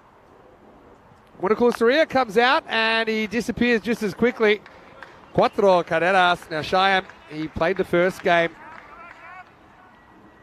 yesterday morning and didn't have the greatest time, didn't really have the rhythm.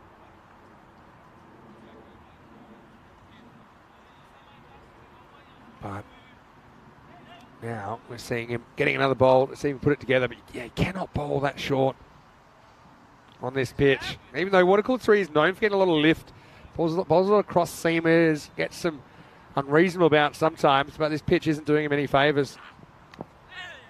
Maybe a slightly slower ball. Axton Jackson is all over it like a rash. Make sure there's no run. Well, hello, Mubin.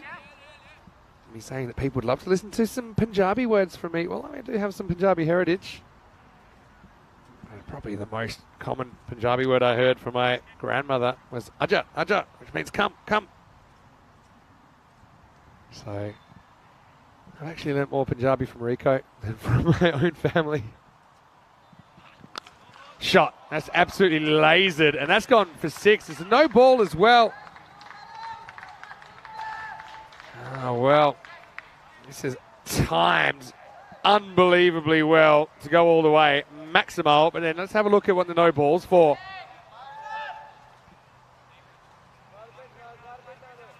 And yeah, it's called a no ball.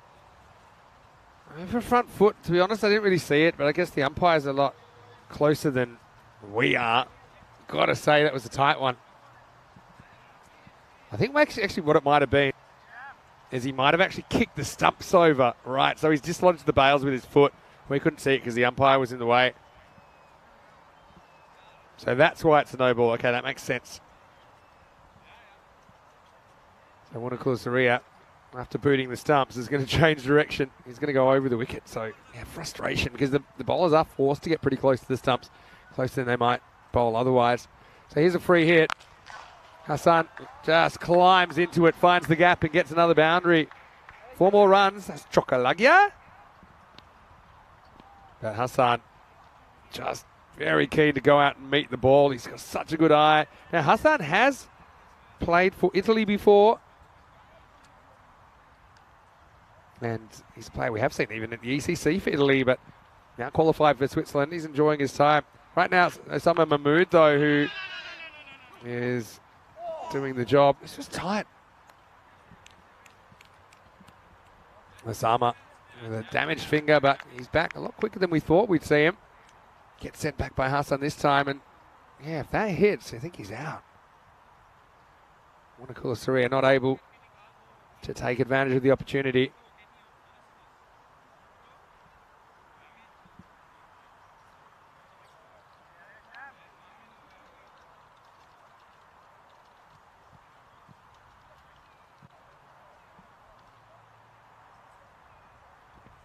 Yeah, I think that Wunakula Surya just looks down at where he's landing here, and he has concerns. I think he's right to have concerns.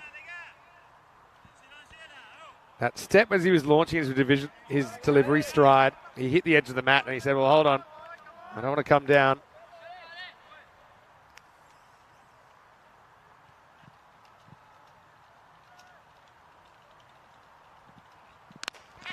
Well, that's a pretty good shot. As this is launched into the grandstand, 3 rows back, Maximo. Well, for a guy without 10 working fingers, Osama Mahmood is hitting the ball very, very well. That one is as straight as the day is long. 6 more to Switzerland. They're going at 151 pace now. Don't forget, the first over was a wicket maiden. So they've actually scored all of these in 4.5, not just 5.5. Oh, wow. Well, this is what I normally expect from... Oh, it's caught a wide? I don't know if that's... Maybe. Thing is, you want to call a Surya, it does get... That's not a wide, is it? The fact it might have knocked his head off means it's not over his... Actually, apologies to the umpires, that is a wide. But still, and Osama saying, hey, that's a wide. Oh, that's... Could be a no ball for back foot. Time goes very wide, but have a look at this.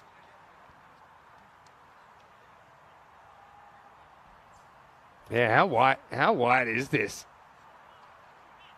He may have just flicked to the artificial. That's so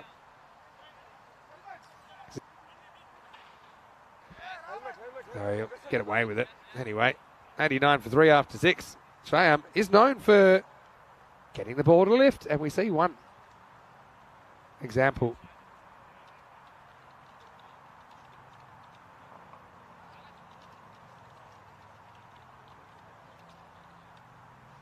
Hassan Ahmed still just not facing a lot, is he? He doesn't face a single ball in that over. Having said that, Hassan Mahmood make sure that's a productive one. 22 runs come off the 6th. You see why I want to call Surya maybe not so comfortable on this surface. We haven't seen him bowling as much as we normally would. Typically he'd open the bowling with Noman Amjad. So now we're going to get some off spin, and it's going to be Ibrahim Jabakel coming back. He bowled the second over. They tried him in the power play. Didn't work out too well. He's still got Hassan to deal with. And Hassan basically puts him halfway to Dresden, which is where the next tournament's going to be. Maximo, do not bowl short, especially to Hassan Ahmed, who has been waiting a while to face. Growing cobwebs at the other end, but makes quick work of that. Jabakel's got to draw him forward. It's tough bowling to a guy with no obvious weaknesses. Now gives himself a bit of room and just blasts it over, long off. Maximo, and 50 for Hassan Ahmed. And what a good knock that is. Just 13 balls. It's rare you see him premeditate, but that time he just wanted to give himself some room, open up that offside. And like I said, he hasn't had a lot of the strike, but when he has had it, he's been brilliant. He hasn't hit a single 4 in that 50. He's hit 8 sixes in 13 balls. Hundreds up for Switzerland as well. Jabakel had the proper hands-on hips pose after that as well. He's saying, well, where am I meant to bowl to this guy? Form straight Yorker, I think. Oh, that's close-ish. Maybe the angle just taking it down the leg side. I think he does hit it. But for me, I thought maybe it was pad first. We'll get one look at it here. No, it's an inside edge onto the pad in the first place with the benefit of the replay. Hassan pretty much Yorks himself here. He's just getting a little bit, I won't say bored with being so good. He's certainly trying a few things that we wouldn't normally see him doing. He normally stands pretty still.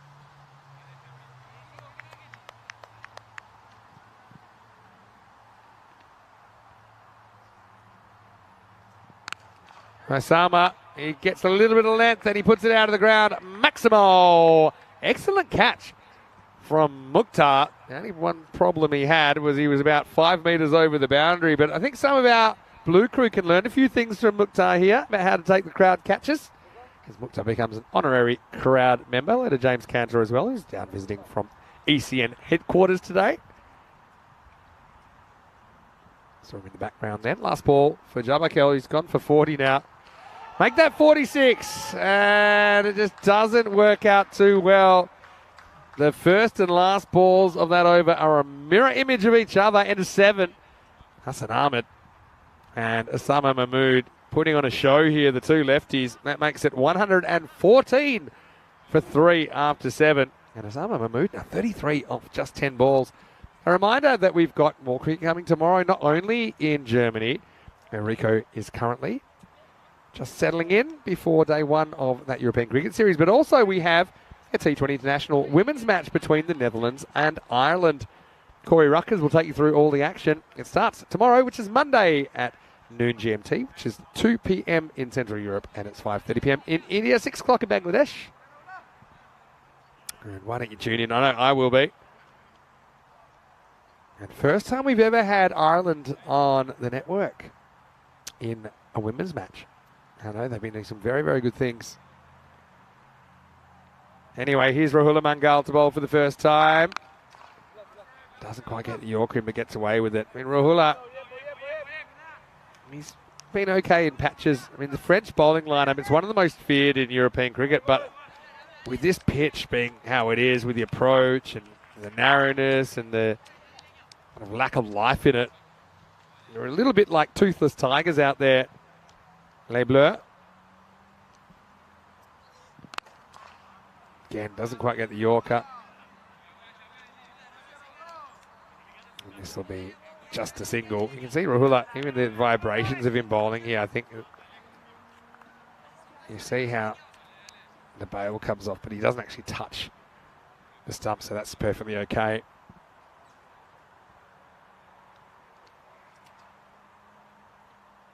Hassan Ahmed on 53. Gets a rolling cutter from Rahula Mangal. So 3 balls, 3 singles. That's decent for France. When these two met last night, the French batting kind of capitulated in match 5. They were bowled out for 65 off 9.5 overs. Switzerland getting the total easily, just taking 38 balls to chase it down. Mahmood climbs into this one, and well, another crowd catch. As it looks like Rahmatullah Mangal out there, goes the one hand, puts it down, but you can put that down in the book as 6. Maximal. Osama Mahmood, who we thought wasn't going to play for 2 months after he damaged some tendons in his finger, but he's come back and he just looks better every time. 40 off 12. What a partnership this is.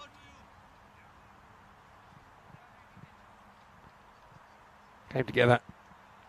And 66 for 3. This one stays down a bit, but he's seeing him so well, he still gets bat on this, Osama Mahmood. So the partnership is now worth 58. You can see there, last minute had to jam down because that doesn't bounce as much as he thinks.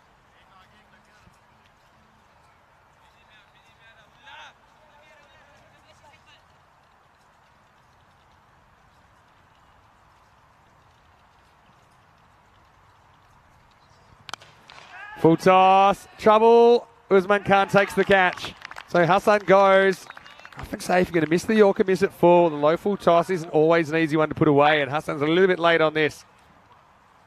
You can see there, wasn't off the middle, outside half of the bat. It's Usman that takes the catch. He's a very good fielder. And it's also the end of the over. 8 overs down, Switzerland 124 for 4. So 155 pace, France. They're certainly capable of chasing down something like 150. When these two teams met yesterday, the first time, France made 134 and was chasing 152 for victory, so falling just short. Already talked about the second time they met, which the French viewers probably don't want to talk about. They got balled out for 65. Right now, Hassan is going to have to go, but another very good contribution. Last time we'll see him with the bat in this 2-week adventure. He makes 54 off 18. Yeah, but the thing is, hardly faced while he was out there.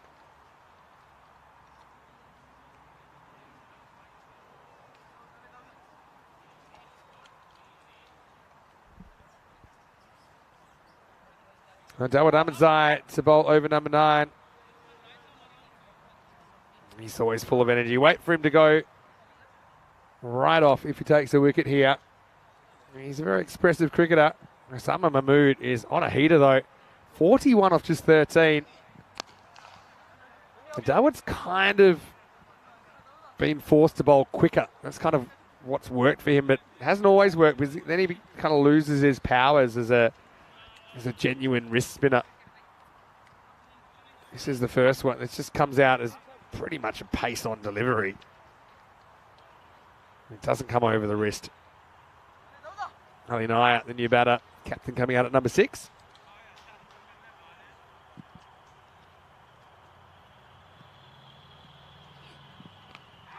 Oh, that's really good bowling. This is where Dawood wants to be. Just draws Ali Naya into the shot. A little bit of leg spin there, a little bit of actual turn, which I think is always a really good sign for Dawood. Ali now thinking a bit defensively. This would have been out of it here. Perabakaran couldn't find the target. Will be a single. The captain's off the mark. Osama Mahmood gets the strike back.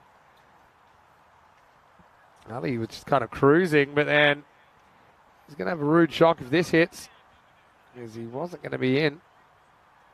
Anyway, this should be an interesting battle. Dawood to the left-hander. It does have a good wrong-un, which turns away from the lefty. It'll turn left to right on the screen. Osama launches this. A little bit of length on it, and that's out of here. Maximo! Once again, Shub is launched into the role of ball boy. Just a bit too short from Dawood. No margin for error here.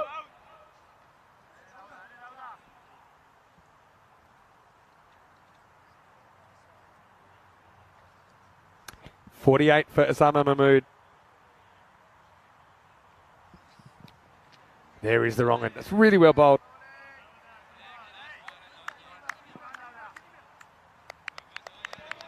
So this is the one that looks like it. Yeah, see how that comes out, spinning left to right.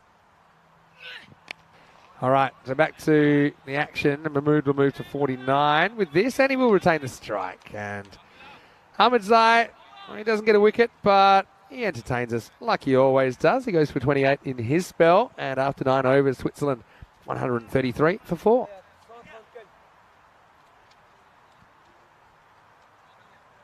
So Switzerland have batted well, but I wouldn't say they've batted France out of the contest. Even if they do end up with 150 with France, we know that they bat all the way down. I don't think yesterday, match 5 is a true indication of what they're capable of. It's just one of those innings when it all falls apart, and it can happen, especially in the limited overs game. Hello to KG, back from local junior Aussie footy finals. Where are you watching from, KG? Pardon me for asking again, but I haven't asked in a while. Here's Mahmood on 49.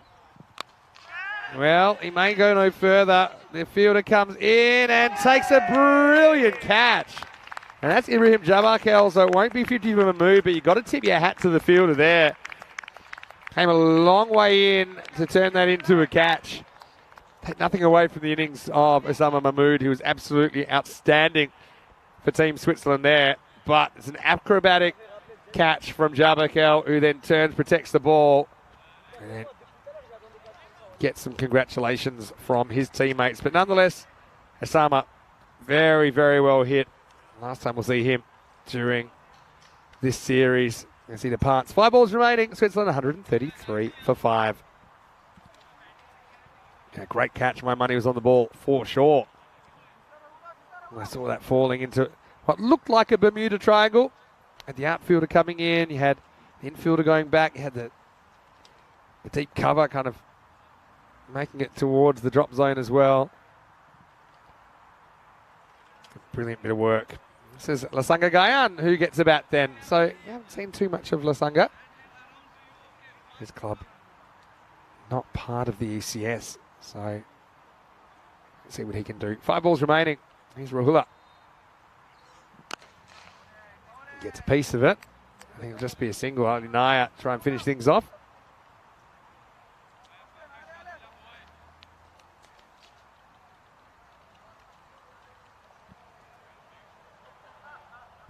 So what are we thinking about this chase? Looks like we're looking maybe around the 140 or so, maybe low 140s.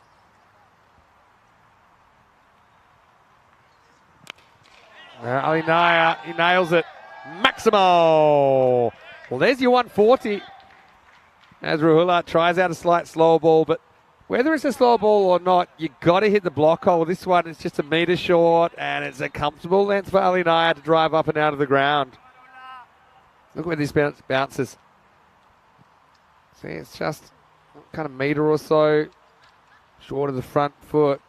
Same sort of length again. This time he doesn't get all of it. Likes the idea of 2 here, but I don't think it's on. It bounces off the bowler onto the stumps and then away, but they won't get an overthrow. So 141, 2 to come. I feel like someone's going to have to fire for France if they're going to chase this down. They've got a range of people it could be. Probably 6 or 7 of people it could be.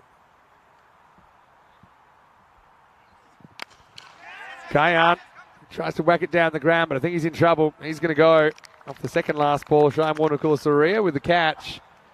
So doing the right thing here. Nasanga trying to flat bat this. Maybe could have tried to hit that over point. There's an argument for that, but it's not a bad tactic to try and hit the sight screen. Just what he tries. He's a little bit late on it. Rahula cleaning up at the end. He has 3 wickets now. Switzerland with 1 ball remaining. 141 for 6. As Ashwin Vinod will get the opportunity to face 1 delivery in the innings. The last one at 141. What do you think? Ashwin, see if he can be a 1-hit wonder here. Oh, not bad. Don't think it finds the boundary though. Lisbon fumbles, they'll get 2. They're always coming back. And that will do it. So the final score for Switzerland after winning the toss and electing to bat here in match number 8. They finished 143 for 6. Nice little moment there between Ashwin Vinod and the keeper, Action Jackson, at the end. As the keeper was daring him to take another run, he said, no, I'm not falling for that one. Although we're just going to get the 2 there. And so 144 will be the victory target for France if they're going to take the first points off Switzerland in this series. So Ali Naya and Ashwin Vinod, 2 players that will surely have a say with the ball in the second half of this innings.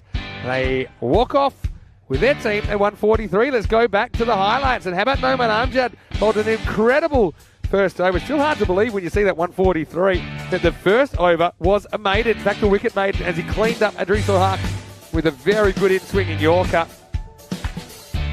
Hassan Ahmed, though, had a tight call first ball. Second ball he faced, actually, I think. But Zion couldn't hold on, couldn't keep it in play. And then it was a bit of back to the future, wasn't it, of Hassan, who just continued to whack 6 after 6. He hit 8 of them in his innings of 54 in the end. Ankush swings for the leg side, a little nick to Usman Khan. Fairly easy catch taken there by Action Jackson. But then Osama Mahmood, he would take over, but before that, Krishnamurthy just struggled with his slow ball. He was caught dead in front there, really. Misjudgment, Usman Khan with the breakthrough, but Osama came and he was on a mission. He was a bit of a strike hog, but I suppose when you're scoring that quickly, it doesn't really matter. Salami with a good catch, was just off the field. And Hassan, I never get sick of seeing him bat. Makes it look so easy, doesn't he? These balls were going over a long way. Low full toss would be the end of him though. Didn't quite get that in the middle. Brilliant catch late in the piece from Jabakel. As Guyan hold out the last, of course, going for every single run. 143, the final for Switzerland.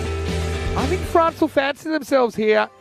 It's a handful more than par, but France, their batting continues to improve every time I see them. Well, they've got no out-and-out super duper star. Well, you might say Gulami might be in that category for them, but they just have a lot of guys that can swing it. We'll see that in the second half of this game. 54 for Hassan Ahmed leads the scoring. What a 2 weeks he's had. Just 18 balls for him. Likewise for Osama Mahmood, who gets out on 49 in the end, late in the piece. Ankush Lal with a pretty handy 26 in there as well. Good discipline from France, who only conceded 1 no ball and 1 wide in that entire innings. And the no ball actually was for the bowler knocking over the stumps with his foot. So that makes sure that Switzerland don't really get away. How about Amjad starting with a wicket maiden, but he got to the tap in the second over that he bowled. He finished with figures of 1 for 18. Because it was Khan that stole the figures 2 for 9, but didn't get a second over. Rahul Mangal with 3 wickets at the end, finishing with 3 for 20. We'll take a quick break and we'll be back with the final innings of Switzerland on the field in our 2-week Swiss adventure. Defending 143. Can France be the ones to topple the men in red? Find out after this. Vinny Sander here, Mr. Maximo for ECN. We'll see you after the break with more ACI Switzerland.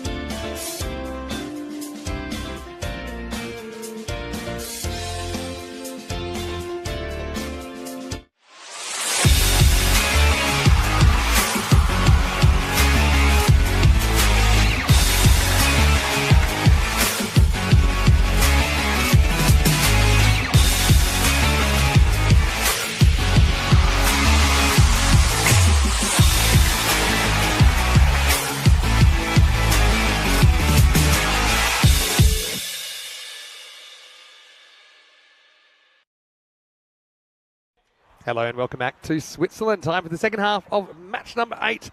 So just a game and a half remaining here in this ECI Switzerland. Vinny Sander here, Mr. Maximo for the European Cricket Network on a sunny Sunday afternoon here in St Gallen, or as we are calling it now, 6 Gallen, because of the amount of sixes that we've seen during this tournament. And now we're getting ready for the chase, as we've got 144 the victory target for France. They're going to have to bat a lot better than they batted last night, when we saw them rolled for 65 in match 5.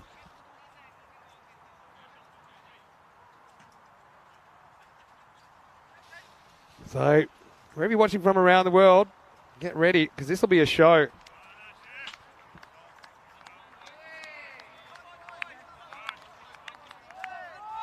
Zain Ahmed out there with Mukhtar Ali Ghalami. So, left-hand, right-hand combination. Shake, rattle, and let's roll. Here's Ashwin Vinod, who sneaks the first ball in for a dot.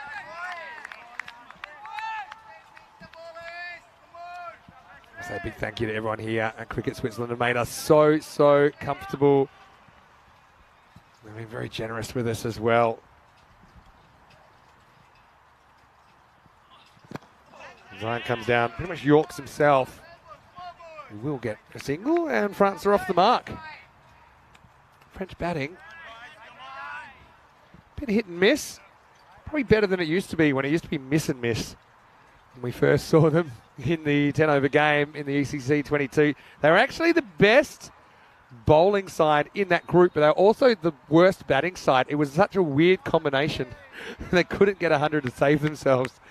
But they've come a long way since then. They've discovered a few players that can step up with the bat. I think Zain Ahmed's one of them now. He's at the top of the order. Mukhtar Ghalami's always been an established bat in their lineup. No fine leg here for Ashwin Vinod. Comes in now to Mukhtar for the first time. Driven nicely, but can't find the gap. That's Musa Amatai doing the fielding. Yes, so France. There's a bit of discussion about other players, particularly other batters that might be able to come and strengthen that element of their game, because if they can sort that out, then I think they're real contenders in the ECC. With the umpire with the early clothesline attempt on Ashwin, but Ashwin gets to the gets to the mark and says, "Hold on, are you going to move that arm or not?" Slow ball, high, really high. Hassan Ahmed and Naya come together, and he takes a brilliant catch. Ali Naya. Well, it was much more difficult for him than Hassan Ahmed, but the captain said, "You know what? I'm going for it." He calls for it. Maybe he regrets it. In the end, he doesn't. That is such a good catch from Ali Naya. I don't even think it was his catch, because Hassan, he's coming around. He can take it kind of moving to his left, but Naya takes it going back with a flight. Incredible fielding from the Swiss skipper. And the first wicket goes down, 2 for 1. And Zain Ahmed, no good for him. Frustrated. And he couldn't get that all the way. Well done to Ashwin Vinod. I think that's that slower ball again.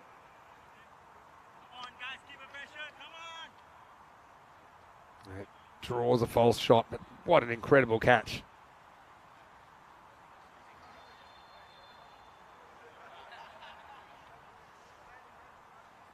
Lingiswaran Kanasane comes to the crease for France.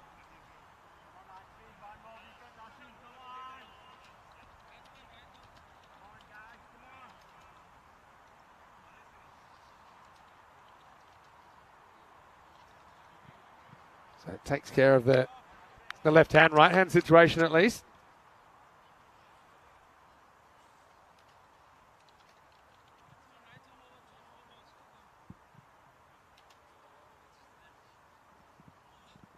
Oh, this one swings too far. This is going to be a no ball for off the pitch.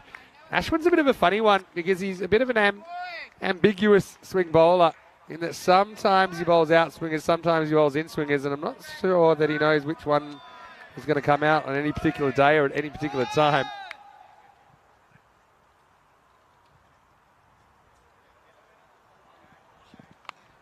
Well, this is a missed time pull shot, but it's going to be 4. Going to go dead backwards, and so Kanasane's off the mark.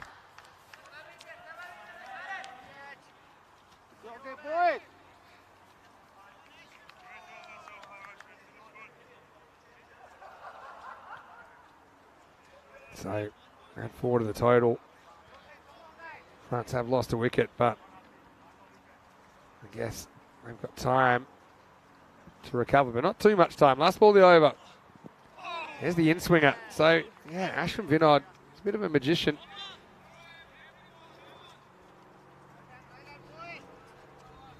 In the over 7 for 1. Tell you what, Guyan, I've liked his keeping, but I don't know about his throwing. Look at this. Yeah, he's not really good at throwing with the club on. And quickly jumps all over it. Luckily, it hadn't gone that far. Anyway, end of the over. Pretty good one from Ashwin. 7 for 1 after 1. 1-3-0. That's where we're at. 130 matches since we've had a golden ball. Well, you wouldn't put it past it in this game. France are going to have to bat pretty well, though. They don't get what they need off that first over. So falling about 7 runs behind. This is going to be Ali Naya, the captain. What a great catch that was in the first over from Ali. Now he's going to get whacked away for 6. What a shot. Maximo. There's a bullseye right in the cube. Rob Kemming on his last day on the tour. He's lasted 74 years, Rob. And it'll last a little bit longer as I think the table takes the brunt of that blow. Sending the officials scrambling. They've got Shroob for protection, but I don't think that's making them feel any safer. It's called a wide. Are they getting some good outswing there? Oh, tight. No real complaints from Ali, but it's a call that could have gone either way.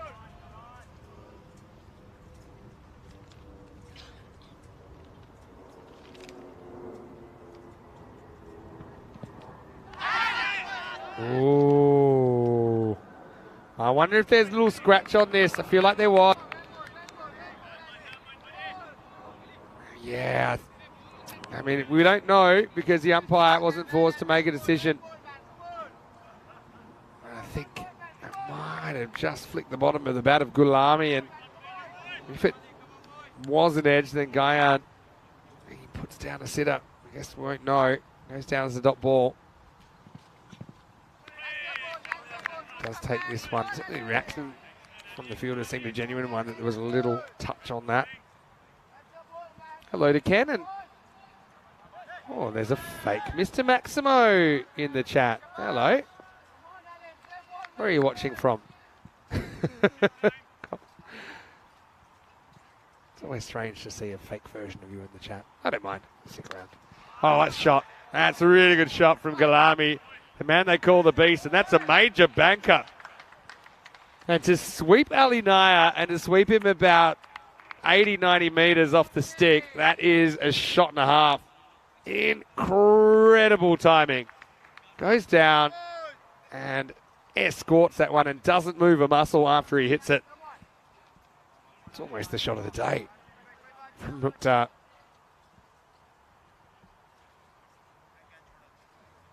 And Ken was just saying that he used to play for Richmond in the Graham Yallop days, yeah, and he just spent a bit of time at the local footy, the Australian football.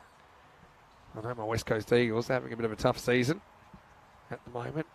I'm trying to ignore that this year. But, right, everyone. Well, that's probably high. And it's going to go, and it's going to go for 6. Maximo.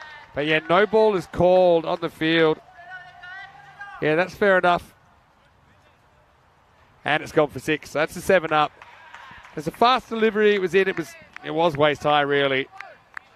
And remember, ECN regulations, anything waist high or higher. So it doesn't have to be above the waist. It's waist high or higher. Or anything you're not sure it's below the waist should be a no ball. So we've got a free hit coming up. And the Beast is going to launch this one too. Well, that's the roofer. Maximo. Now the Beast has woken up. In fact, that one just misses the grandstand, but still goes a long, long way. Pretty much 13 off that ball. It's a little bit like the first innings, not as dramatic. but it was 0 off the first over of this match and then a big second one. Right now, Naya's gone for 26. And like I said, I'm not sure whether he got a touch on that one earlier in the over or not, but if he did, Guyan right now, he'll be praying that this doesn't get out of hand because Mukhtar's gone 25 high now. Now belts one and runs, takes on the fielder. Oh, well, what's happened here? Well, I think this could be trouble because he's dropped his bat as he dropped it short of the line. Oh, I think he's in big trouble. Big trouble. Oh, is that foot over the line though? I think his foot is just in. Well, I think Kanasane is in by a toenail. His bat fell just short of the line, but that's the foot that for me, he's just in. And I mean just. Oh, morally, you feel like he shouldn't be out because he would have been in with his bat. But that's just such a close call. And Kanasane, he was ball watching, wasn't he, for most of it. And he will survive it. Switzerland didn't really appeal, and they kind of realised, hold on a second, if his bat's there, it's not in. So is his foot in? And the thing is, if that foot was just short, it was a long time before that other foot comes down. So I think that's just a stroke of luck for Ling about it. He had no time to react when his bat jammed into the turf. Anyway, into the over. 34 for 1. Always bringing the talking points. Here's Ashwin back. In over number 3. Good Yorker. Again, they're going to take it on, and they're going to get there. Just a single.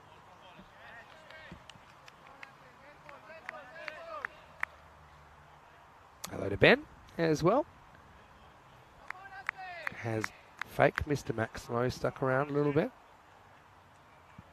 He's trying to predict how many sixes in the innings. Okay. In swinger, and that's out of here. Maximo.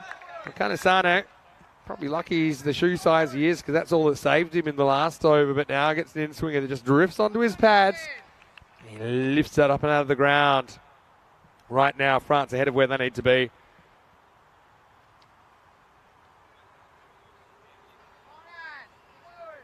We've got Viable watching from Ireland. Hello to you.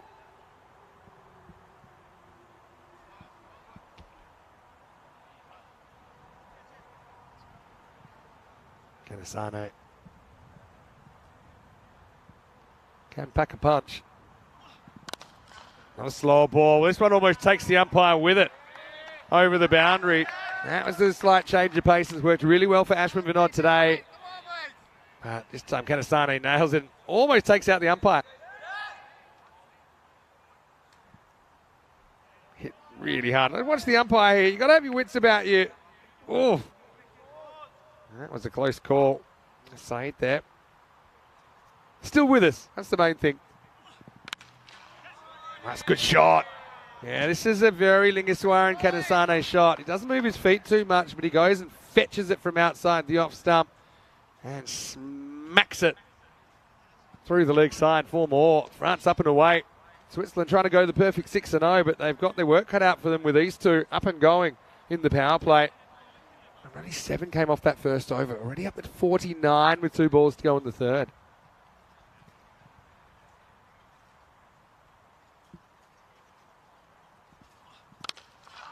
Time it shapes out a little bit. Low full toss. Just be a single. So France bring up the 50 with that. Remember, France did chase down 154 this morning against Luxembourg. Probably slightly different calibre of attack with the Swiss side. Last ball of the third. Slow ball. Hit and hit well. Maximo. So Mukhtar Ali Galami, the beast, has awoken and he's making the power play count. 56 for 3. 56 for 1, I should say, after 3. 2 magical overs to close out the power play. So 7, 27 and 22. And it's game on.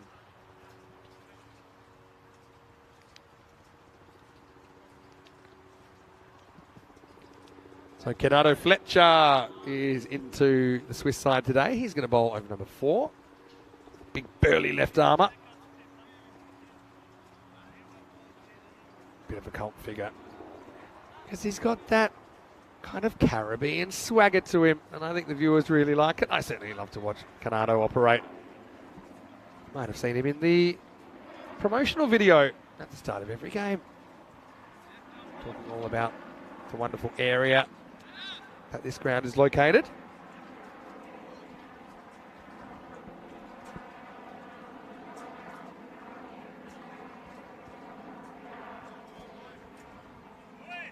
Let's see how he goes here.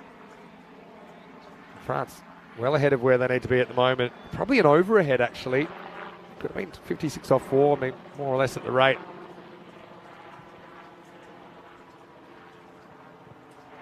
First one, swing and a miss.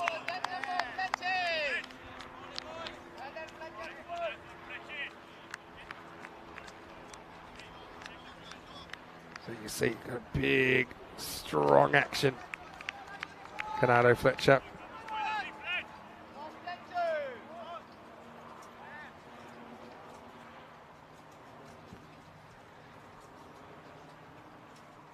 I think he's wearing Kanasane. Missed out the first pull shot. He doesn't really get across when he plays that shot though. And he hits it nonetheless. Has to get moving. A slight fumble. And he'll get home.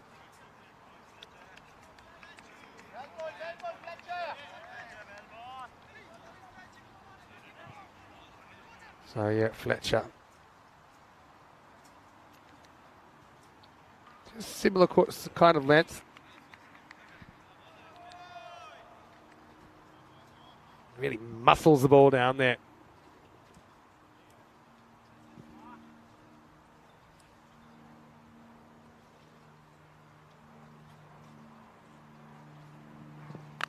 Wow, shot.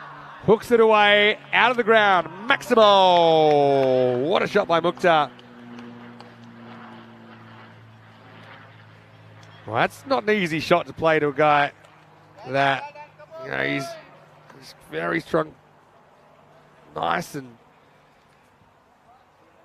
tall cross and gets inside the line. Very good shot from Gulami, who's into his work.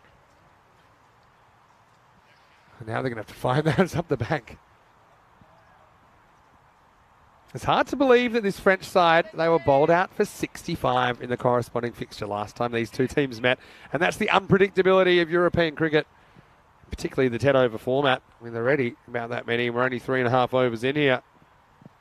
It has to be a wide. Misses the leg stump. What Mukhtar Ali Gulami is doing really well here is getting inside the line. Thinks he's probably pretty unlucky to be OBW. So he steps across. He thinks most balls hitting the stumps, probably hitting it, and probably bouncing outside the leg stump, so he shouldn't be OBW. And even so, he's feeling on this pitch, he should be hitting them anyway. He's allowing that one to go down the leg side.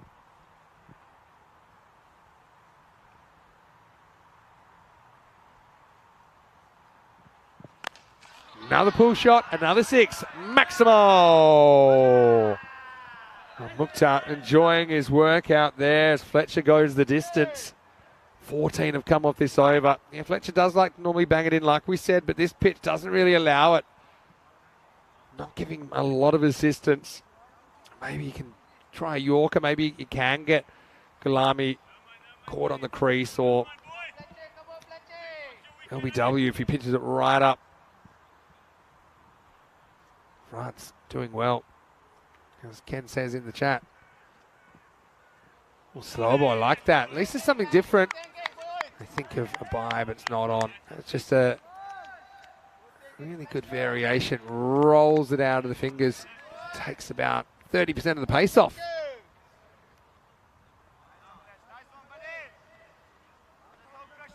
Certainly made Gulami think.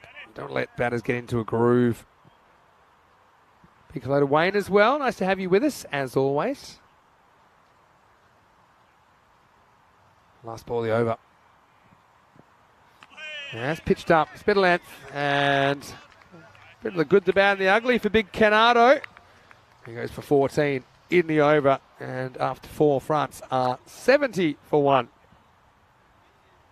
The Worm, an interesting one. Took about a while to wake up the Swiss Worm, actually. Didn't score in the first over.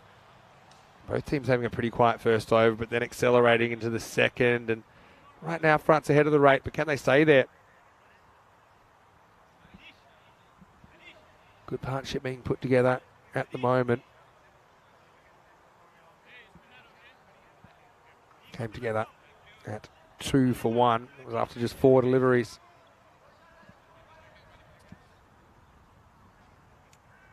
Hello to Emma, who's watching from France, saying, Gulami the Beast is on fire. Emma, I know that Mukhtar is your coach, so I know that's why you're here watching. Emma, always happy to see you in the chat and contributing.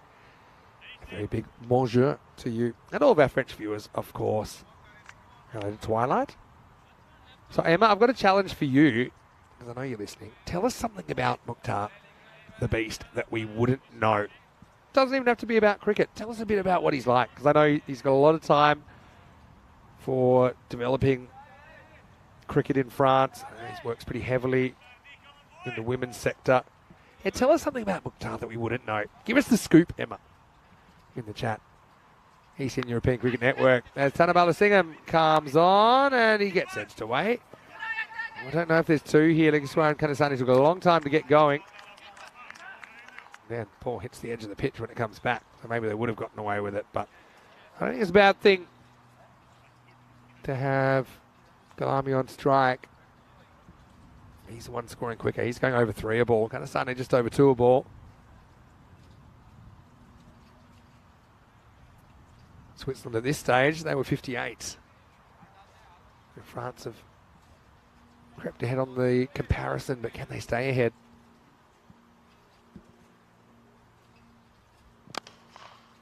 Well, this is into the gap, and I think this is 4. It's actually pretty well bowled, I thought, by Tarani, because took the pace off.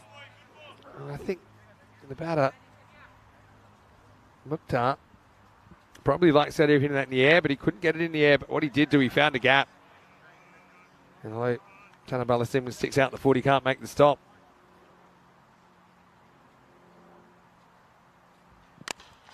Now he draws him wider. That's a really good shot. Maximo takes a bit of a risk. Gulami will move to 50 with that shot. And what a good innings it's been from the French opener. He brings up his 50 off just 16 balls. The Beast has awoken.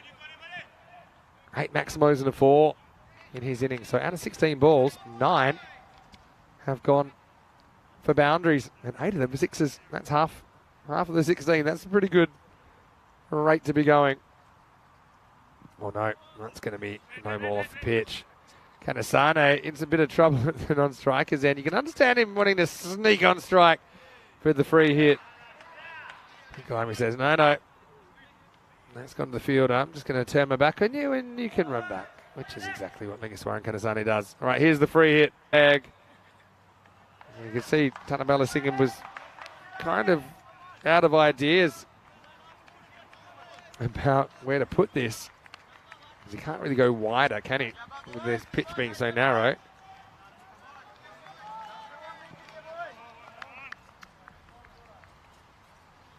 A question from Jatin. What is the time in Switzerland right now? Right now it's 2 o'clock in the afternoon. Another no ball, and this one is the accidental doosra because it comes in. Look at Gulami, really wants to get back on strike for the free hit, but he's not going to be able to get there. So Kanasane saying, hey, it's my turn. You had your free hit. Let me have a free hit. Poor Guyan. I don't know what he's meant to do about that. It'll be a no ball plus a bite. Plus a free hit. And he doesn't quite get it. Hassan might even just let it bounce. No. Well, now he might have gone a little bit too far. I think he did, you know. Hassan's disappointed he doesn't get his throw on target. As Gulami, he's looking for it too, but just shows a bit too much of it to Hassan. And if that throw is on target, I think, and maybe a bit quicker, I think he might have had Gulami in a bit of trouble there.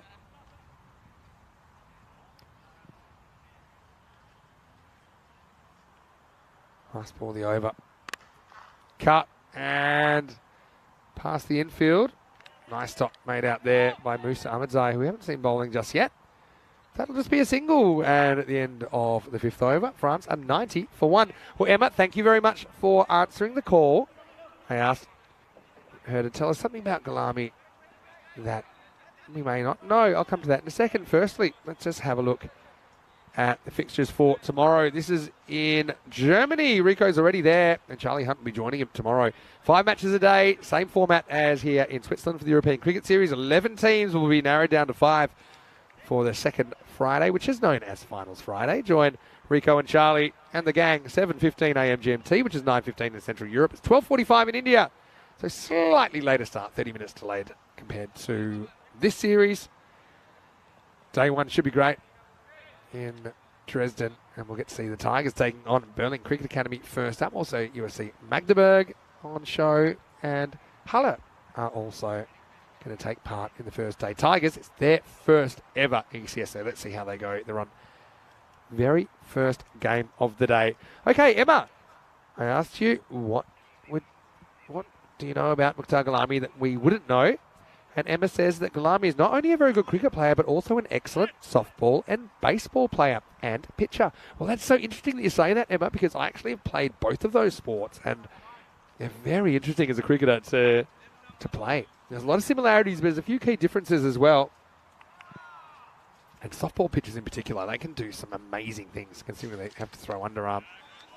This is a decent one first up from Ahmadzai. Sneaks inside. Yeah, that's fine. It's not too high.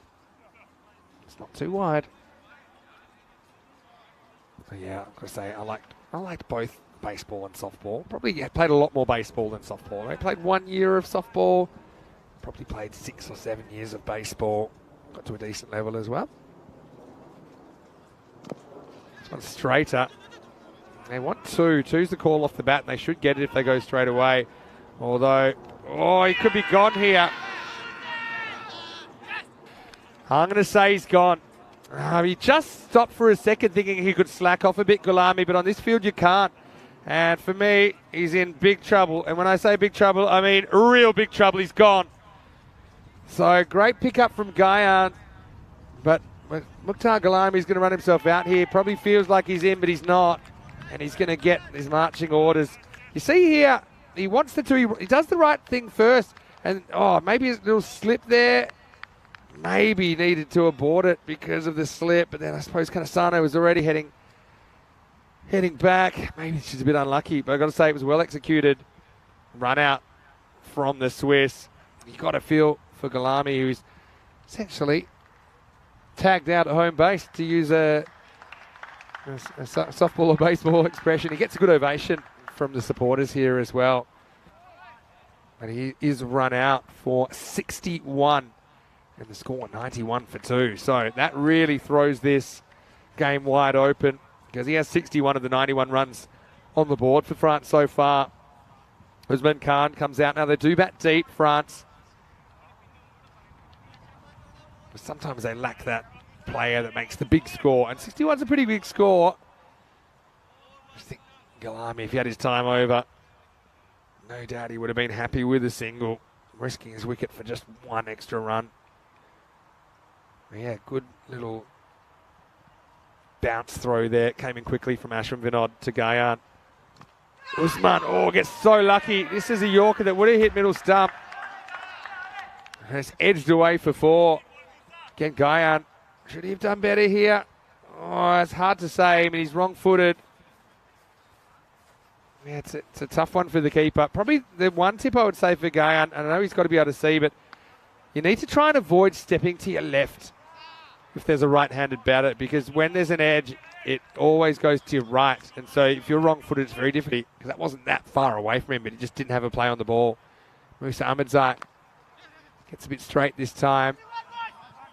And, now they are going to take on the 2. Well, I think Kanasane remembers what happened to Mukhtar, and he pretty much overrules Usman here and says, hey, I know you like the idea of a 2 here, but this guy's got a good arm. He's just run out another one of our batters, so I'm going to ask you to go back to your end. See here, Usman doing the righty, saying, hey, I think I can come back. I think he's saying, you know what? Just park it there, Usman. We don't need another run out. Another ball in this general direction into the gap this time. This is 4. That's good hitting from Kanasane. Kind of made something out of nothing there. He looked cramped for room, but times it pretty nicely. It's kind of a half pull, half flick, isn't it? Nice to see Shazad in the chat as well. Shazad, hopefully you're well, watching from France, no doubt. And Shazad's got another bit of a tidbit on Gulami. Apparently he cooks very well as well. Well, man of many talents. And I've got to say, he's a really nice guy. Always like seeing him around my travels here on the European Cricket Network Tour. As we get to the end of the 6th over, it's game on now. 101 for 2 off 6. So only needing 11 and over or so. I say only. One good over. And that equation can change very quickly, but France certainly in a winning position.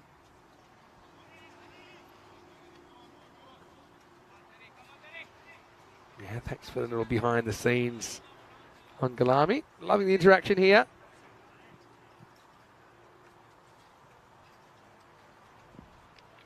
Back to Tanani. Gets the first one past Kanasane. Guyan behind the stumps. Quick to whip the bails off, but Kanasane always had the foot behind the line. That's well bowled in the air and just out of the grasp of the fielder. That's Musa Ahmedzai. They're just happy with the single in the end, but Tanabala Singham tossing it up, daring the batter to take him down the ground. In the end, he's mistimed that pretty badly, Kanasane. And he's pretty lucky that it's not a metre close to Ahmedzai. Now Usman, he walks, he doesn't really get it. Ali Naya, well, he backs off. Interesting one. Naya, who ran miles back to take catch earlier, pulls the parachute on this one. I thought maybe he had a play on that.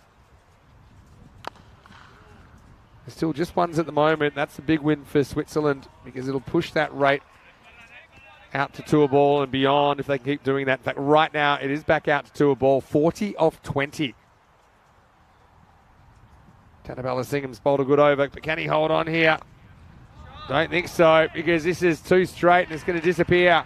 Maximo! And this is very not like Tarani Tanabala Singham, because he gets 2 straight this time. He's been so good at kind of curving it just inside the tramline on the offside. Might have lost a little bit of confidence in that because he lost a few battles with the edge of the pitch yesterday.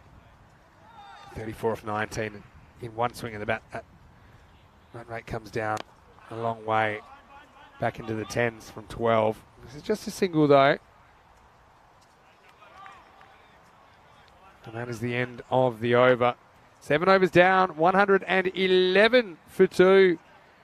As we head into the last 3 overs of this one, let's have a look at the last match of the series. Luxembourg still searching for a win, taking on France, who you're seeing here right now. France looking at their team. Homer gets another chance. Pirapakaran holds his spot. Warner Saria is going to sit it out. He's just never been comfortable bowling on this surface. So Ramatullah is welcome back into the lineup. So stay tuned. Last game coming up, starting in around about 30 minutes time. Okay, Canado's back. France need 33. 3 overs remaining. Get the popcorn out. Could have a big finish as Canado blasts through Usman Khan first ball. It just feels like a bit of a toss-up at the moment. France probably on paper are favourites, but you don't play the game on paper. You can just feel, especially with big Canado coming in. Gulami handled him well, but Gulami's history in this innings.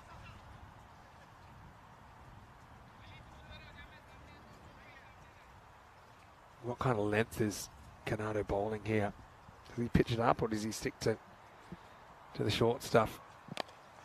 Now this is steered away, but should just be 1. Slight fumble, but recovers quickly to make sure it's only a single.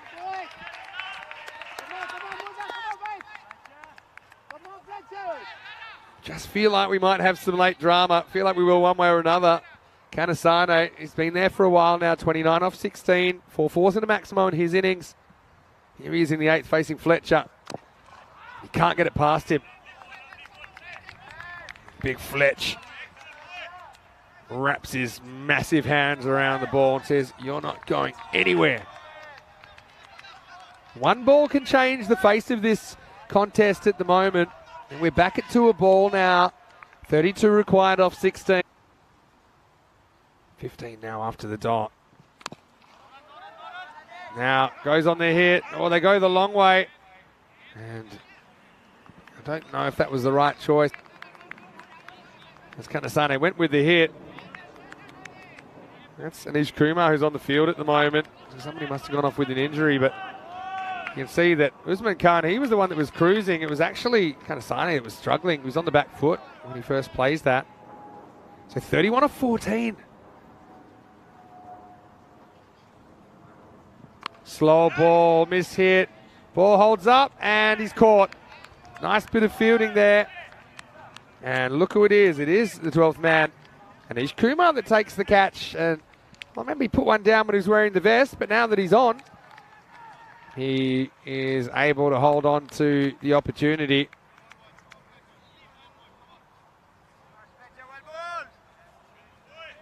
And probably more importantly, it's dot ball. So Usman Khan, not bad from him. He goes for 14 off 8. 113 for 3. Good reward for Fletcher, who's bowled a good over here. But having said that, Noman Amjad's coming out. He's hit the ball really sweetly today. So probably not a bad time for him to come out. He's one guy, he eats up the pressure.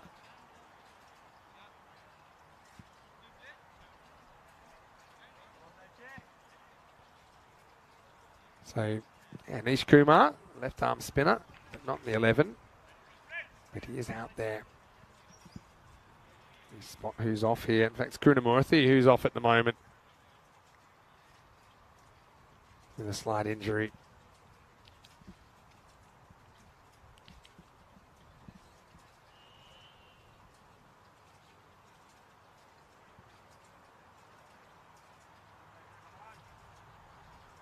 The last ball coming up. There just might have been some confusion about why Anish Kumar was on the field, but I think it's all been sorted now. Let's see what Amjad can do. Still 31 required for France. 13 balls remaining. Steps across and misses. Canado doesn't think there's an edge. He'll be pretty happy with his work there because only 2 runs come off that over. Goes .1, wicket, dot. And what a brilliant over that is. And just the difference 1 over makes. They go from ahead of where they needed to be and they head south and now find themselves pretty much bang on that red line. In fact, slightly below it. What a difference an over can make. Ali Nayat to bowl the 9th. Still think this would come down to the wire.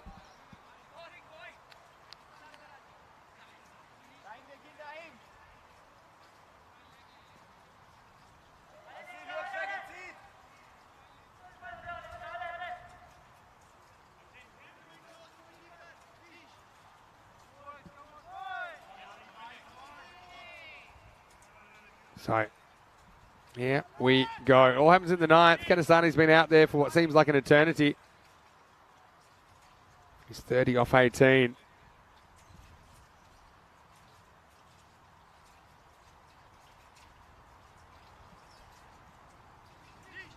Thing is here, if you don't get a double-digit over, you're chasing something magical, 20 plus in the last. So it's all going to happen in the 9th for France. Naya pitches up. Kanasani just kind of steps away. That ball was heading down the leg side, but he's only able to get 1 out of it. So yeah, backing away I don't think is the play at this stage, even though it was only a subtle movement. So Amjad misses mono a mono. It's captain on captain here in the 9th, and it's the battle that could decide the game. Oh, it's a good ball from Naya. No one digs it out, but only gets 1. 1's great for Switzerland. Trying to go 6-0 here. Look at where this bounces. Right up towards the feet. Amjad takes a step back and can't do too much with it at all. Kanasana needs to go large here. Needs to get across, not back away. Yeah, that's exactly what he does. Great batting. Maximo! Well, I wonder if this is a no ball. It is a no ball, and it's 6th. Well, it must have been an overstepping no ball. Yeah, I mean, it's hard for us to tell, but it was called straight away. So a 7 up, and the game changes in a heartbeat. Yeah, it's hard to tell from our angle, but the umpire says there's nothing behind the line there for Naya. So now free hit as well. Oh, and he messes it up there. Lingaswar Kanasana. That was a metre down leg side, but he basically clunks it off his pad leg by, and that was a missed opportunity. I mean, if you're ever going to get across in front of your stumps, that's the ball. Because anything down leg side is going to be a wide. You can't even be LBW off a free hit. So 21 off 9. Let's see what Amjad can do here. Again, captain versus captain. Whips it nicely. Long chase for Vinod. Ball slowing down, though. Doesn't make it under its own steam, and they get 2. So 19 off 8, and this is about as close of a match as we've had here in Switzerland. I know we're into match number 67 now across the 2 weeks, but this is a real heart stopper.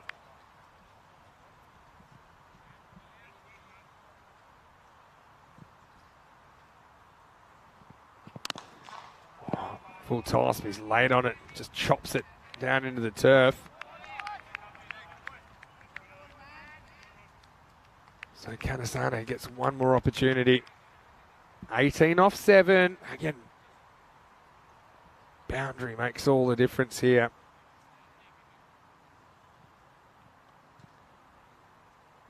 Big delivery coming up. Won't be bowled just yet. Ali Naya. I actually don't think he's bowled that badly, but he's gone for 39 here. Last ball of the 9th. And he knocks him over. Full and straight, and Kanasana can't make any contact. So Ali Naya saves the best for last. And he sends the French number 3 on his way for 37. France just holding on, but they lose a keep out of there. 126 for 4 off 9. So the last over will start. It will be Noman Amjad, the French skipper, on strike. He's going to be joined by Ibrahim Jabakel. And Amjad and Jabakel have already had one very good partnership this weekend. Jabakel's no bunny at all. Again, Kanasane, when he goes back and watches this innings, I think when he's gotten in trouble, he's been backing away to the leg side. So 9 overs down, 126 means 18 required off the last over. With this 17 of this over, we'll have Golden Ball 49 live from Switzerland, of course. Our last Golden Ball was in Czechia, in Prague, Brno versus United on the 22nd of July. And that was a pretty crazy one when Abhimanyu Singh, the United captain, he went to turn for 2, hit the ball in the outfield, but then realised he didn't touch his bat correctly, so he had to turn back, cost himself a few metres in touching twice, and ended up getting run out. All right, here we go. It's Musa Ahmedzai to try and ice the game. Amjad on strike. Gets a good ball first up. And Jabakel was off with the pitch, so that'll just be 1. 17 required off 6 now. And I just feel you need 3 boundaries here, and you've only got 5 balls remaining. 3 boundaries in 5 balls. And it's not going to be easy for Jabakel against Musa. Another left armour. I know that Corey Ruck is the Spanish coach who's often part of our commentary team here at ECN. He's always big on left armers. Says they just provide value. Jabakel loses his shape here. Tries to drag this leg side. Here's the thing. I mean, all the offside is available for him. You know, he doesn't need to try and hit the leg side. Everybody's up on the offside. Now they put deep third back. There's no one back to the left of the screen. You see those 3 that were in the circle. There were 4 in the circle before that ball. I said you kind of need 3 boundaries. I still think you need 3 boundaries. There's only 4 balls remaining. So running out of room, running out of time. The Blues. And he nails the next one under the roof. What a shot. Maximo. Well, it wasn't quite a roofer in the end, but it's the result for France. Look at this, bang. And the game changes with one crack of the bat. 11 off 3 now. I said they needed 3 boundaries now. I think they need 2. There's 3 balls remaining. Musa just misses his spot. A 6 and a 4 give us a golden ball. There's different ways you can do it. Ahmed Zayn just misses the Yorker and pays the price. Thriller here in St. Gallen. 3 to come. And he misses. And they're going to go. And this is a crazy run because Amjad's never going to make it. And so Guyan holds his nerve. And it's a dot ball. And probably more importantly, a new batter's going to be on strike. You'd rather just have Jabakel bat again and have another go. He just hit a 6. And if you're going to do this, then you kind of need to hold your crease to allow Amjad to make it and force the keeper to throw to the bowlers. Then you can get Amjad on strike. But as it is, they've just unnecessarily run out the skipper. And that makes it 11 off 2 for the victory. 10 off 2 for a golden ball. Now Pirabakaran is going to come out under all sorts of pressure, needing to hit a boundary to keep the game alive. If Switzerland can keep this ball on the field of play, I think it's all over. Unless we have something like a no ball or a wide or something like that. So, Pirabakaran, boundary or bust. And it will be stopped. And now, they don't even run again. Not that it would have mattered. Well, they'll have a look at this. Oh, well, how about that? This looked like it might have the legs to go to the boundary. Deep third was back. I think he has made the stop. We'll check it out. Oh, yeah. That's a clean stop. And so Switzerland now just have to bowl a legal delivery and they will go a perfect 6-0. Last ball coming up. And it's all over. We'll wait for the result of this ball. It's going to fall safely. They'll just go for 1 in the end. But a spectacular 6 from the Swiss. And they are your ECI champions here on home soil. A thrilling encounter with France, who pushed them all the way. But the final score in match 8, Switzerland 143, France 135. And the French, well, they'll be going home looking in the mirror saying, how did we not pinch a game against the Swiss in that 3-match mini-series? They go 0-3. But you got to hand it to Switzerland. And sure, they did have the advantage of playing on this surface for 2 weeks before the series. But you got to remember, France are a good 10 spots above the Swiss on the ICC T20 international rankings. France, I suppose their bowling attack, finding it pretty difficult on this surface. But you can't take anything away from Team Switzerland. They've rotated their players. They've done a really good job. And they will be your ECI champions. Still a match to go, though. And Luxembourg will want to take something away from this series. They'll get one more opportunity. They played a lot better today. In 15 minutes, we'll have match 9, Luxembourg taking on France. News from the toss, France. They've won the toss and they're going to bowl. So Luxembourg will be batting first. Ed Packard doing some good things today. And so is Dixit. Watch out for that. Coming your way in 15 right now. Let's look at the chase. Zayn Ahmed, the left-hander, went to a very good catch from Ali Naya. Running back with the flight, Hassan Ahmed. I think he would have liked it, but in the end he left it to his skipper. But it was Mukhtar Ali Galami who did a very, very good job, despite Ashwin Vinod with his big in-swingers and some of the weird and wonderful throwing techniques of Guyan with the glove on. And here's the thing, slight stumble costs Galami his wicket as he is out by a hair's breadth. Guyan finishing off the dismissal. You can see that stumble costing was only just out, but he was out nonetheless. And you feel in the wash-up, considering how close they got, they really could have used a few more runs out of Mukhtar, who was up and going. Usman Khan came out, got a bit lucky with that one. And France continued to swing the bat. We're ahead of the game at that stage. There's Kumar with a catch on as a substitute fielder. This one really swung things. Ali Naya, no ball +6. But then the captain bites back with Kanisane castled on the last ball of the night. And left 18 off the last over. And that one sprung off the bat of Jamakel. But again, a little bit of pressure, a little bit of panic here as they run an impossible run. It cost Amjad his wicket. Brings out Pura Bakaran, who needed to keep the ball alive, needed to get the boundary if they were to stay in it. It was stopped by that much. It's the foot of God from Osama Mahmood, who keeps inside the field of play. That meant the game was out of reach for France. The margin, 8 runs in the end. A really good game of cricket. Switzerland, flawless here at St. Gallen. And once again, bit of a breathtaker.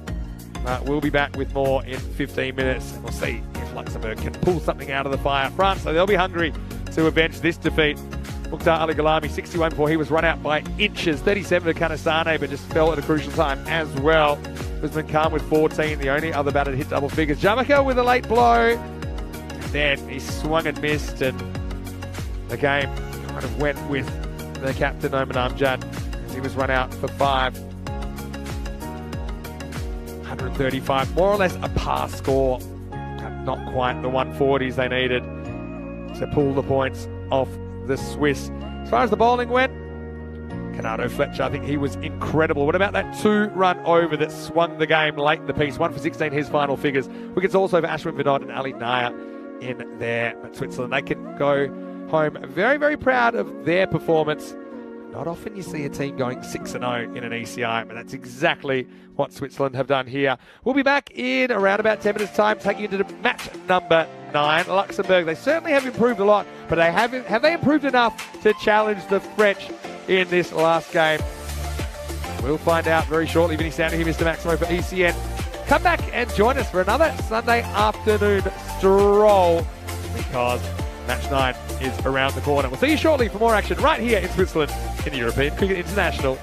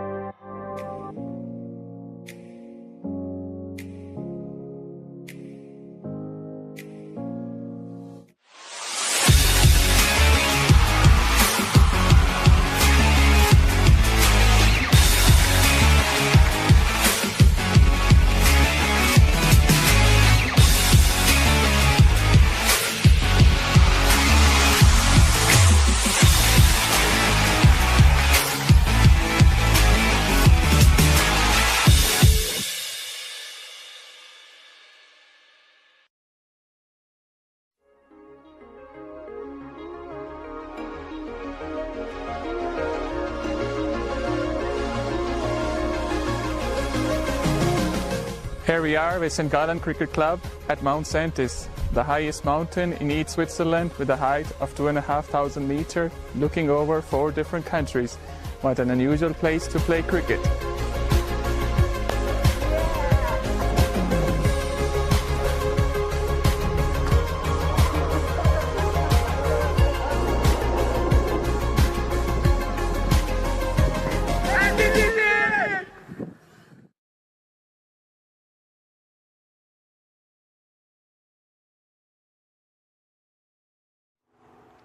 Hello and welcome back to St. Gallen. Time for match 9, the last game of this ECI, and it is a match between Luxembourg and France. Well, both these teams, you know, they won't be raising the trophy, but they can still pull off a win here in this 10-over-a-side contest. Many sound to hear Mr. Maximo for ECN on a Sunday afternoon. Let's see what happened at the coin toss. Rob Kemming in his final ECI match as our tournament referee. He has the 2 captains a little while ago, and let's see what happens at the coin toss. Your call. Heads. Heads is called. It is tails. Oh, Jabakel gets the toss duties for France, and he doesn't have to do much except say that he wants to bowl first. So France leading with what we normally think of as their strength. And let's have a look at what we got here. A bit of an interesting one. We've got no Action Jackson in the lineup for France. So Ghalami's going to take the gloves. I know he's a bit of a utility player. Can do a bit of everything, Mukhtar. As I cast my eye across the lineup, looks like Warnakul Saria's out. That allows Ramatullah Mangal to come back in. For Luxembourg, Packard's had a really good day for them. Expect him to open the batting with Vivek Dixit, as both of those have half centuries in the series. I think they'd love a bit more out of Jatin Madan. Maybe this is the game where he can find some of his best form. Sokia has impressed at times as well. I've got to say, Asghar Ali Khan and Asghar Ali have impressed me in different ways. I think Asghar Ali Khan with his bowling's been very good. Asghar Ali just swinging the bat, having the right attitude about how to approach this. Welcome back to all of our viewers watching on our YouTube channel, ECN European Cricket Network, as well as everyone who is watching on Fancode in the Indian subcontinent. And for the final time, for now at least, a big special hello to all of our viewers watching on Swiss Sport TV. And yes, the Swiss are saying hop schwiz after they went 6-0 to clinch the trophy. In fact, we'll be able to make that presentation at some point before the end of this match. For Luxembourg, they've certainly played a lot better today. They're still empty-handed as far as points are concerned, but we saw them putting together a decent innings. First game of the day. They weren't able to defend 153 though against France, and then we saw them against the host Switzerland in another entertaining game. Luxembourg putting 131 on the board but not being able to defend it. So have been batting well, batting first. Can they put a game together? Here's Amjad to get us going in match 9. First one cuts him in half. And Amjad, if you haven't seen what he's been doing, this is very typical. He's the one guy who seems to be able to get a bit out of this pitch. Getting a lot of that in movement.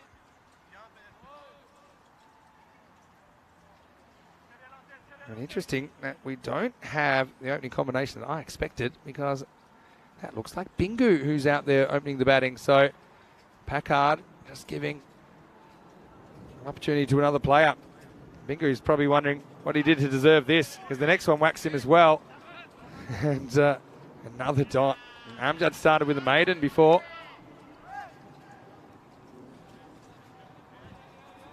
Just look at this comeback. Follows him. Not quite quick enough to get the hands out in front there. Rupesh Bingu, we've seen doing a lot of the keeping for Luxembourg this weekend. See if he's brave enough to maybe get across and try and whip Amjad across the line. He won't have to. He's off the leg.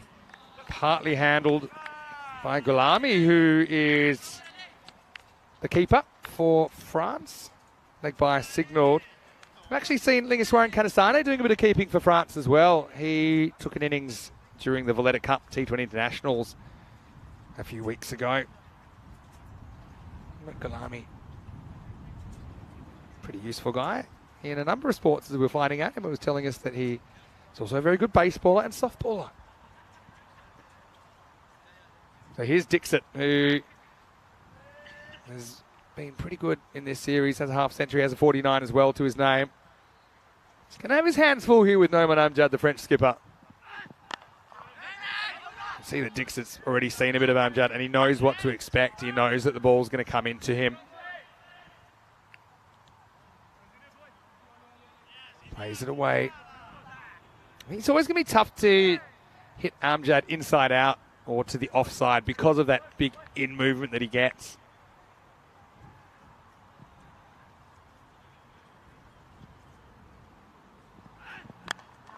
Again, when you back away, it's just going to follow you. He does get some bat on it. Gets one.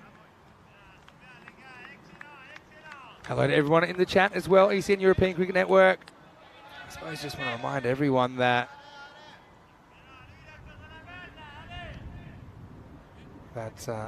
this is Switzerland and obviously the infrastructure not quite there at the moment, but a lot of this ground is very, very good for cricket. I mean, just the pitch is still the thing, missing piece of the puzzle.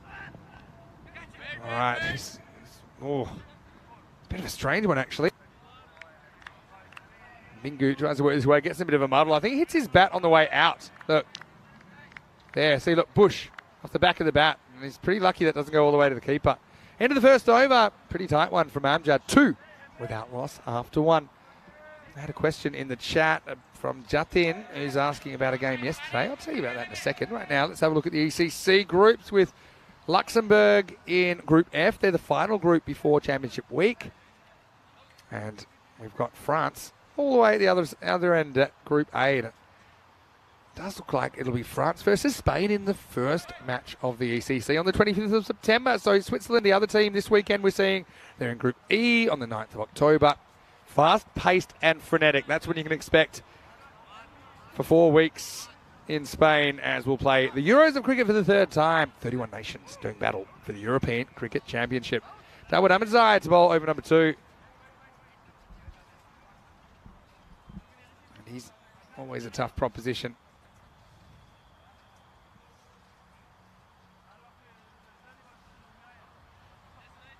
So, yeah, Jatin had a question about the score yesterday in one of the Luxembourg games when Nagyach hit the last ball for 4. But on further review, that was actually the 7th ball of the over. So it wasn't that the score was incorrect. The ball was cancelled. So that's the regulations now. If a 7th ball is bowled in an over and it's discovered before another ball's bowled, that result is cancelled. So poor Nagyach, he walked out, hobbled out really, and then he hit a 4, but then the 4 won't count. So yeah, it's a bit of an explanation as we've got a bit of a technical delay here. So Jatin, hopefully he understood what I said there. It wasn't the 7th ball of the over. Shub just doing a few running repairs. As we'll get ready for the second over now, and Ahmadzai.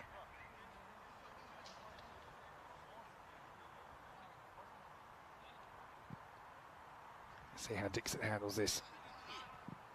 Not great. First one just slides on, almost takes out the stumps. So I think the thing with you facing Ahmadzai is he doesn't turn the ball a very long way. So you kind of play the line you see, I think. You can start looking for things that aren't quite there. But he's a very clever bowler. He's different. You don't get to face these kinds of bowlers very often. Bit of bat on this, just a single.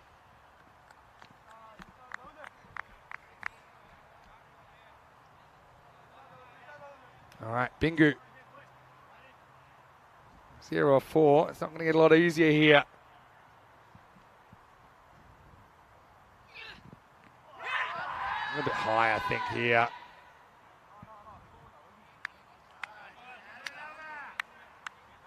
So he gets a lot of overspin. That one's way too high. Okay for line. I like the little dancing appeal as well from Ahmadzai here. Yeah, definitely climbing over.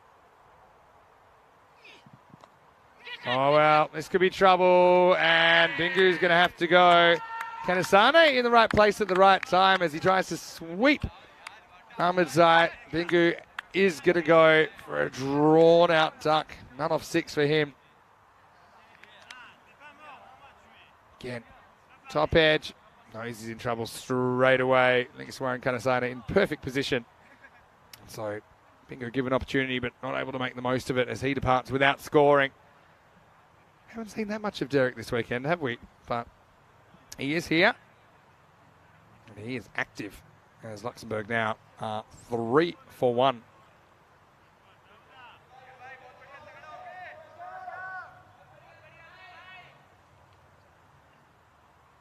Big hello to everyone in the chat as well. Just let me know, Jatin, if you heard my explanation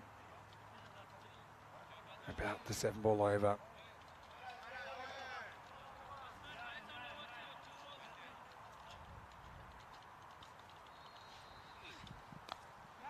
Oh no, this has gone up in the air again. Could be 2 and 2, should be 2 and 2, and it is 2 and 2.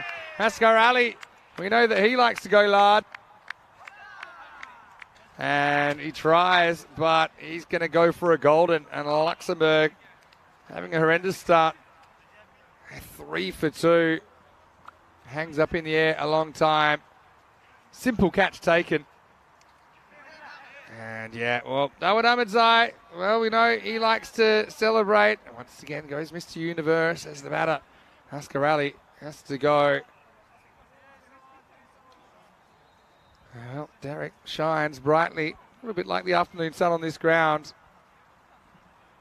And the score now 3 for 2. And Packard, who pretty selflessly has dropped himself down to number 4 just to give an opportunity to Bingu at the top, but he finds himself in the second over anyway. Ahmadzai now on a hat trick.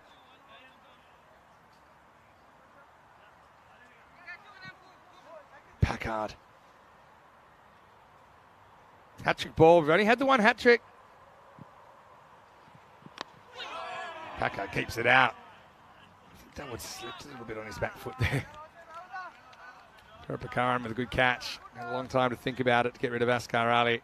Still like the wrong one to me. Yeah. Back of the hand. A little bit left to right. Great over though. 1 run and 2 wickets off the over. It is 3 for 2 after 2.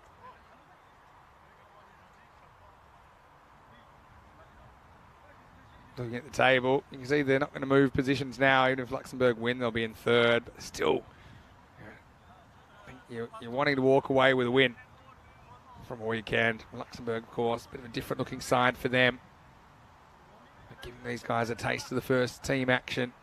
Of course, maybe trying out a few players that they'd want to use in the ECC. Amjad comes back, and this is in the air. Just covering the fielder. Can he make the stop? He cannot. Zain Ahmed. Well, he does pull it back, but he pulls it back too far. Now, this one belongs in the circus. Check this out from Zain Ahmed, who actually does really well to pull it back, but he just can't get the ball out of his hand. Look, and it scoops it all the way around. And then probably the worst thing for Zain Ahmed, he's looking for the ball. He's looking the wrong way. Still, 10 points for effort. 4 points the result. Vivek Dixit with his first boundary.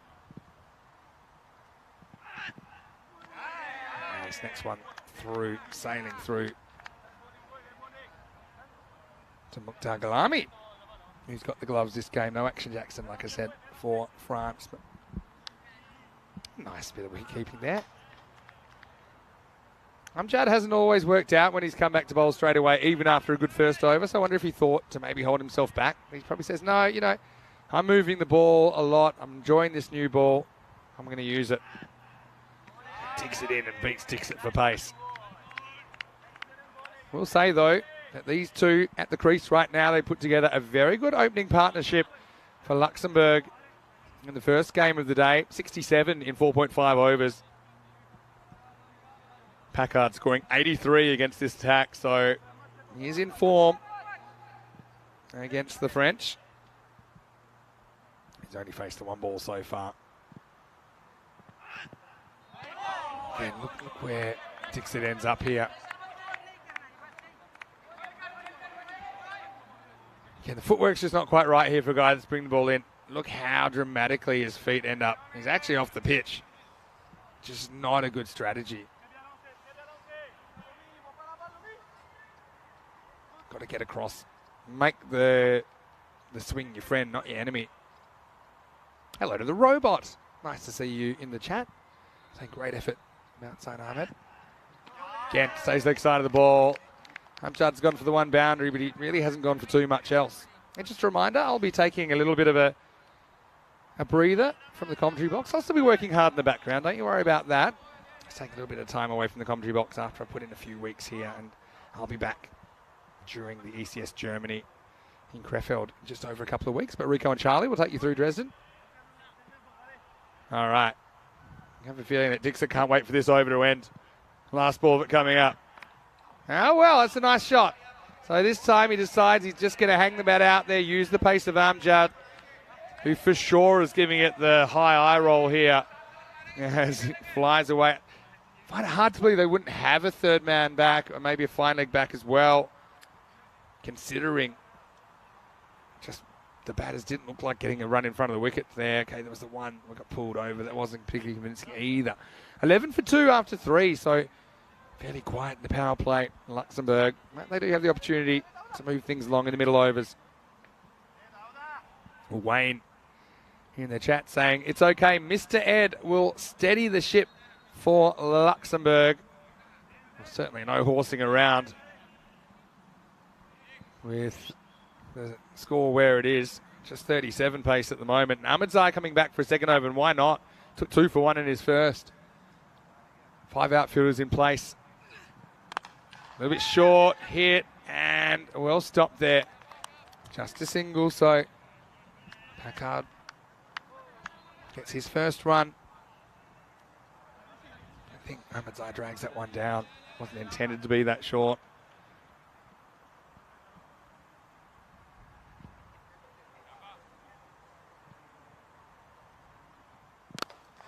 Pitched up and out of here. Maximo. It's a good shot by Dixit. Again, the window is small for the spinner. This one isn't quite a block hole delivery. Turns out to be a bit of a half volley, and well whacked away by Vivek. He's having a pretty good tournament.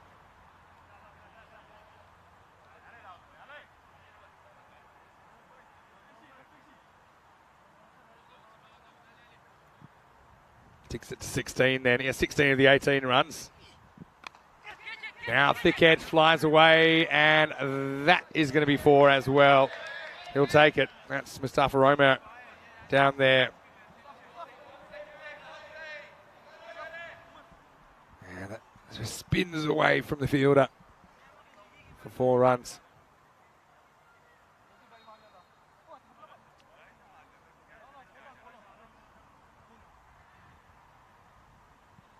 Ahmedzai. If he gets a wicket, keep your eyes on him, because he's going to light it up with his trademark Mr. Universe celebration. A bit short, this is in the air, and it really should be caught. It is dropped. Well, Javakel's a good fielder. Maybe didn't pick it up straight away. 9 times out of 10, he's swallowing this. He took a great catch running in earlier on. And yeah, disappointment front. Normally fairly safe in the field. Vivek gets the life on 20. Now, he tries a little lap sweep, and Well, now they might get a run. They might not, though. Well, Mr. Universe slides in to back it up. King in the chat saying, yeah, good bowling by Amjad in this tournament so far. He does seem to be the one pace bowler that has come into this tournament bowling on this surface for the first time, and it hasn't really bothered him too much. Another top spinner. Cut away, doesn't beat the field. So end of the over, and Ahmedzai, pretty good figures from him in his last bowl of the tournament. 2 for 13 for the leggy, and Luxembourg after 4 overs. They're 23 for 2, so clawing it back a little bit at a time, but still not quite run a ball pace through the first 4 overs.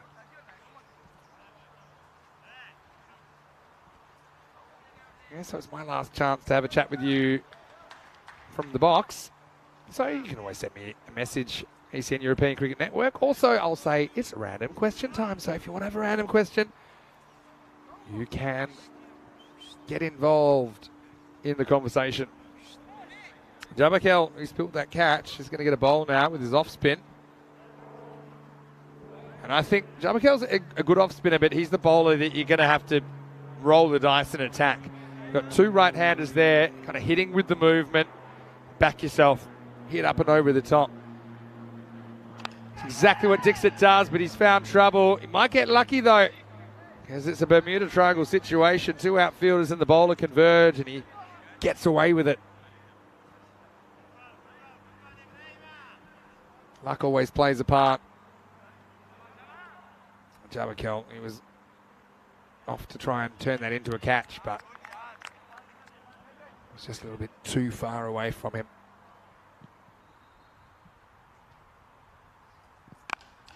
Now Packard gets 6. Nice shot. Maximo. Oh, Ed. He's going to have to try and get his team out of a bit of a jam again. And he does attack Jabakel. Very first ball that he gets from him. And puts him up and over the leg side. 6 runs. Again, all these players vying for selection in the ECC in just a few weeks' time. Probably a couple of months' time for Luxembourg. Yeah, only at the back end of week 3.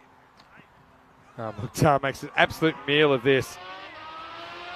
He's ready for it, but he forgets one thing. He knocks over the stumps before the ball comes in, and I think he drops the ball anyway. Oh, Mukhtar. Keeping always looks easy, doesn't it? Until you stick the gloves on.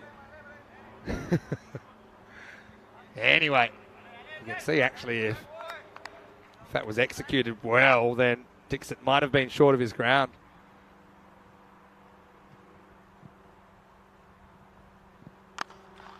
Well, hit straight, hit pretty well. Excellent fielding though. And the batters were certain that was going to go for 4, so they hardly ran. This is pretty well struck by Dixit, who just wanted to sit and admire it. Says, yep, that's the end of that. But guess what? That's not the end of that. Zain Ahmed to his preferred left side. You see, they were just watching the ball.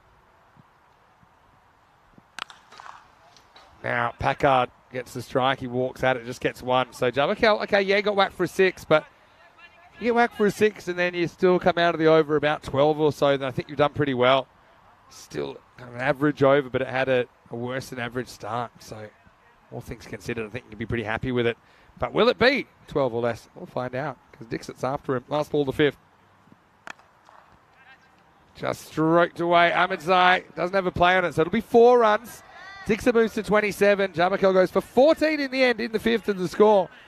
Luxembourg, 37 for 2. So putting together a couple of good overs. 12 off the 4th, 14 off the 5th. But they're just starting so far behind, aren't they? Still a bit of a recovery. A reminder, we have so much cricket coming your way over the next couple of weeks, including some women's cricket from the Netherlands, where the Netherlands Island series will start tomorrow. It's a 3-match T20 IW series. Corey Ruckers will be there to take you through all the action starting at 12 o'clock GMT, which is 2 p.m. in Central Europe. It's 5:30 p.m. in India. Just 1 match a day on Monday, Wednesday and Thursday.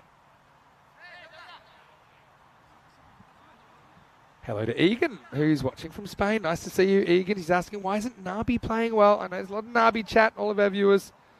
Particularly those that watch the ECL will be wondering why no Nabi in the side. Well, I do believe he's now eligible. That's the last I heard. That's been the issue so far. Of course, you need to fulfill the international eligibility criteria. So perhaps we'll see Nabi in September. We'll have to be selected though, but I mean, how could you not select a guy? He's hit over 100 sixes at Khartoum. 100 sixes. Most people wouldn't hit 100 sixes in their life. Anyway, here's Ramatullah Mangal. A little bit short, and Packard deals with it. Maximo! Ramatullah just seems to be struggling with his approach here. He had the big steps heading into the delivery stride. He's just pacing out his run-up again. But you've got to get Yorker here.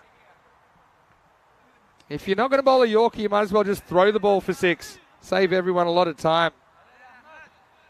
And Ramatullah, he's a very good bowler, one of the top young seamers in Europe, but he's found it really tough to adjust to this temporary pitch.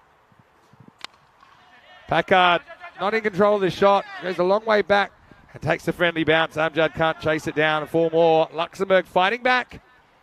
Once again, here's the captain, Edmund Packard. Wasn't really in control of that shot, was he? But fortunately for him, there was no outfielder back there. Rolls into the fence stronger together.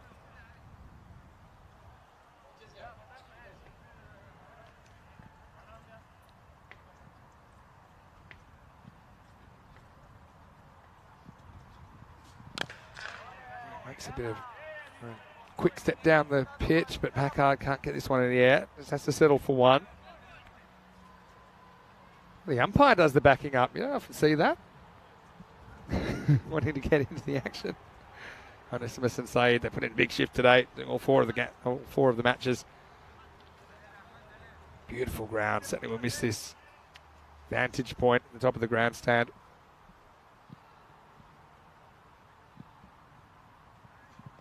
Oh, this is a no ball. Pretty well handled by Galami behind the stumps. And shapes to throw, because this takes a nasty deflection off the edge of the pitch. Pretty good keeping. Good reactions. Not with the keeper here, what he's dealing with. He's going to his right. Then, whoop. Just has to make the block. But also good running by Packard.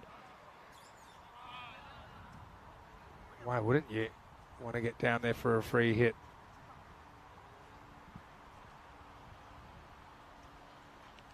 And Mangal. What does he do here? Maybe slow ball? Probably not. Try and jam in New Yorker, I think. Bit of an outswinger, actually. That's a great shot. It's got all the way. Maximo! It's not the worst ball I've ever seen, but again, it's just a length delivery that gets slammed, and Shub's having to do the chasing.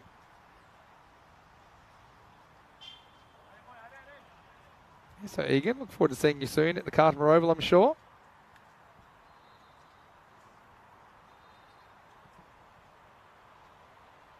Mango actually getting some good shape on that. I tell you what, if you bowl on here, you can bowl anywhere. That's probably one of the positives, I'd say, for the bowlers. Certainly forces you to adapt your skill set better. Now, Ramatullah needs to just dial that up 7 more times in this game, assuming he gets the second over. It's full straight with this little bit of outswing. Again, it kind of ends up swinging middle stump to middle stump. Ticks at 27 off 17. Packard 27 off 12. 19 have come off this over with the ball to come. Yeah, again. Full and straight. You don't get hurt. End of 6, and Luxembourg turning things around 1 over at a time. They're 58 for 2 after 6. 21 runs coming off that over. It goes magical for Luxembourg. Well, Egan probably taking interest in the innings of Ed Packard, of course. Ed's previously played international cricket for Gibraltar. We also saw Egan. We've seen Egan at the Khartoum Oval. We saw Ed playing for the Lathbury Lightning, the Gibraltarian champions at the ECL earlier in the year. The Champions League of European Cricket. Now, coincidentally, Lathbury Lightning were in the same group as Alton, the Swiss champions. And actually, they beat Alton in a thriller. Lathbury Lightning defending 74. In the end, Final score was 74-68. A low-scoring thriller that saw the last ball left behind the legs and bowling their batter when they needed 6 to tie. So a leave on the, when they needed 6, hoping it would be a wide. It wasn't. Crashes into stumps. Rahul Mangal to bowl. And he misses his Yorker. Back to the wall. And Ahmedzai, great effort. And almost snaps his spine in half, trying to make the stop. Dawood, well, he's made of rubber, so he bounces straight back up. But again, slight miss from Rahula, and the batter didn't miss. Maximo. Wow.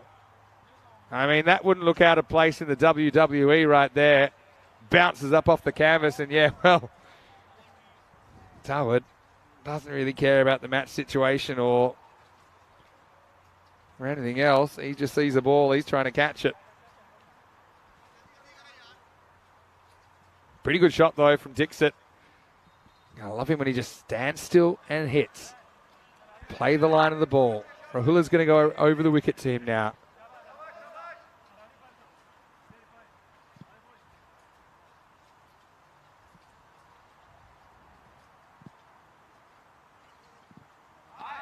Big swing and a miss this time. Just slightly loses his shape that time, Dixit.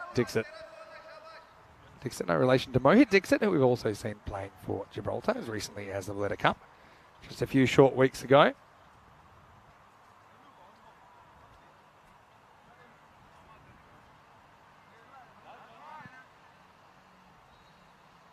Rahula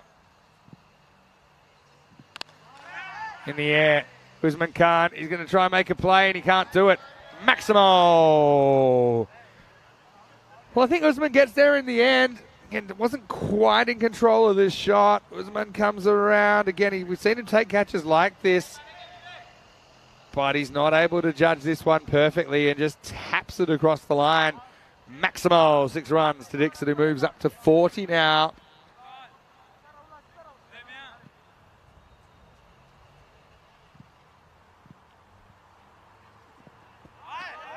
Again, Dixon's got a little bit of a habit of running away from the ball because he's scared or anything like that. I think it's just because he wants to open up the offside. And yeah, you look like a millionaire when you hit it, but when you don't, it seems like a poor tactic. If he is going to do that, the bowler would feel they have a chance if he gets it up and at the stumps. This time, it's a slight rolling cutter from Mangal. But just a single. Credit to Luxembourg here. They've had to bat themselves out of a pretty tight spot. And they've got themselves back into competitive territory at least. They got the run rate up above 10 and over. And they'd want one big final push maybe. Get up in the 120s or something like that if this partnership can continue. Packard last ball of the 7th. Flat bats it pretty firmly towards Zain Ahmed, who does the fielding into 7 overs. As that over goes for 14 runs. The score is 72 for 2. Hello to Chris Smith in the chat. I'm going to come back to your comment in a second. But first, let's have a look at what's coming up tomorrow. The next cricket you'll see on the European Cricket Network after this match. It's tomorrow morning in Dresden in the east of Germany. Rico Fool and Charlie Hunt will take you through the action. 5 matches a day, starting with the LB Tigers taking on the Berlin Cricket Academy. The Tigers, their first ever European Cricket Series. So looking forward to seeing how they go. It all starts tomorrow, 7:15 GMT, which is 9:15 in Central Europe, and 12:45 in India. Cricket 7 days a week. And if you want to look at the calendar, the next week in my schedule where there's no cricket is never. So if you like cricket and you like a lot of it, then stick around, tell your family, tell your friends about the European Cricket Network. Time for over number 8, and they're going back to Jabbar the off-spinner. Bit surprised we haven't seen Zain Ahmed bowl more in this series. The left arm orthodox. I think he'd be a pretty good option against 2 right-handers. As this is a catch, and it's taken. So Packard's going to go. It's Rahmatullah Mangal that takes the catch out there at deep mid-wicket. Ed not quite getting that out of the middle. It's probably there to hit the inside half of the bat. And nicely held. Good technique by Rahmatullah. He went down to his knees and caught it, fingers pointed to the sky. Still, pretty good innings from Ed, who came in a tough situation. Remember, he came in with a score at 3 for 2. So those two put on 69. They turn this innings around to an extent. Luxembourg lose their skipper at 72 for 3. Ed's had a really good day. I just hope that we see him in a position to bowl 2 overs, because I think that he was a very, very useful bowler back in the first game of the day when they almost pulled off their first win against France.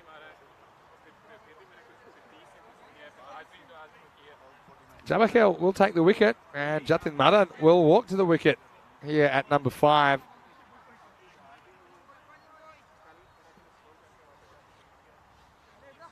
Yeah, Chris was saying in the chat, talking about the Australian football, at least my Eagles only have 2 games left. Yeah, the season can't come quick enough. The season end can't come quick enough, I think, for the Eagles. They've had a bit of a shocker this year, haven't they?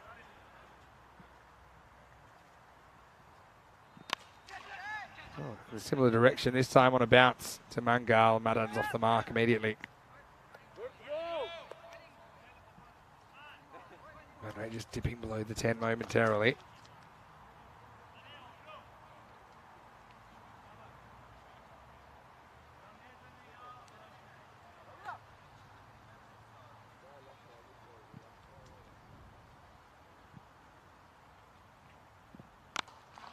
Up and over the top. Really good shot from Dixit. Maximo.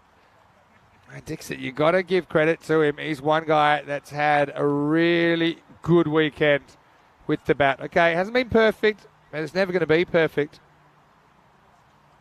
He struck a 52, he struck a 49 right now. He's on 47, not out. He's had a lot of time at the crease at least, and he's shown he can mix it. A little bit of length to work with there, and he sent it away nicely over that offside.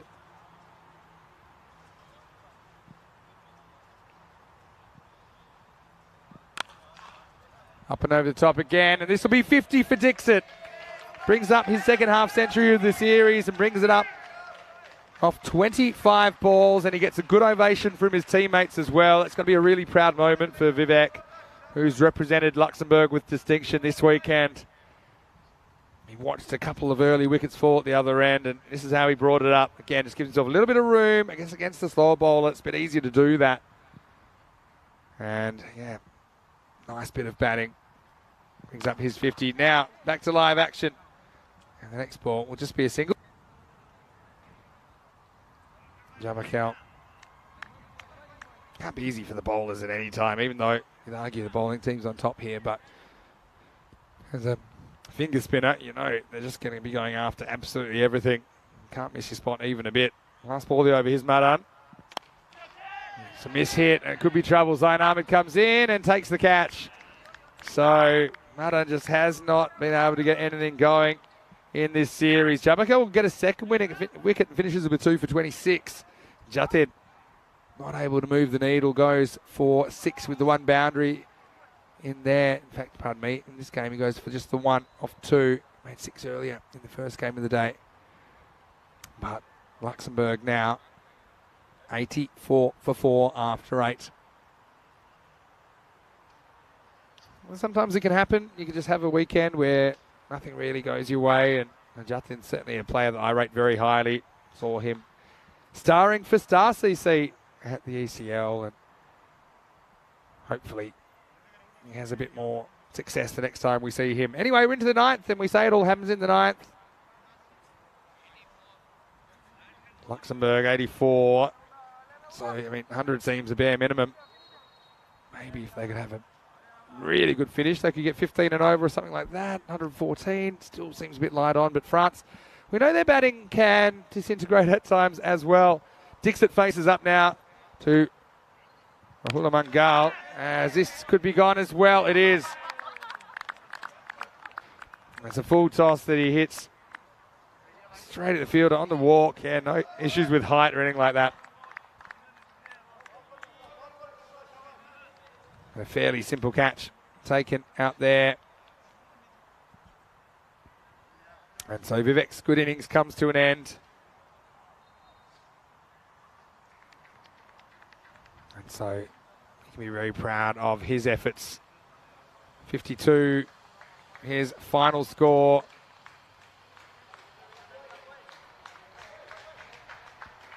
And he matches the effort that he was able to compile against Switzerland earlier in the tournament. So well done to Vivek, but he leaves with 11 balls still there. Roman Amjad, the skipper, it's a fairly simple catch for him out at deep cover. Do you guess who, Pat? The new batter? The puzzle. There we go. Not a bad shot at all. That's 4. Nice. As he got a little bit of length there from Rahula, who doesn't hit his spots. A little bit into the pads as well. And swung away for 4. Good batting. AVD with a good question. Will we ever see Corey and Charlie commentating together? Well, no reason they wouldn't. Just kind of the scheduling and availability. It hasn't happened just yet, but I'm sure the day will come where Corey and Charlie will commentate together. AVD. Big swing and a miss this time. Better length there from Rahula Mangal. You got to realise Charlie's also studying broadcasting at the moment, so it's only available some parts of the year. Corey, of course, been pretty busy with his Spanish coaching commitments. Also, he's had coaching commitments previously in the Netherlands. Some obligations there.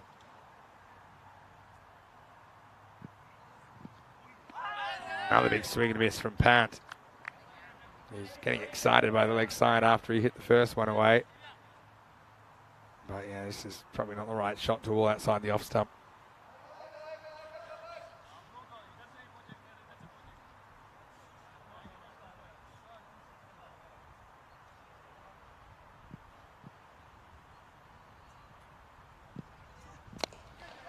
Hit down the ground. And will just be a single. Chris Smith, thank you for your interest. I can tell you, there is a second account. It does not belong to me. It's been in the chat. Doesn't bother me that much as long as you realise it's a fake account. A minute ago, I sent you a bit of a message there.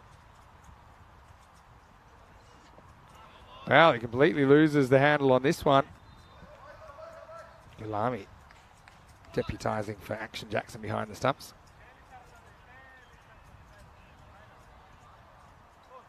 So free hit coming up. It's Puri. I'll be looking to give it a good old whack. I'm going to go out on a limb here. I'm going to say bowled and maybe some buys off the stumps. There you go. Of course, it won't be out because it's a free hit. No, it goes wide Yorker. Puri can only get it for 1.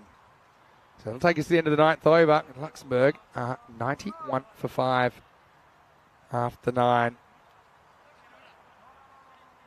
1 over remaining.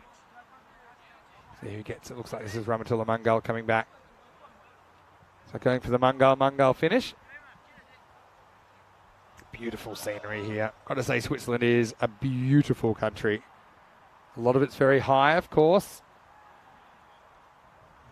Pristine up among the mountaintops. St. Gallen's around about an hour out of Zurich.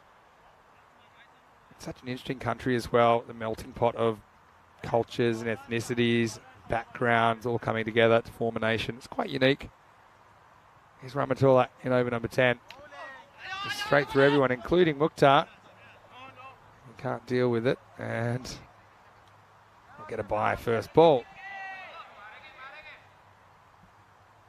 Means that Pat will get another go. Started well, Pat.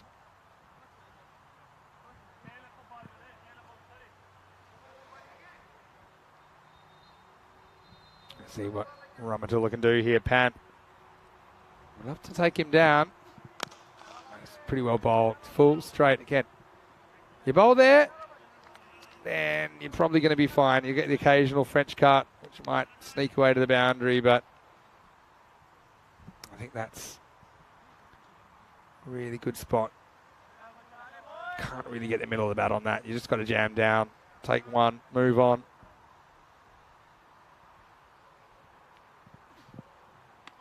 Now rolls the dice with a length ball, but Puri swings all around it.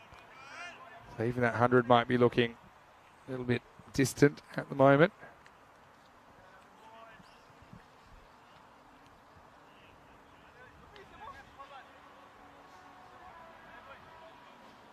Great sleuthing in the chat by Chris at the moment.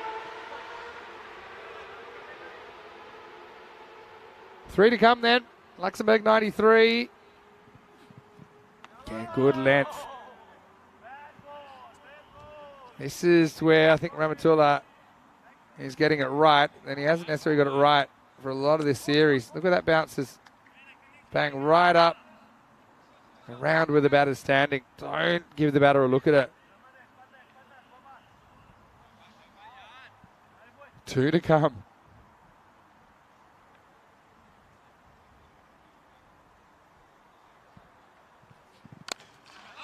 Not quite the Yorker this time, but it should be gone, and it is. So Usman Khan will take the catch. It's a wicket for Ramatullah as Puri goes for 1 and struggles to keep things moving.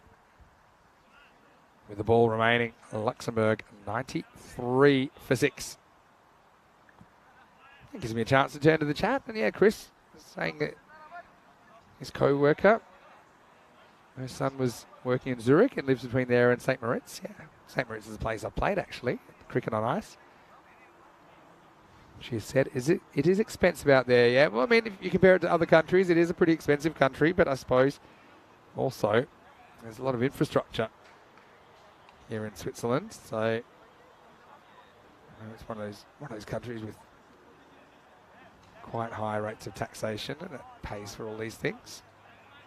Cost of living is pretty high, but also wages are pretty high. I suppose it's all relative. All right, last ball, and Sokia gets 1 opportunity, and he hits it, and he'll probably get 1 in a run out. Probably worth trying for. Gulami's just got to take the ball. He does. Worth going for. Unselfish stuff from Sokia though, but a pretty good last over from Ramatullah Mangal. There's just 3 runs off it, and so Luxembourg are going to finish at 94 for 7. It's a golden one for Sokia. 95 for France to sweep Luxembourg 3-0 in their mini-series.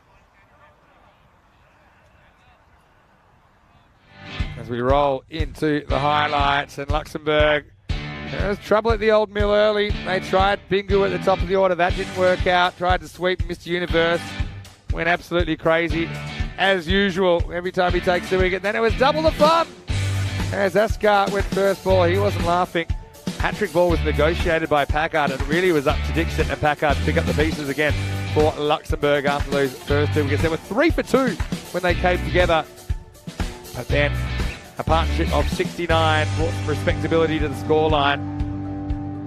Saw Galami in with the gloves. Action Jackson just given a rest in the last game of the series. Ahmadzai did have those 2 wickets early. Could break through again. Jamakil, again, I like his work. Couldn't quite turn this one into a catch. Well into no man's land. And then this is a bit of a funny one where Galami broke the stump, dropped the ball. And Zain Ahmed, well, I love his work in the field. France are willing to throw themselves around, feature of their cricket. Case in point, this one. And no regard for how he's going to land there, Dawood Ahmadzai. He's a little bit sore and sorry for himself after that, but he was fine. Usman Khan couldn't quite turn this into a catch, ended up going over the line for a Maximo. Meanwhile, Ramatullah did hold on to 1. Dixon was able to bring up his half-century, a nice moment for him. Second half-century of the series. He's also got a 49. He's had a breakout weekend. His teammates appreciating that. Late the piece. Luxembourg just struggled to turn this into something 100+. They were kind of on track for that with a few overs to go. That was the end of Dixon. Finally hold out to Raymond Amjad in the deep. And when all the I's were dotted, the T's were crossed, it was 94 for 7. Still looks a bit light on. We haven't seen double digits defended in the 2 weeks that we have been here, and Luxembourg in particular have struggled to stem the bleeding when they've been in the field and with the ball. But let's see if they can go out and challenge France, make it tough for them in this second innings. 52 for Vivek Dixit. Again, I really liked his weekend. 4 Maximos, 5 fours in his innings, striking at almost 2 a ball. Packard to the rescue as well, 28 of 14 with 3 sixes before he held out to Ramatullah Mangal off the bowling of Ibrahim Jabakel. And in the end, 94 on the board. Pretty good effort with the ball, I think, for France. with those early wickets, but also, look, not a single wide in the innings. There were 2 no balls, but not a single wide. And the extras, you can see the difference between the club level and the international level. Just not as many extras at all in the weekend session. 2 for 13, Darwin Ahmedzai gets the figures. 2 wickets also for Ibrahim Jamakel, the offie, and the Mongols get 1 each. Shout out to Amjad, though, who did a great job again without picking up a wicket. He only conceded 9 off his 2 overs.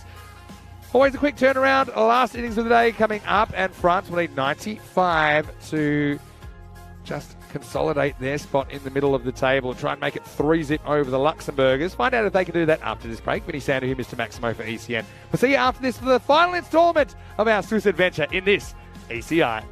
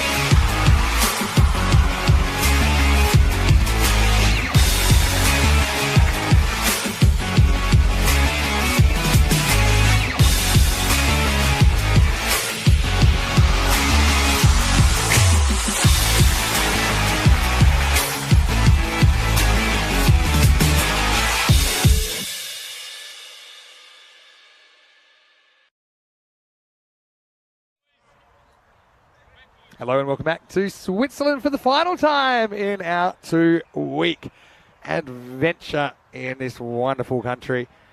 And fittingly, the sun's out as we'll take the show home in the second half of match 9 with France out to make it 3-0 over Luxembourg in their little mini-series.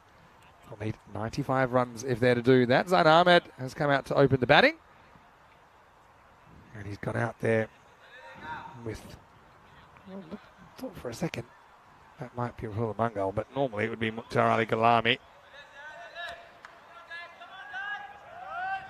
It looks like we'll get Milad Momand to get us going. Yeah, that is Gulami out there.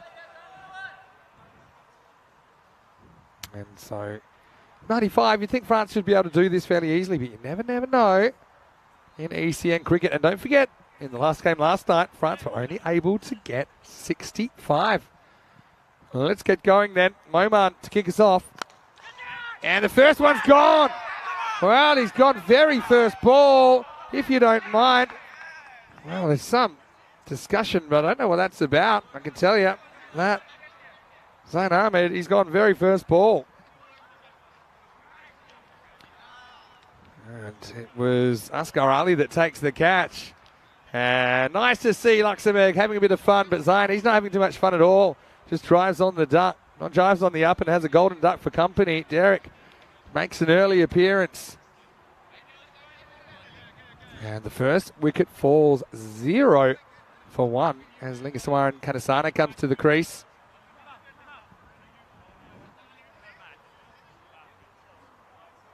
So just the start that Luxembourg wanted. This is my last innings for a little while, so thanks again for all the nice messages I've been getting. I do appreciate it. We're so lucky to have such amazing viewers here on the European Cricket Network.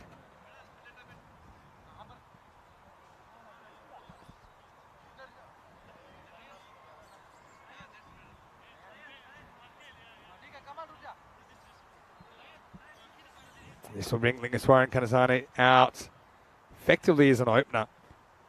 Momand with the wicket. It wasn't a bad ball. It was up. Quite the York, but almost. Got Zain Ahmed driving on the up. Over the wicket now to the right-hander. Oh, Kanasani just lifts him up and out of the ground. Maximo! Well, Valentines, that was very close to the camera. Maybe give us the thumbs up if you're okay, Valentines. Because that was slammed straight and smacks into the seat. Well, I hope Valentines is all right anyway, because that was pretty close to where he was set up on the main camera. So Momand goes the old out and 6, not the 6 and out. Full toss. Very optimistic shout. It will be a leg by.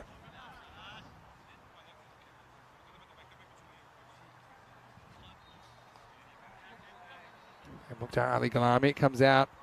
We learned a little bit about Mukhtar today, didn't we? That he's a very good soft baller and base baller, and also that he's a good cook. Well, maybe I'll have to ask him what his favourite meal is to cook.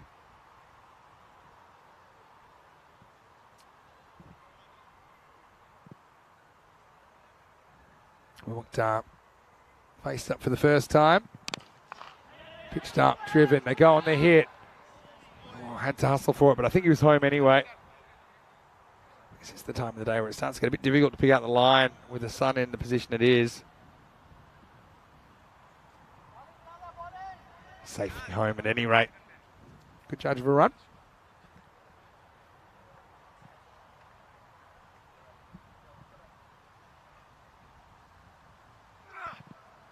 Uh-oh, that's trouble. That's going to be 5 wides. Momand just stretching with some extra pace. It goes behind the batter, goes behind the keeper. 5 runs the result. Just watch this take off as well. The keeper didn't really get a good look at it because the batter was in the way, blocking his view. The ball ends up screaming away to the fence.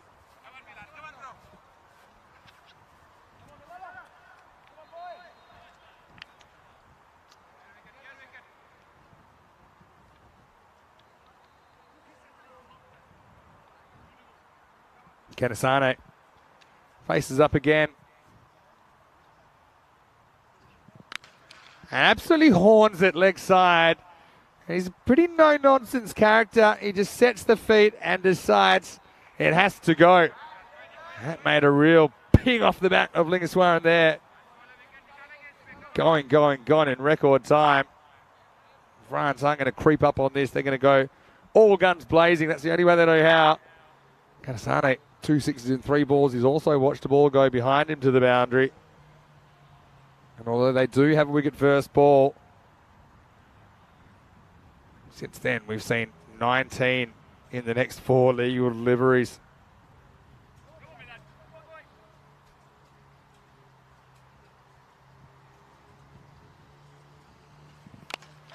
All right, in the air. Not really timed, but it gets over the fielders and it's going to skip away for 4. So that's power play batting from Kanasane. Goes up and over the offside, down towards the bottom of the bat. Wasn't perfect timing. I think later in the innings it's going to be a chance for a fielder that's on the boundary. But as it is, it will be the end of the over. Now, one thing we haven't had the whole time here in Switzerland is a golden ball. And the way things are going, it looks like we might have to wait till next time we're here. 131 matches since a golden ball. Well, I'm going to hand the torch over to Rico and Charlie, assuming this isn't a golden ball. And even in the second week of Dresden, during the second week in Dresden, we'll have 3 10-over internationals in the Netherlands between the Netherlands and Jersey in the women's, and maybe they'll give us a golden ball. You never know.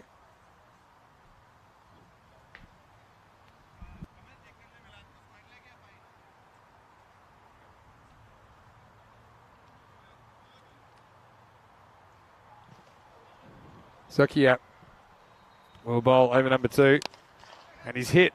And he's hit well. Straight over the infielder's head. Gulami's so strong. Those cuatro carreras. And yeah, it's not quite the Yorker, but almost. But Gulami, good swing of the bat, good shape. That's going to be 4 more to the total.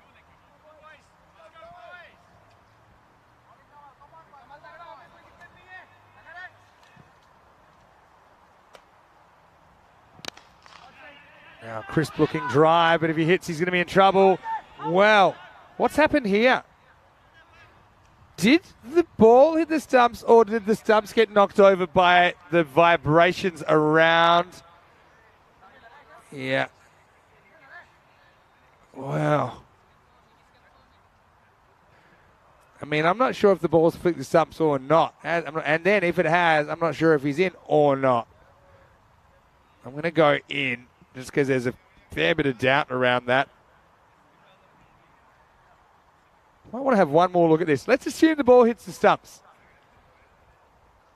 There's nothing to say it doesn't.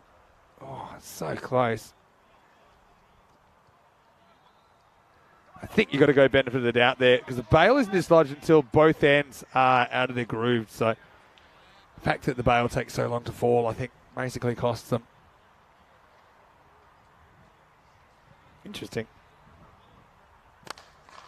Really nice shot, up and over the offside. Kanasane has really come into his own in the last few weeks in a French shirt. Just gives himself a bit of room. Slices it away over point, 4 runs.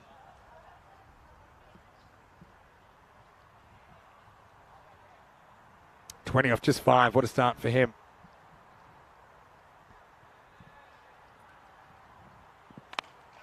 All right, up and in the air, catching opportunity and gone.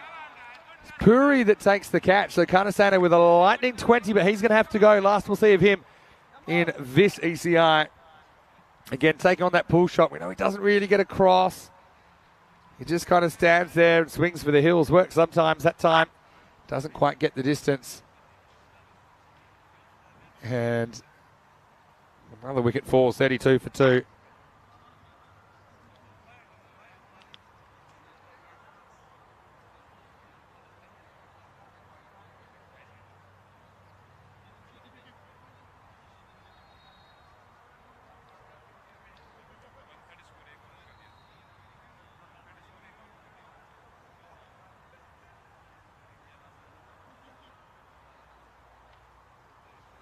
So Luxembourg fighting on, and now we'll see Usman Khan in the number 4 spot.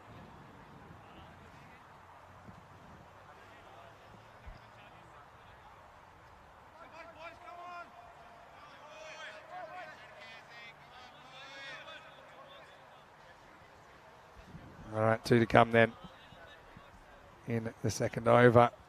Sukia, who we're affectionately calling ankles because we were pretty sure he was going to break an ankle the way he was landing.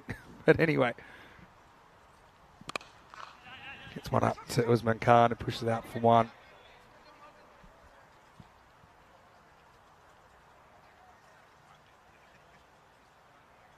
France have won both their encounters against Luxembourg, but weren't able to take any points off the Swiss. Well, false shot, but it's going to work out fine. It's going to skip away for 4. So sometimes you can hit the ball in the middle and get runs. Sometimes you can get runs other ways, and that's what happens here. Galami not quite climbing up that pull. And the result is a boundary. End of the second over. The score is 37 for 2. Well, it gives us a chance to look at the table. I think it's pretty clear by now. If you haven't realised already, Switzerland, they win the series with a perfect 6-0 record. France with 2 wins at this stage. Luxembourg without a win. Really, the way things are looking, they'll need a miracle to pull this one off against France. Although we know France are prone to the odd collapse.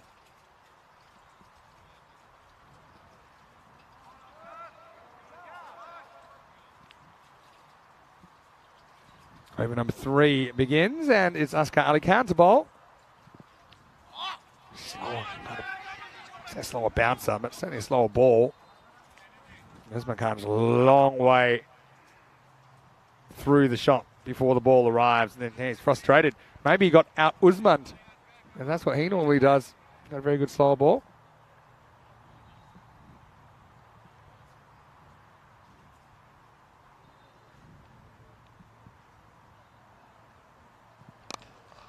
Oh, nice shot. There's nothing too wrong with that ball, but it's driven away and it's going to roll into the rope. So Usman Khan with 4. He's really improved his batting, Usman Khan. Again, doesn't get too carried away with the backing away here. Just got to stand his ground, plays a nice looking cricket stroke. Hardly any risk there.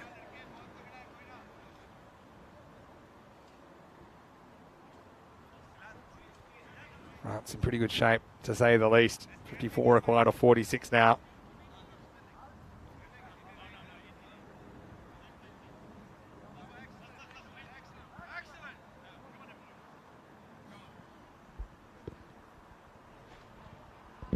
Askar with a comeback ball.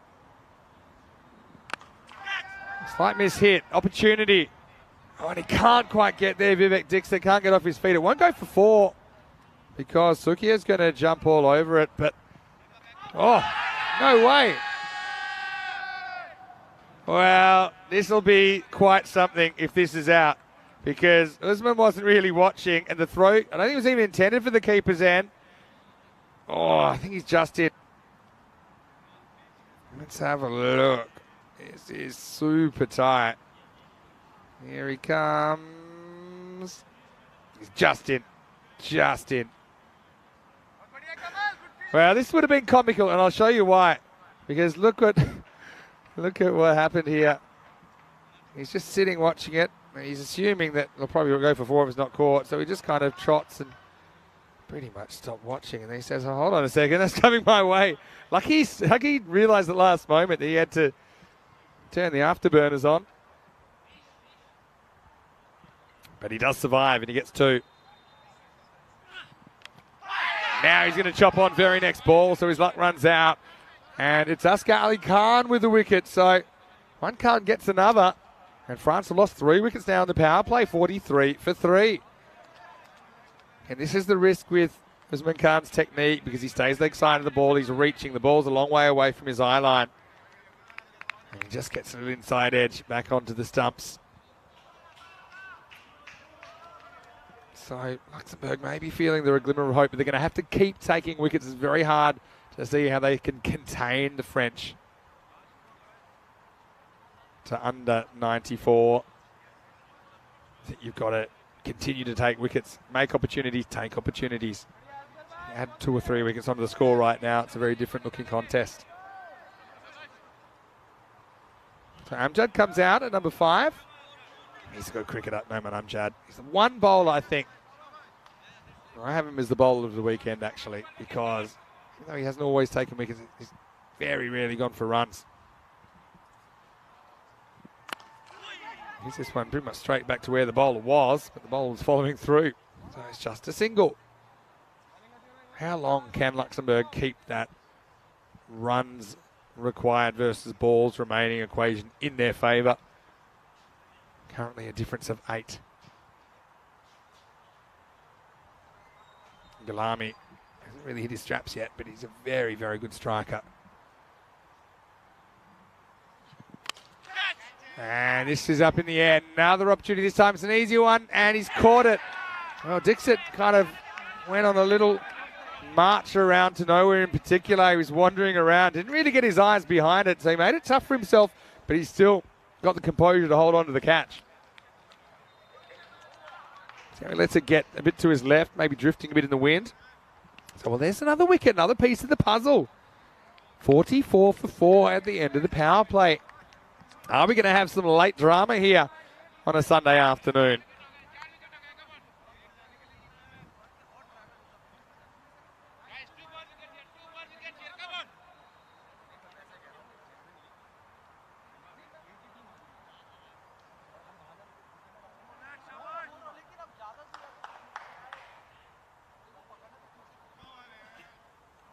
So 44 for 4 after 3. We'll head into the 4th over now. And Packard, well, finally we're going to see him before the 9th over.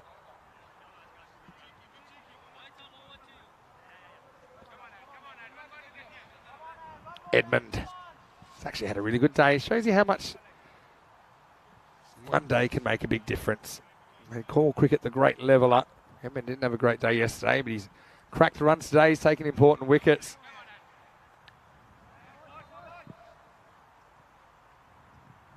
Here we go, and over number 4. Low full toss and dealt with Maximo. I actually think this probably was a Yorker waiting to happen, but Amjad seemed to get on the front foot. Let's have a look.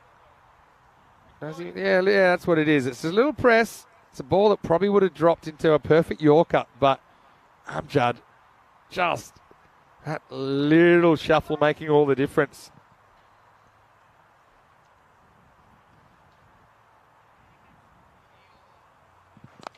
Now more. How much more? Well, no, he's gone. How about that? Well, Amjad goes 6 and out, and Packard does it again. I thought that was going to get over the fielder, but he was perfectly positioned. And a great catch down there by Jatin Madan. Well, we know that Madan's had his issues with his catching, and then Packard says, yeah, that's exactly how I planned it. Not 100% sure that was the intention, but France bring up the 50, but they've lost 5 wickets now. It's amazing how things can kind of fall apart in the last game of a series as well. Bit of fatigue creeping in, these players playing their 6th game of the weekend in high-intensity environment.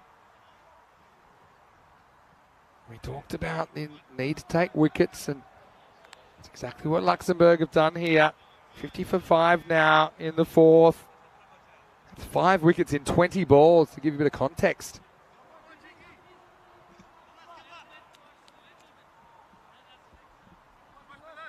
Packard with the golden arm once again. I thought that was 6 off the bat of Madan. I really did, but Madan, he guarded the line. Now, here's Mr. Universe, Dawood Ahmedzai coming out at 7. The thing with France is all of them, once you get kind of 5 and below, they all bat the same. They all, not the same, but I mean, they're all of a similar batting ability. I think they can all hit boundaries. Even once you get down to the Mungals, which you typically see 10 and 11, they are good batters, and they are guys that can hold it. No ball. Hits the edge of the pitch. The Packard's getting a bit too much movement there. Yeah, see there, hitting the edge of the pitch and coming back. Pretty good keeping from Rupesh Pingu. So free hit, a real opportunity for Javakel, who's yet to score. can't get it off the ground. So it'll just be one run.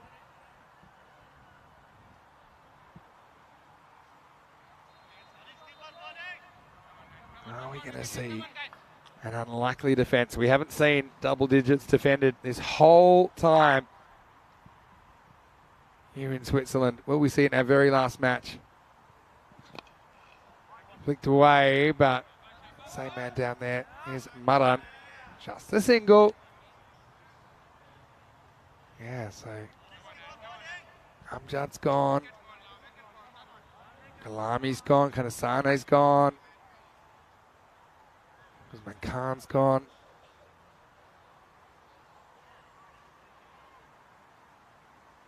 And Ahmed's gone. Now, could have another one. Fielder misjudges it originally, but he recovers and he catches it. That's 6 down now. Jamakel goes for a single and it's 54 for 6. High drama here in match 9, and don't you tell me this is a dead rubber. As Luxembourg, they've waited long and hard to get anywhere near a win. They've almost scaled the wall today, fallen short on a couple of occasions.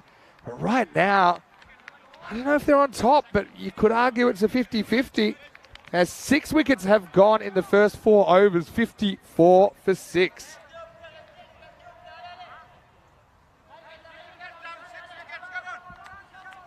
Well, Jamakel just misjudging that shot.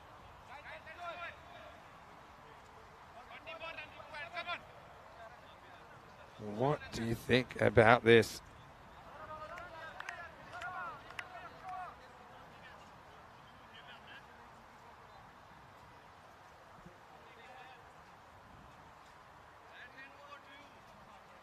"131 matches since we had a golden ball." That's a sign. That's a sign from above that Chris Tapps is feeling it. Oh, edged away just over the fielder. That'll run away for 4. It was perilously close to Jigasu Pant. And the result is 4 runs. Living dangerously. Mr. Universe just teases the fielder. Gets 4. At this stage, Luxembourg, they were 24 for 2 and France are 58 for 6. So more runs but more wickets. Very different innings indeed. Mustafa Omar at the other end, yet to face the ball. Ahmed Zai has another go. Cuts and cuts well. That's 4 more. Good batting. Like I say, all these guys can bat. There's not that much difference in their ability.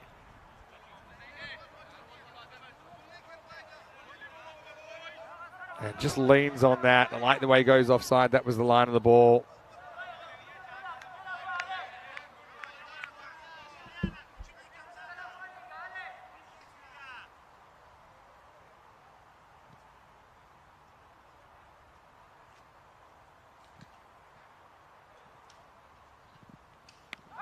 Down leg side, they're going to wide here, plus they get 1 extra.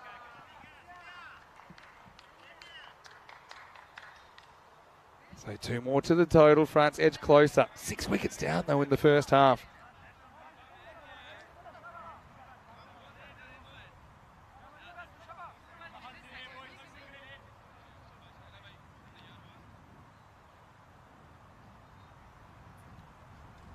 Omar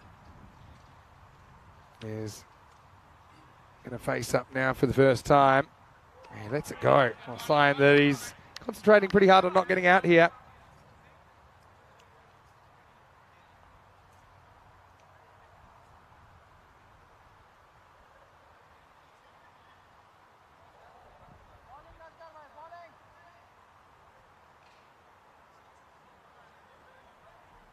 Asghar Ali Khan, slow ball.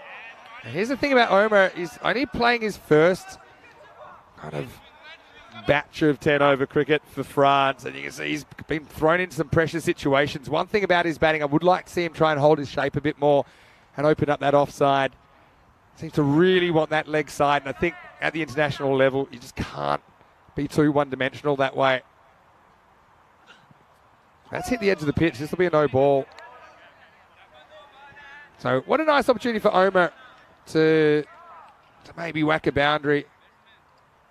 You can even tell by how that ball bounced. It didn't bounce completely on the pitch. So another free hit. What a game.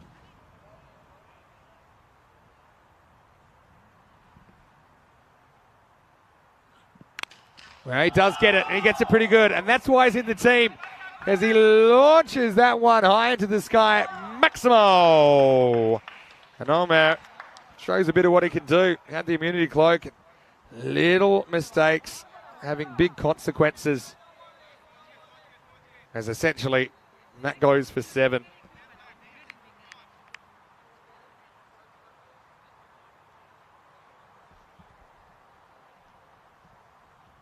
Askar Ali Khan has 1 ball to go in his spell. He's got 2 for 24. Would give anything for a 3rd wicket here.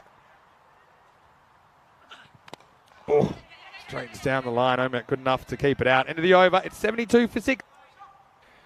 Well, I want to welcome you into the commentary box, and it's Vinny Sandhu here. This is Hassan Ahmed who's here. And Hassan, welcome to the broadcast. I want to say congratulations on the tournament.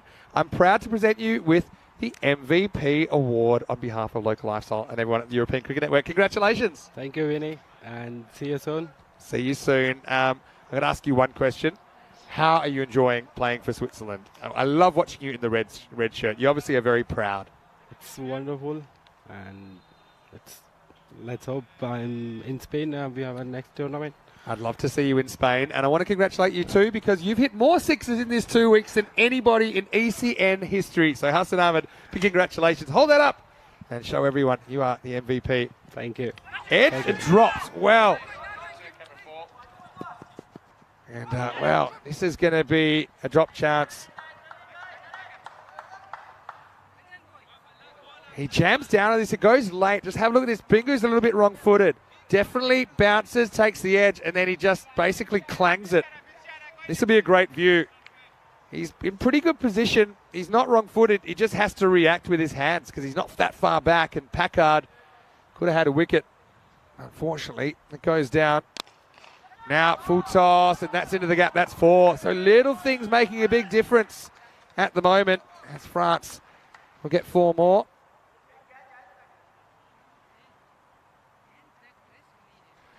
Now, well, my pleasure to welcome Ali Nair into the commentary box. And we've got the wonderful, what can I do here? The trophy on behalf of Local Lifestyle. It is very cool. It's also solid, Ali. So if you have any burglars or anything like that, you can use that for your defence. I'm going to have a chat with you after this ball from Packard. It looks like a no ball. And it's going to go the journey. So that's 7. Well, the game never lets up, does it? I'm pretty sure this is too high. He hasn't really charged at it. Oh, yeah. To me, I reckon that's a no ball. If you go on what they've been calling so far in the series. So, well, we'll find out whether it is shortly. Well, we'll come back to us in a second. Right now, we'll watch the next delivery, which has worked away. It goes pretty quickly out to the boundary. In fact, it goes over. Well, no, it doesn't, in fact. And they're going to have a look at this. I thought this went over the boundary. Mudden out there. He actually kicks it twice, and then the ball gets away. Now, I thought this might have gone. Runs away, runs away, runs away. I mean, that's 4 for me. I think it is called 4 now.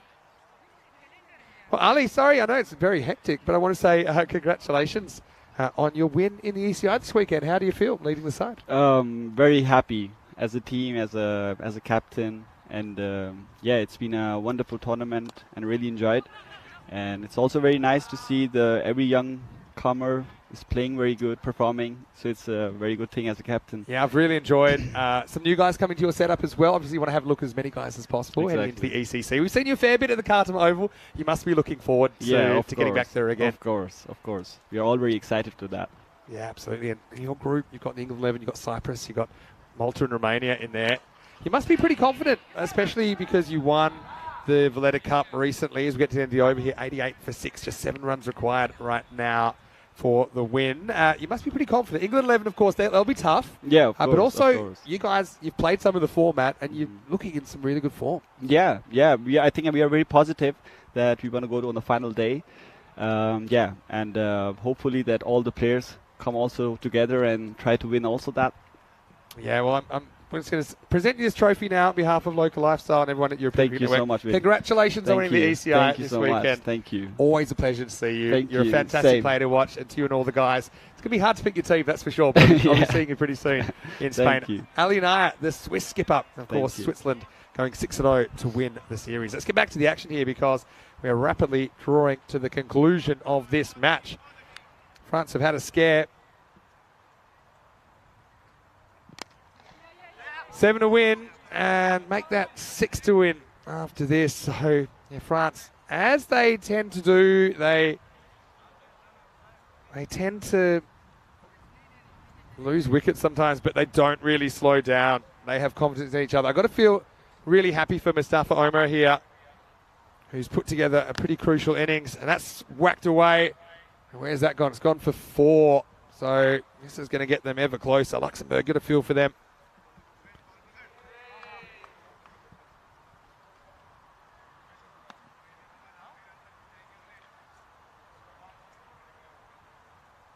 So 93 on the board now. I want to say a big thank you to everyone here at the venue as well. That's looked after us over the last 2 weeks. So nice to be able to hand over that trophy to Ali. This will tie the scores at 94. Got to say big thanks to Luxembourg as well. I mean, it's great to see a few new faces there. Plenty of guys that I haven't seen too much of. I hope that they're better for the experience. They'll get the chance to go back and look at their performance, maybe identify some areas they could improve. Obviously look back on the good things they've done as well. Right now, it's not game, set, match because scores remain tied. So France, they're going to finish with a 3-3 record, winning their 3 against Luxembourg. That should do it. So here we go. Dawood Ahmadzai will hit the winning run and he will end our Swiss experience. And in the end, doesn't seem that close, although I think that Luxembourg put a bit of a scare amongst the French there. In the end, it looks fairly comfortable, doesn't it? As France win 95 or 6.5, defeating Luxembourg 94. France winning by 4 wickets with 19 balls to spare. Big thank you once again to the Blue Crew, to everyone here, to all of our viewers as well. And a reminder that the next cricket you see will be tomorrow from Dresden, where Rico and Charlie are currently preparing for the next European Cricket Series. So we never really take a break. We'll be back on tomorrow. Join us 7:15 a.m. GMT, which is 9:15 in Central Europe, and 12:45 p.m. in India, 1:15 p.m. in Bangladesh for the next European Cricket Series. 5 matches a day, 11 days, and then finals Friday. Then more ECI action. The cricket just keeps on coming here on ECN. As we'll roll into the highlights here, and well, let's just say Luxembourg were starting to dream big, weren't they? Especially after the first ball wicket, and just put themselves in the frame, but the wicket just kept on coming, didn't they? Kanasane has been a bit of a revelation there at 3. Loves to swing the bat hard, and certainly had the fielders chasing their tails a little bit. But Luxembourg just found a way to keep breaking through. Some nice looking shots in there. This was a strange one. I think it hit stumps and Bale came off, but not quite in time to get Galami, who's always big fish for France. And that was a nice catch taken out there. And Usman Khan, he's almost caught napping here and realised the ball's coming his way just in time. He would survive the run out and that catch attempt on that delivery, but he would only survive one more delivery as the very next ball, Usman reaching would chop on. Asghar Ali Khan with a big wicket. And France just continued to lose wickets at key intervals, and thought there's no way they can mess this up, and you thought, well, maybe if Luxembourg can take another couple of quick ones, then we'll have a game. And then this happened. So first there was that catch taken, Amjad came out and he just looked so good, you thought, well, he'll finish things off, won't he? But then there was more trouble ahead as Justin Martin caught him on the boundary. So with 6 out, you're starting to think maybe there's a boil over on the cards. Packard's had a really good day for Luxembourg, came up with the wicket. And yeah, so this one 6 down. Now they're starting to believe Luxembourg, but then Dawood Ahmadzai and Mustafa Omar came together. They put together the resurgence. That was the chance, though, to get Omar. Pungu couldn't hold on behind the stumps, had to change direction quickly. Ultimately, those two would get fronts over the line and chase down this total with 19 balls to spare. So we go our 2 weeks and we never see a double-digit total defended successfully. Let's look at the scorecards. 20 for Kanasane early on, Galami with 10, but it really was the last two down there that get them home. Omer with a breakout innings for him, 28 off 13, undefeated, under pressure. Nice work from the youngster, and Dawud Ahmadzai with an unbeaten 12 as well, as France get there in the 7th over, but highly entertaining game. As far as the bowling figures, Luxembourg, they tried hard. Feels a bit harsh on them that they go away with an 0-6 record, but they'll be better for the experience. 2 wickets apiece to Asghar Ali Khan and 2 for Packard, who had a very good day. Milad Momad picked up a wicket off the very first ball, although his over did go magical in the first in the end, and Sokia picked up a wicket as well.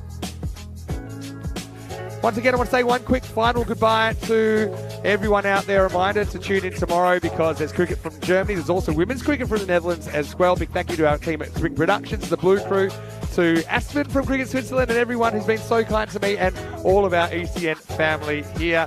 I want to say a big thank you finally to the viewers for being so great to me. I've had 5 weeks on the road of the tour. I've loved every single second of it. I want to say a big thank you to Andrew Leonard for joining me in the commentary box for most of this series. To Rico as well, of course. Always love working with Rico, and we'll hear Rico tomorrow with Charlie in Dresden. Big thank you to the Blue Crew as well, to all the office staff for their support as well, especially since we've been here in Switzerland. To Chachu, we couldn't have done it without him, and everyone at the St. Gallen Club. They have been wonderful. We're going to leave you with some highlights today, thanks to our geniuses at Spring Production, who put together some of the best bits of day 2 of this ECI, day 14 of this series. A reminder to like this video if you haven't already, as Chachu comes in here. Come in here, Chachu. Tell your family, tell your friends about European cricket. This guy is an absolute superstar. Have you had a good time? It's the best day of my life, the best 2 weeks of my life, because we love cricket and we are passionate, you know. It's amazing, the best ever. And don't forget, next time we'll do more better, much better. We will get international teams here and we'll make St. Gallen more proud. Make St. Gallen great again. Thank you very much. Thank you, all the team. Thank you, ECN. Thank you, Sam, Maxi, Sammy, Joop, Rob, everybody. Thank you very much. Well, it's probably about time I told you we actually have an extra headset. You could have said that yourself.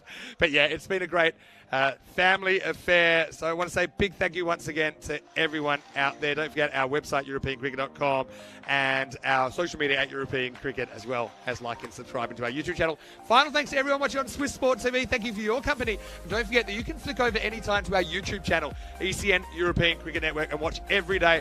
Well, I think I can hear the end of day music going in the background as we'll get ready to take you out. The best bits of day number 14, day number 2. I'm going to break my chair in advance here because it's goodbye from me, it's goodbye from us. I'll see you in a couple of weeks, but we'll see you tomorrow right here on the European Cricket Network for some more action. Hasta mañana. Bye for now.